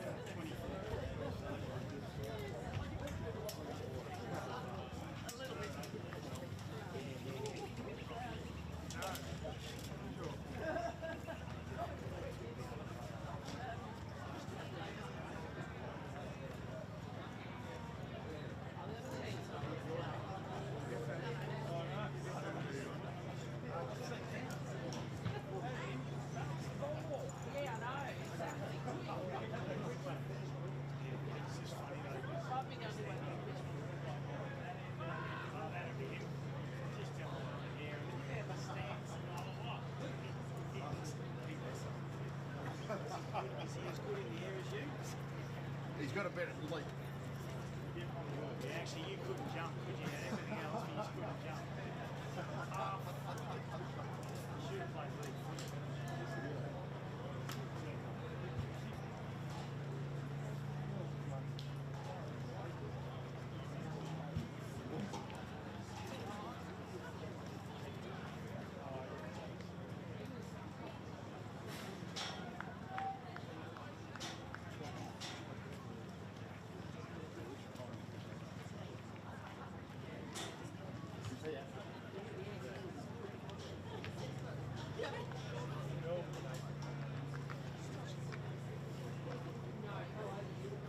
And we welcome you back to the second half of this under-15 boys Division 1 AFL Victoria Metro Junior Championships match. Scoreboard currently reads EFNL 12-880 to SMJFL 3-18 as we're underway in the centre as South Metro wins the first clearance and looking to get some momentum going. They're outscored 40-6 in that second term and currently trail by 62. So in desperate need of some scores here. As they look inside forward 45 to get this started. Offhand, so no mark paid. Eastern player got boot to ball, then got it out wide to Crossy. He's been good so far in this game. Gets it wide to his man. And Eastern look long, it's offhand. Jordovic will pick it up. Big contributor to that last second goal in the second quarter. And there's Zamet to Schruck, the three big plays for Eastern combining. Schruck sent it on its way. And that's a monstrous kick from about 50, 55 metres.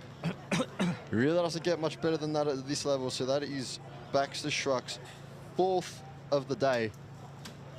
That was first of the term. That was kicked from the point of the centre square. That was a huge kick. That would be considered a huge kick in seniors as well, I reckon. Exactly. Yeah, no, that's right. There's a lot of power in that left boot Schruck's got, and he's not at all afraid to show it off. His fourth goal to go with what I can only imagine is an absolute bag of disposal at this stage. But him, Jordovic, and Zamet, as well as Krosic combining in the lead up to that goal, they've been the big players so far, as well as this man here, Amu, who grabs the ball out of the ruck and is wrapped up. So we'll have another ball up in the centre. And it's straight up, not a lot of time wasted there by the umpire, and it's brought down by Brits, who's been moved from defence into midfield. South Metro moving the markers around, hoping to get something going as they now go into their forward 45. Dean Johns had a good jump at it, but it's out the back with McMillan from Eastern. And he looks wide to his teammate in Jet Flower, who looked to turn on the Jets, but he got brought down in the tackle. It was high contact though. And he plays on straight away back to McMillan, who kicked him the ball. Looks for a chip inside 45. There's men there. Drops to the bottom by Zane Adams, and the kick from 31 is on its way, but it is wide. That's Lewis Salopek. He's had a few chances to go, had a few shots at goal so far this match, but still waiting to get a major as we're waiting for the ball to be brought back into play. They're going to make the South Metro fullback run a bit there, but he's going to bring it out of the defensive goal square shortly. South really need to get going if they have any hope of mounting a comeback in this game. So he went to go, umpire's called him back.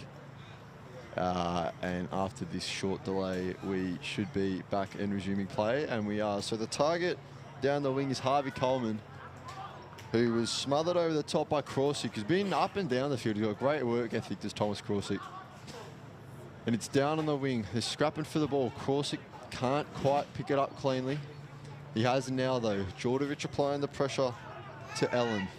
But here comes Brits, and he's dragged back, but he's in the midfield, and he's found his man in Eden Hoden, who's looked and he's got a runner in the forward 50. It's Benz who picks it up, finds his teammate number 42, who snaps and kicks. So the goal goes to Archie Dean Johns, second of the match for him, and South Metro Junior Football League's fourth.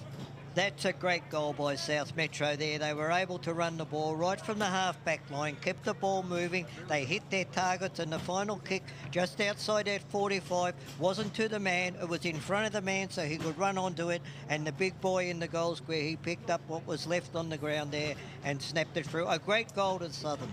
Eden Honnen setting that one up. Yeah, up we go now for the ball up in the centre. Up go the rucks.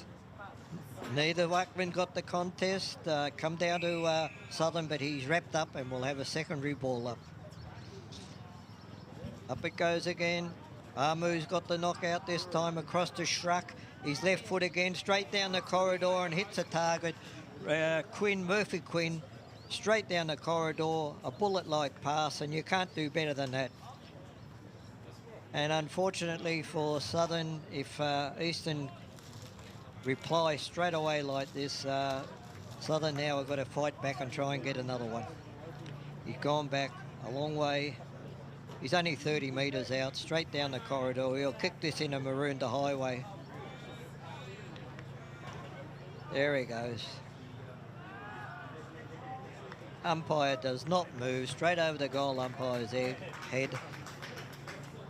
And just looking around the field, look, the poor South Metro guys, you know, their heads are down. They got a goal just, you know, within a half a minute ago. Keep your heads up, boys. You're back.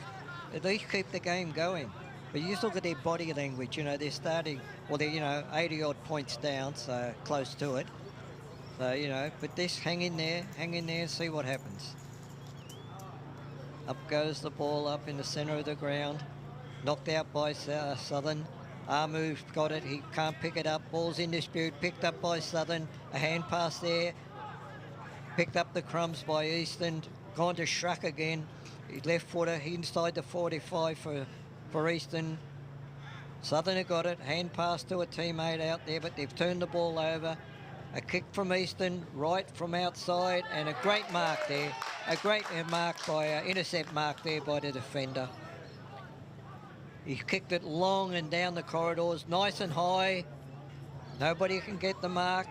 Once again, they're fighting on the ground, but Eastern, they just got too many bullets in their gun for Southern at the moment. Southern have picked the ball up, hand pass to a runner down the half-back line. A bit of a grub kick.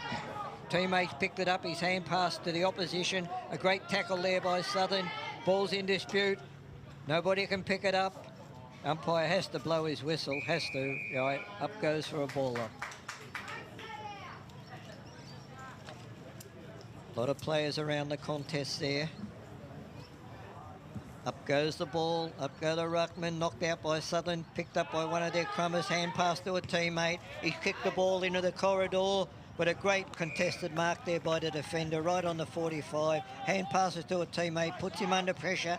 He kicks it to the midfield, picked up there again by Shruck. He kicked it 45, 50 metres, hit his forward on the mark, and it looks like they're going back for another shot at goal, Eastern.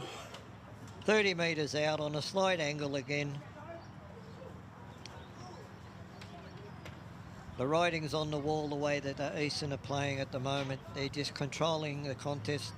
Southern, they were pretty good down along the wing here. They got the ball inside towards their 45, but turned it over, and off go Eastern. Kick from there, and it's a behind. Yeah, behind just to the right of the goal post. That was a huge kick for goal too. He was a long way out. Fullback's running in to pick the ball up.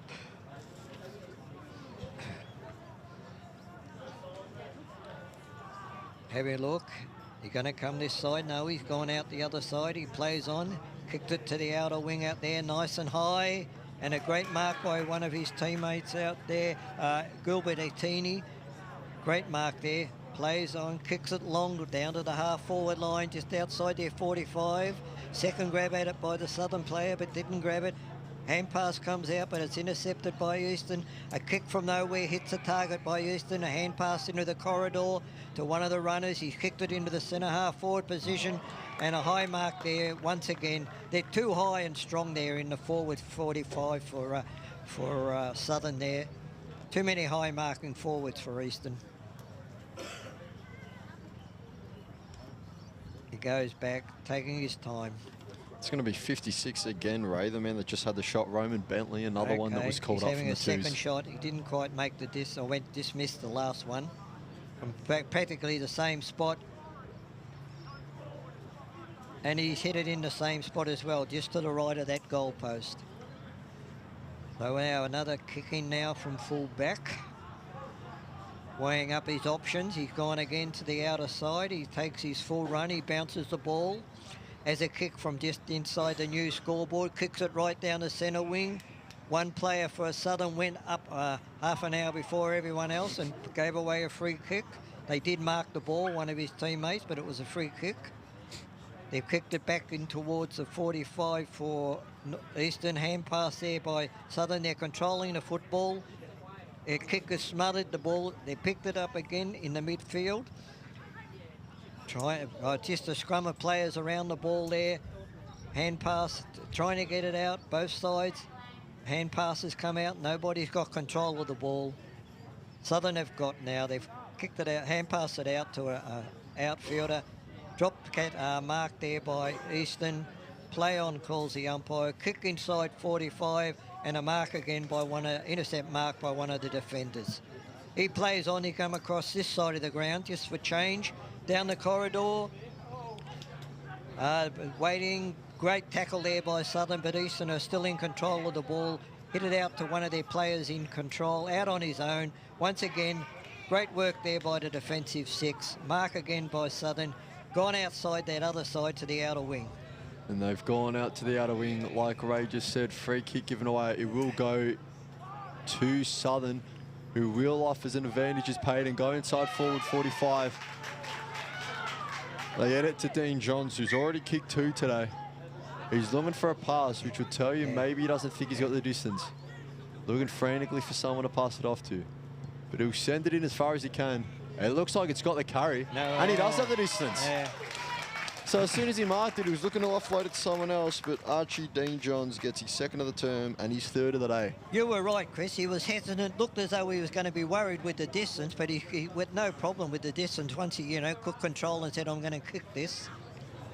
So Archie Dean Johns, one of the bright sparks of South Metro, going along with Ryder Brits, who has moved from defence into the midfield and has continued to have a good impact on this game for his team. So like we just said, that was Dean Johns' 2nd for the term, 3rd for the day. Takes South Metro Junior Football League to 5-30, trailing the Eastern Football Netball League 14-11-95.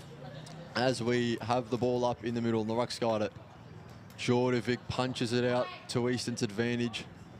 Eastern not able to pick it up though. It's actually South Metro player who picks it up and then misses the kick completely. Fresh aired it. So Eastern have the ball. That's Quinn. It's out wide to Murphy Quinn. Quinn now. Who looks inside the middle to the man that was doing the ruck work, Zane Adams. He's come to do the ruck work as a break from going up forward, and he sends it into the forward 45. Metro had numbers with the ball hit the ground. Bit of a mongrel kick right in the centre of the pitch. It's calmly intercepted by Kirkpatrick, and he sends it back inside 45. So Metro with hands on it. South Metro shooting a few handballs here. They've done well there. Oh, and he tried to take on the tackle, and there was no getting away from Lachlan Healy there. Absolutely crunched him about 50 out from Easton's goal. So he's looking back now and assessing his options. He's got Schruck leading to his left, but he's gone for a deeper option. It's a 2v1 back there. He looked for Amu, and it's tapped out for a boundary throw-in just beside the point post at Easton's end. So we've got 7.5 left in this 3rd term. Eastern Football Netball League currently up by 65 points. As we're getting the ball thrown back in. And Amu up in the ruck. South Metro win the tap. And it's out the back, bursting up the win. Just pushed in front of him and ran. A teammate picked it up for him. South Metro still with possession. That handball wide. And that'll be out of bounds. That number's there, but couldn't quite get it out cleanly. You can see what they were trying to do. They were trying to run the ball out, but unfortunately the last hand pass was errant and it didn't hit the target. That's exactly right. So just on the edge of the inside 45, we have the boundary throw-in. Eastern win the tip. It's down on the ground, a bit of a scramble, but there's been a holding free kick paid to South Metro, so a chance for them to get some of the footy. The non-official umpire paid that from nearly the centre of the ground, that one. Although they've given it to Eastern, I believe the first signal was to South Metro, but the free kick's gone to Eastern, so might have been a mistake on our half, might have been one of the umpires, who knows. But nevertheless, Eastern have a kick. Can't quite see what number it is, but it's about a 45-degree angle, about 40 metres out. Just going to dink it over the top to a man free. It's a great sport by South Metro. They'd originally just switched off, expecting the shot on goal. but they recovered well. So the ball up the far side wing. Intercept mark taken by Lachlan Healy, who's had a couple of those this quarter. He finds a target cleanly. And they're calling for it on that far side, but they go members stand side. 28 is there in Thomas Crawsick. But it comes out with Ryder Brits for South Metro. He's got room. Kicks it to a contest. There's a few flyers up there. Eastern have numbers. Dropped out the back to South Metro, and they've got a bit of room to run. Kicks over the top. They've got a man now. I believe it's Dean Johns. Can it stay in? No, it's gone out of bounds. So they had a bit of momentum going. Went quick. Did well. Ryder Brits involved in that as he runs off for a quick rest. He's been everywhere. Chris, I really liked that play by Southern then. They had endeavour about their play. They were coming, they attacked the football and were able to carry it way down inside their 45. They did. They were definitely on the front foot there, which was good to see. Just didn't quite pay off for them. As a boundary throw and about 40 metres out from South Metro's goal, hits the ground. Contest around the footy, no clean take. 43 picks it up, snap on the right boot, and it's wide left. Riley Stratford with the behind there. Good bit of roving work, but just couldn't get the major score. So Eastern will bring it out as they look long down the member stand side, right in front of us. Great contested mark by Will Goldthorpe. He's had a few of those throughout this game. He's been strong, good presence. As the kick pops up, it's brought to ground. Kick was smothered though off the legs of an Eastern player. South Metro still vying for possession. It's a hold and it's going South Metro's way. 32. So it looks like it'll be 32 who will take this. Harvey Coleman. And he'll wind back. He looks confident that he's got the distance. Well, he's looking around, and he looks like he's finally decided on taking a shot. So it's quite a bit of a pack forming around the goal square. Kicks on its way. Looks like it has a distance. It's wide left again for behind. Yeah. So that one from Harvey Coleman. South Metro with their first 2 behinds of the game just recently. You've got to wait for the goal umpire to signal. Yep. We've had that a few times. Charlie Cruz, completing the infringement there, but he's hit it wide to an unmarked Kostas Makris. So Makris with the ball now. He'll look down the wing. Members stand side. Few jumpers at the board, spin swirled out of bounds. 21 got hands on it first for South Metro. That's Eamon Walker. He's kicked the goal already, but getting still around, trying to make something work for this South Metro side. Boundary throwing comes in about 60 metres for South Metro's goal. High contact, free kicks going to number 55 from South Metro. That's Colquhoun. Oh, and it's kicked right into the man in the mark, and Zane Adams, and they're wheeling out here. Easton, they got numbers on the far side. That's exactly where they'll go. Crawsick takes the mark, slows it up for a bit, wheels onto his right, looks into the forward 50. It's Benson Pettit, who had the 2 goals in the first term, our mystery number 10. Keeps the ball in play, very smart. Quinn has held the ball, looking for a better option, sends it inside 50, hands on it by South Metro. Can't bring it down cleanly though. But now they bring it out, there's been a free kick, and it's gonna go Easton's way for a hold. Can't quite see who's gonna take it just yet. It was good work from Eastern. As soon as they got out of the defensive 45, they were going and they weren't stopping. To Mason Mashimano, who's going to have this shot on goal. About a 45-degree angle. Man on the mark's probably about 30, 35 metres out. Yeah. So he'll kick this from about 40. As he's lining up. This will break the century mark for Eastern Football Netball League if it sails through. Jogs in on the right boot. Kit looks good, never in doubt. Goal umpire just stands to watch. It's a goal from Mason Mashimano. It's the 15th of the day for the Eastern Football Netball League in what is a dominant display so far. That will take Eastern Football Netball League to a score of 15-11-101, leading the South Metro Junior Football League 5-32. So we currently stand at a 69-point margin, if my math serves me correctly. We're just over a minute and a half to play in this 3rd quarter. Yep. Right, an umpire throws the ball, up it goes. Up goes, no ruckman gets the ball, it comes to the ground. Play on, tackled the Southern. Could have been held a bit high then, but the umpire didn't see it that way. A secondary ball up there in the centre of the ground. Up they go again. Amu gets a knockout, but straight to one of the Eastern players, but he's well tackled there. Well tackled by the Southern player. Up again for another throw up. Up it goes, Rucks are pushing and shoving. Amu's got his hand to it somehow. Southern got the football. No, they're not.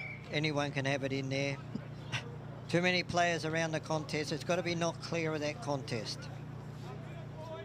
Waiting on the throw up. Up it goes. Ruckman clash again. Knocked out by Southern. Southern have the kick out. Just onside their 45.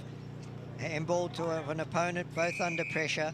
Couldn't do anything else, the big man there for Southern. So there's a ball up just on the 45, just inside Southern's 45-metre line. Knockout. Oh, could have been high, that tackle from where we were, but the umpire was on the other side. We go up for another throw-up with only 20-odd seconds to go in this quarter. So they got a chance of scoring a goal, Southern, maybe. But the ball's come out under us, right under the grandstand here, with only 10 seconds to go by the time they throw the ball in for the end of the third quarter. Waiting for the throw in. Up it goes. And that's it. So the three-quarter time score is Eastern Football Netball League 15-11-101 are ahead of Southern Junior Football League 5-2-32. We'll be back for the last quarter.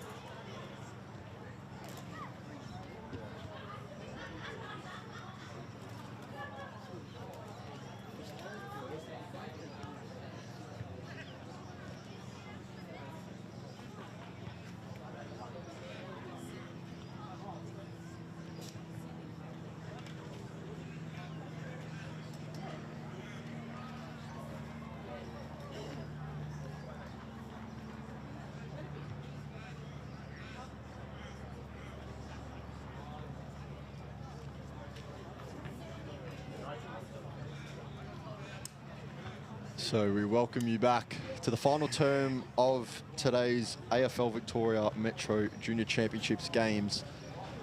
Currently waiting to start the fourth quarter between the Eastern Football Netball League and the South Metro Junior Football League in the Under-15 Boys Division 1 matchup. Eastern Football Netball League currently leading by 69 points. Signs of improvement in that third quarter, Ray, but still a very long way to go for Southern. It's balled up in the middle. Rucks go at it. A few different guys in the ruck now, as Armu's been dominating in there. But Ryder Brits had the ball, dropped it in a tackle, and it's going to be ball up. So we're staying in the centre of the ground, not moving anywhere so far. As it's up, and South Metro win the tap. Zamet's around it. Can't quite pick it up cleanly. So was Murphy Quinn. South Metro come out with it. Have to go back to go forward, but they fumbled it in a dangerous area because Eastern have numbers if they break, and Zamet will do just that. Kick towards goal, and will kick true. Yeah. So Jack 49. Zamet with his third of the day. Look, that goal was created because of two different types of play. There was lots of Southern Metro guys around the ball. They had the ball, but they were fumbly and hesitant to what to do with it. And it just came out to the Eastern player. Give him half a chance, and he made the most of it. That's exactly right. So and stuff the stats won't show you. They just got to be a bit cleaner, and they'll be far better off, South Metro. You're right, and stuff the stats won't show you. Two guys immediately, as soon as Jack Zamet picked up that ball, blocked straight away and got in that space. So, right contest comes down in the direction of Djordjevic, who will pick it up and look inside the forward 45. Good mark. Great contested mark taken there by Salopek, who's looked dangerous but yet to convert today. But he hits up Armu, and that's about as nice of a kick as you can ask for if you're a leading big man. Well, he's about 6'6". He jumped a metre off the ground. He's almost up in the clouds when he took that one. He's a big boy. Yep. He's been great in the ruck today. He's had that height advantage, but he is a good ruckman. What I liked about him, Chris, is he got the tap out, but he's put it to advantage of his small crummers. That's exactly right. He's a big guy, and he's played like a big guy. He's been dominant as he walks in. Takes his time. Kick from about 30 out on the right foot. Goal umpire did not move a single step. Yep. So that's another for Eastern Football Netball League. Armu's first of the day. Good to see the big man get reward for his form so far today. They've moved him forward, given him a bit of a break from the ruck work. As they've sent a few different guys in there, but Eastern just continuing to dominate. Just with Armu, I don't know what his position is now. I know he's playing at South Belgrade, but going back, 3 seasons ago, he was on Carlton's list, and he played a couple of games at Roval, but I don't know if he's still involved with Carlton or not. Well, he's making a case for it today, Ray, as the ball goes up in the middle. South Metro win the tap, but Eastern have numbers there. Holding free kick is going to go the way of South Metro. Yeah, so they get the clearance. It's going to be Roller Stratford. It goes inside, and an intercept mark taken by the Eastern Football Netball League as it comes out to Petit. Yeah, and once again, mark kicked in the corridor, too high. Teammate, the Eastern boy, just over his fingertips. He picked the ball up, he's tackled, and there will be a ball up right on the point of the centre square, just in front of the grandstand here at Walker Park. Up goes the ball. Ruckman go up. The small crummers, a free kick, too high. The tackle on the South Metro player. He kicked it down the corridor towards their end. Eastern are underneath that ball. It goes over the back, comes out. Eastern hand passes to an outside player. Another one under great pressure there. Great tackling though by Southern. Eastern now have got the ball, but they're under pressure. They've got the luck of the ball also. That number 10, who is that again? That's Benson. Benson, he was great then. Second effort was terrific. They've turned it over, South Metro, right in the middle of the ground. Eastern have gone out to the other side. He kicked it high. The ball's bounced just inside their 45, Eastern. He's picked it up. He's tackled by the South. And what's the umpire? A free kick to South. He got caught with the ball, that Eastern player. They're gone wide outside that wing there on the outer side, Southern. They've picked the ball up, kicked it high, right up into their forward 50. Oh, a great mark there by the Eastern defender. He come crashing through. He's marked it, his hand passed it to a teammate. They've kicked the ball, they've marked it way out on the centre wing. So clean there by that defender. He ran, 20 metres to get to that ball. They've kicked it in, and another great mark there, but defensive mark there, intercept mark by the South player. He kicked it down the corridor. Dangerous move. 1-on-3 against his side. He's had a little bit of help there. One of his teammates come in. Southern have the ball. They control it. Schruck's got the ball. Hand pass over the top. Back to Schruck along the boundary. He's kicked it and he's kicked the point. Did everything right then, Schruck and his teammates, but every time he got the ball, there was just that little push towards the boundary there by the Southern players. And in the end, his shot for goal, being a left footer, he was on the wrong side. They've kicked it out, and a mark there to 48 for them, which is Gumley. Been a good contested player today, Gumley. Kicks it up the line. Nobody can mark the ball. Over the top. Eastern have the ball, hand pass it out. They've always got an outrider outside of the scrummage, and they do it every time. Handball it out there. He kicked it forward. The ball's there in. Nobody can get it. Anybody's ball. There's going to be a ball up right in front of us again, in front of this grandstand at Walker Park, towards the eastern end. Up go the rucks. Nobody really gets a clear. Intercept player. Well done there by Southern. Small players. Hand pass to his teammate. Kicks it up the line. Almost a mark there to the Southern player. Eastern have the ball again. Kicked it back down the line. And a very good contested mark there to Ryder Brits. He plays on for a hand pass. Kicks it out down the corridor. They get a mark. They've kicked it up into their 45. Oh, Benelli a mark. Almost a free kick then. He was on his knees when he tried to mark that, the South Metro player, but the ball was knocked away from him. Up it goes inside their 45, up the Maroondah Highway end. They have the ball from the contested knockout, but he's tackled and it will be a ball up again. 35 metres out from the south goal. Up goes the ball. Once again, it's in dispute. The ball's come out from Eastern. They've got a hand pass out there, but I think, no, it's kept in right inside the boundary there in the forward pocket. They're able to keep the ball in. Eastern kicked it down the wing, intercepted there by South Metro. The ball's in dispute again. Hand pass to... There's lots of hand passes without going anywhere there. Handball. Well done to the South Metro player. He kicked it back into the corridor where one of his teammates has marked it. He's played on, kicked it down the corridor into his own forward 45. And there is a free kick. Took his arms out of the marking contest to Harley Coleman. Going back, he'll have a shot for goal. Harvey Coleman might struggle with the distance here. He's probably about just over 30 metres out, but see how he goes. It's a beautiful kick, well there, and he's kicked the goal. That's a well-earned goal too from the Southern Metro side. They've worked hard to get their goals in the second half of this game, but that one, they went from this wing out here in front of us, down the corridor, and were able to hit a target, and of course kicked the goal from that. I didn't think he'd get the distance, but he did. So they're 17-12, 114 Eastern to Southern 6-2-38. In the centre again. Up goes the ball. Up go the rucks. Knocked out by Southern Metro again, but Eastern get the ball. A runner coming from the half-back line receives the ball, and it goes out of bounds right in front of the club room, in front of the grandstand here. On the members' wing. The ball will be throw in. We've got 11.5 minutes to go in this final quarter. Up goes the throw in. Once again, Southern get the knockout. Nobody's got advantage yet. Still nobody's got advantage. A lot of players in there. Southern try to get the ball out. A hand pass comes out. A kick from nowhere goes to the centre of the ground. Picked up by Eastern. It's just put to the boot. Kick tie into forward 50. Nobody gets the mark. Now, Southern Metro got 3 players here. They've got to work together. They tried very hard, but they just pushed out. No, it hasn't gone out of bounds yet. The ball's still in. Nobody's got the ball yet in a clear space. Anybody's football, and eventually the umpire blows a whistle for a ball up right in front of the Southern Metro coach's box. Up it goes, knockout. No, only one ruckman went up there, the Southern one. He got tackled there, the Eastern player with the ball, but it's gone out of bounds again, and there will be another throw-in.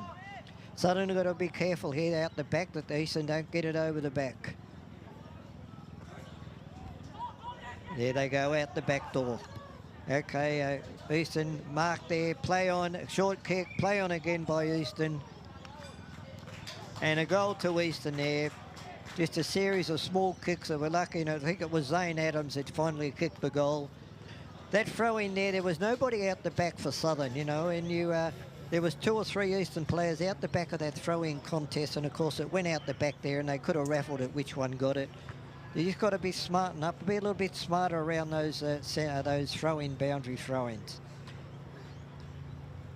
So that takes Eastern Football Netball League to 120, decimating the South Metro Junior Football League so far, who only have a score of 38. So dominant display by Eastern as it just passed the halfway point in this final term. Ball comes at the back to South Metro. Players wrapped up. McMillan doing the tackling in that occasion for Eastern. And we'll have a ball up not too far from the first one. So Zane Adams, who just kicked that goal in the ruck now, loses the ruck contest.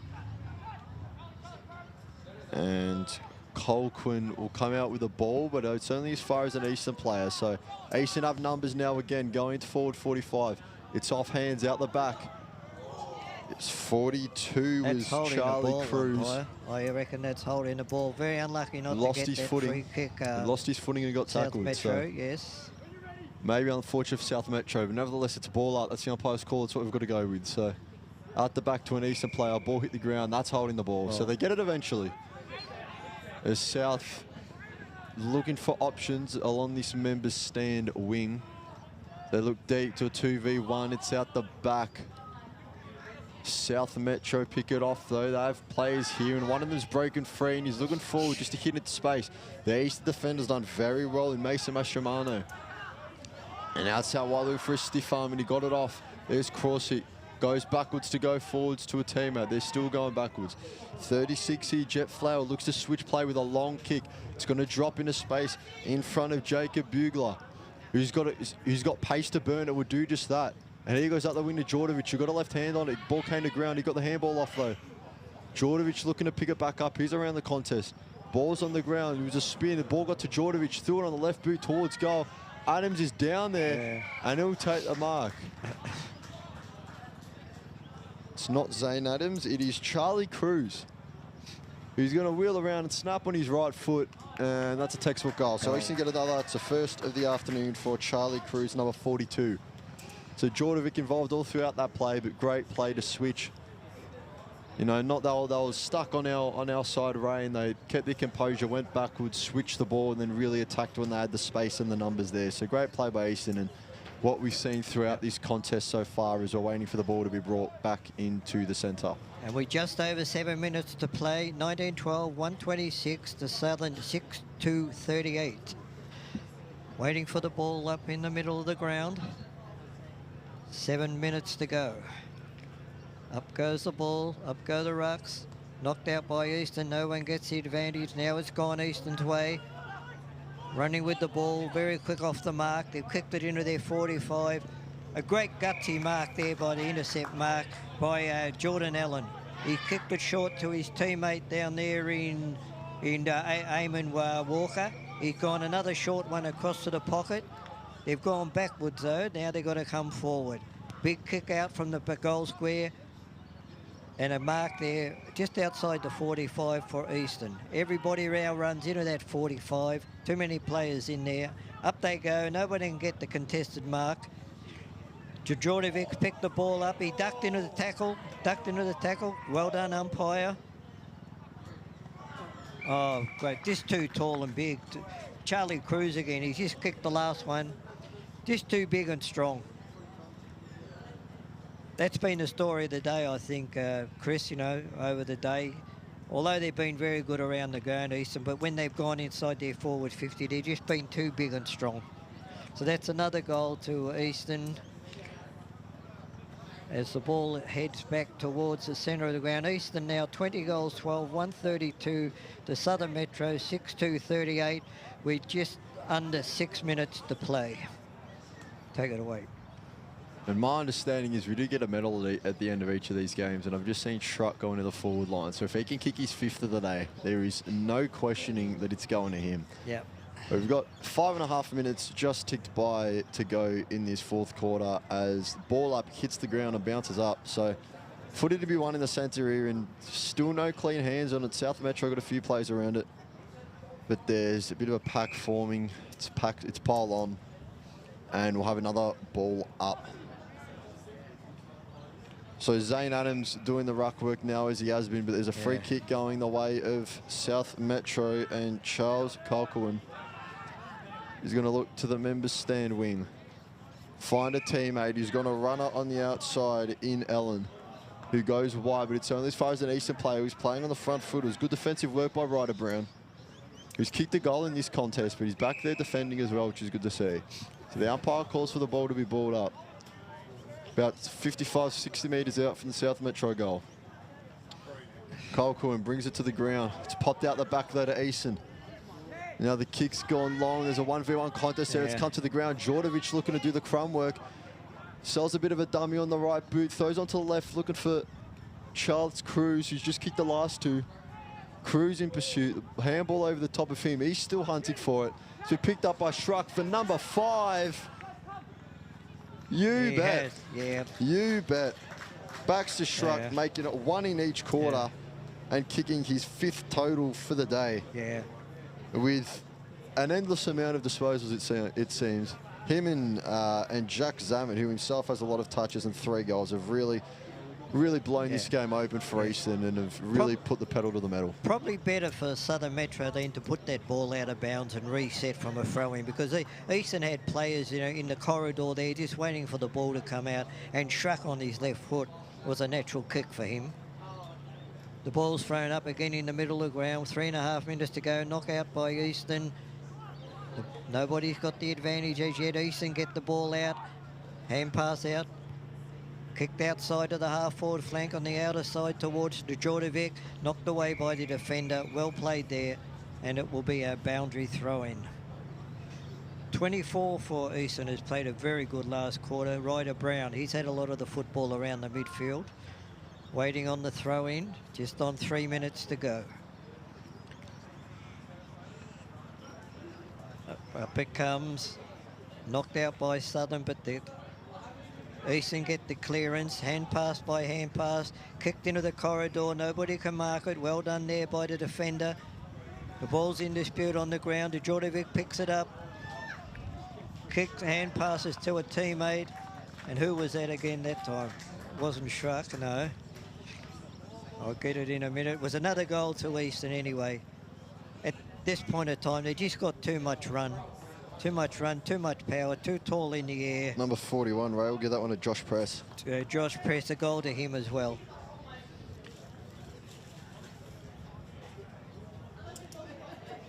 Overall, they've just been too much talent over the ground. In the rucks, they've been too strong all day. Their forward work, they kick the ball, they hit their targets, Eastern.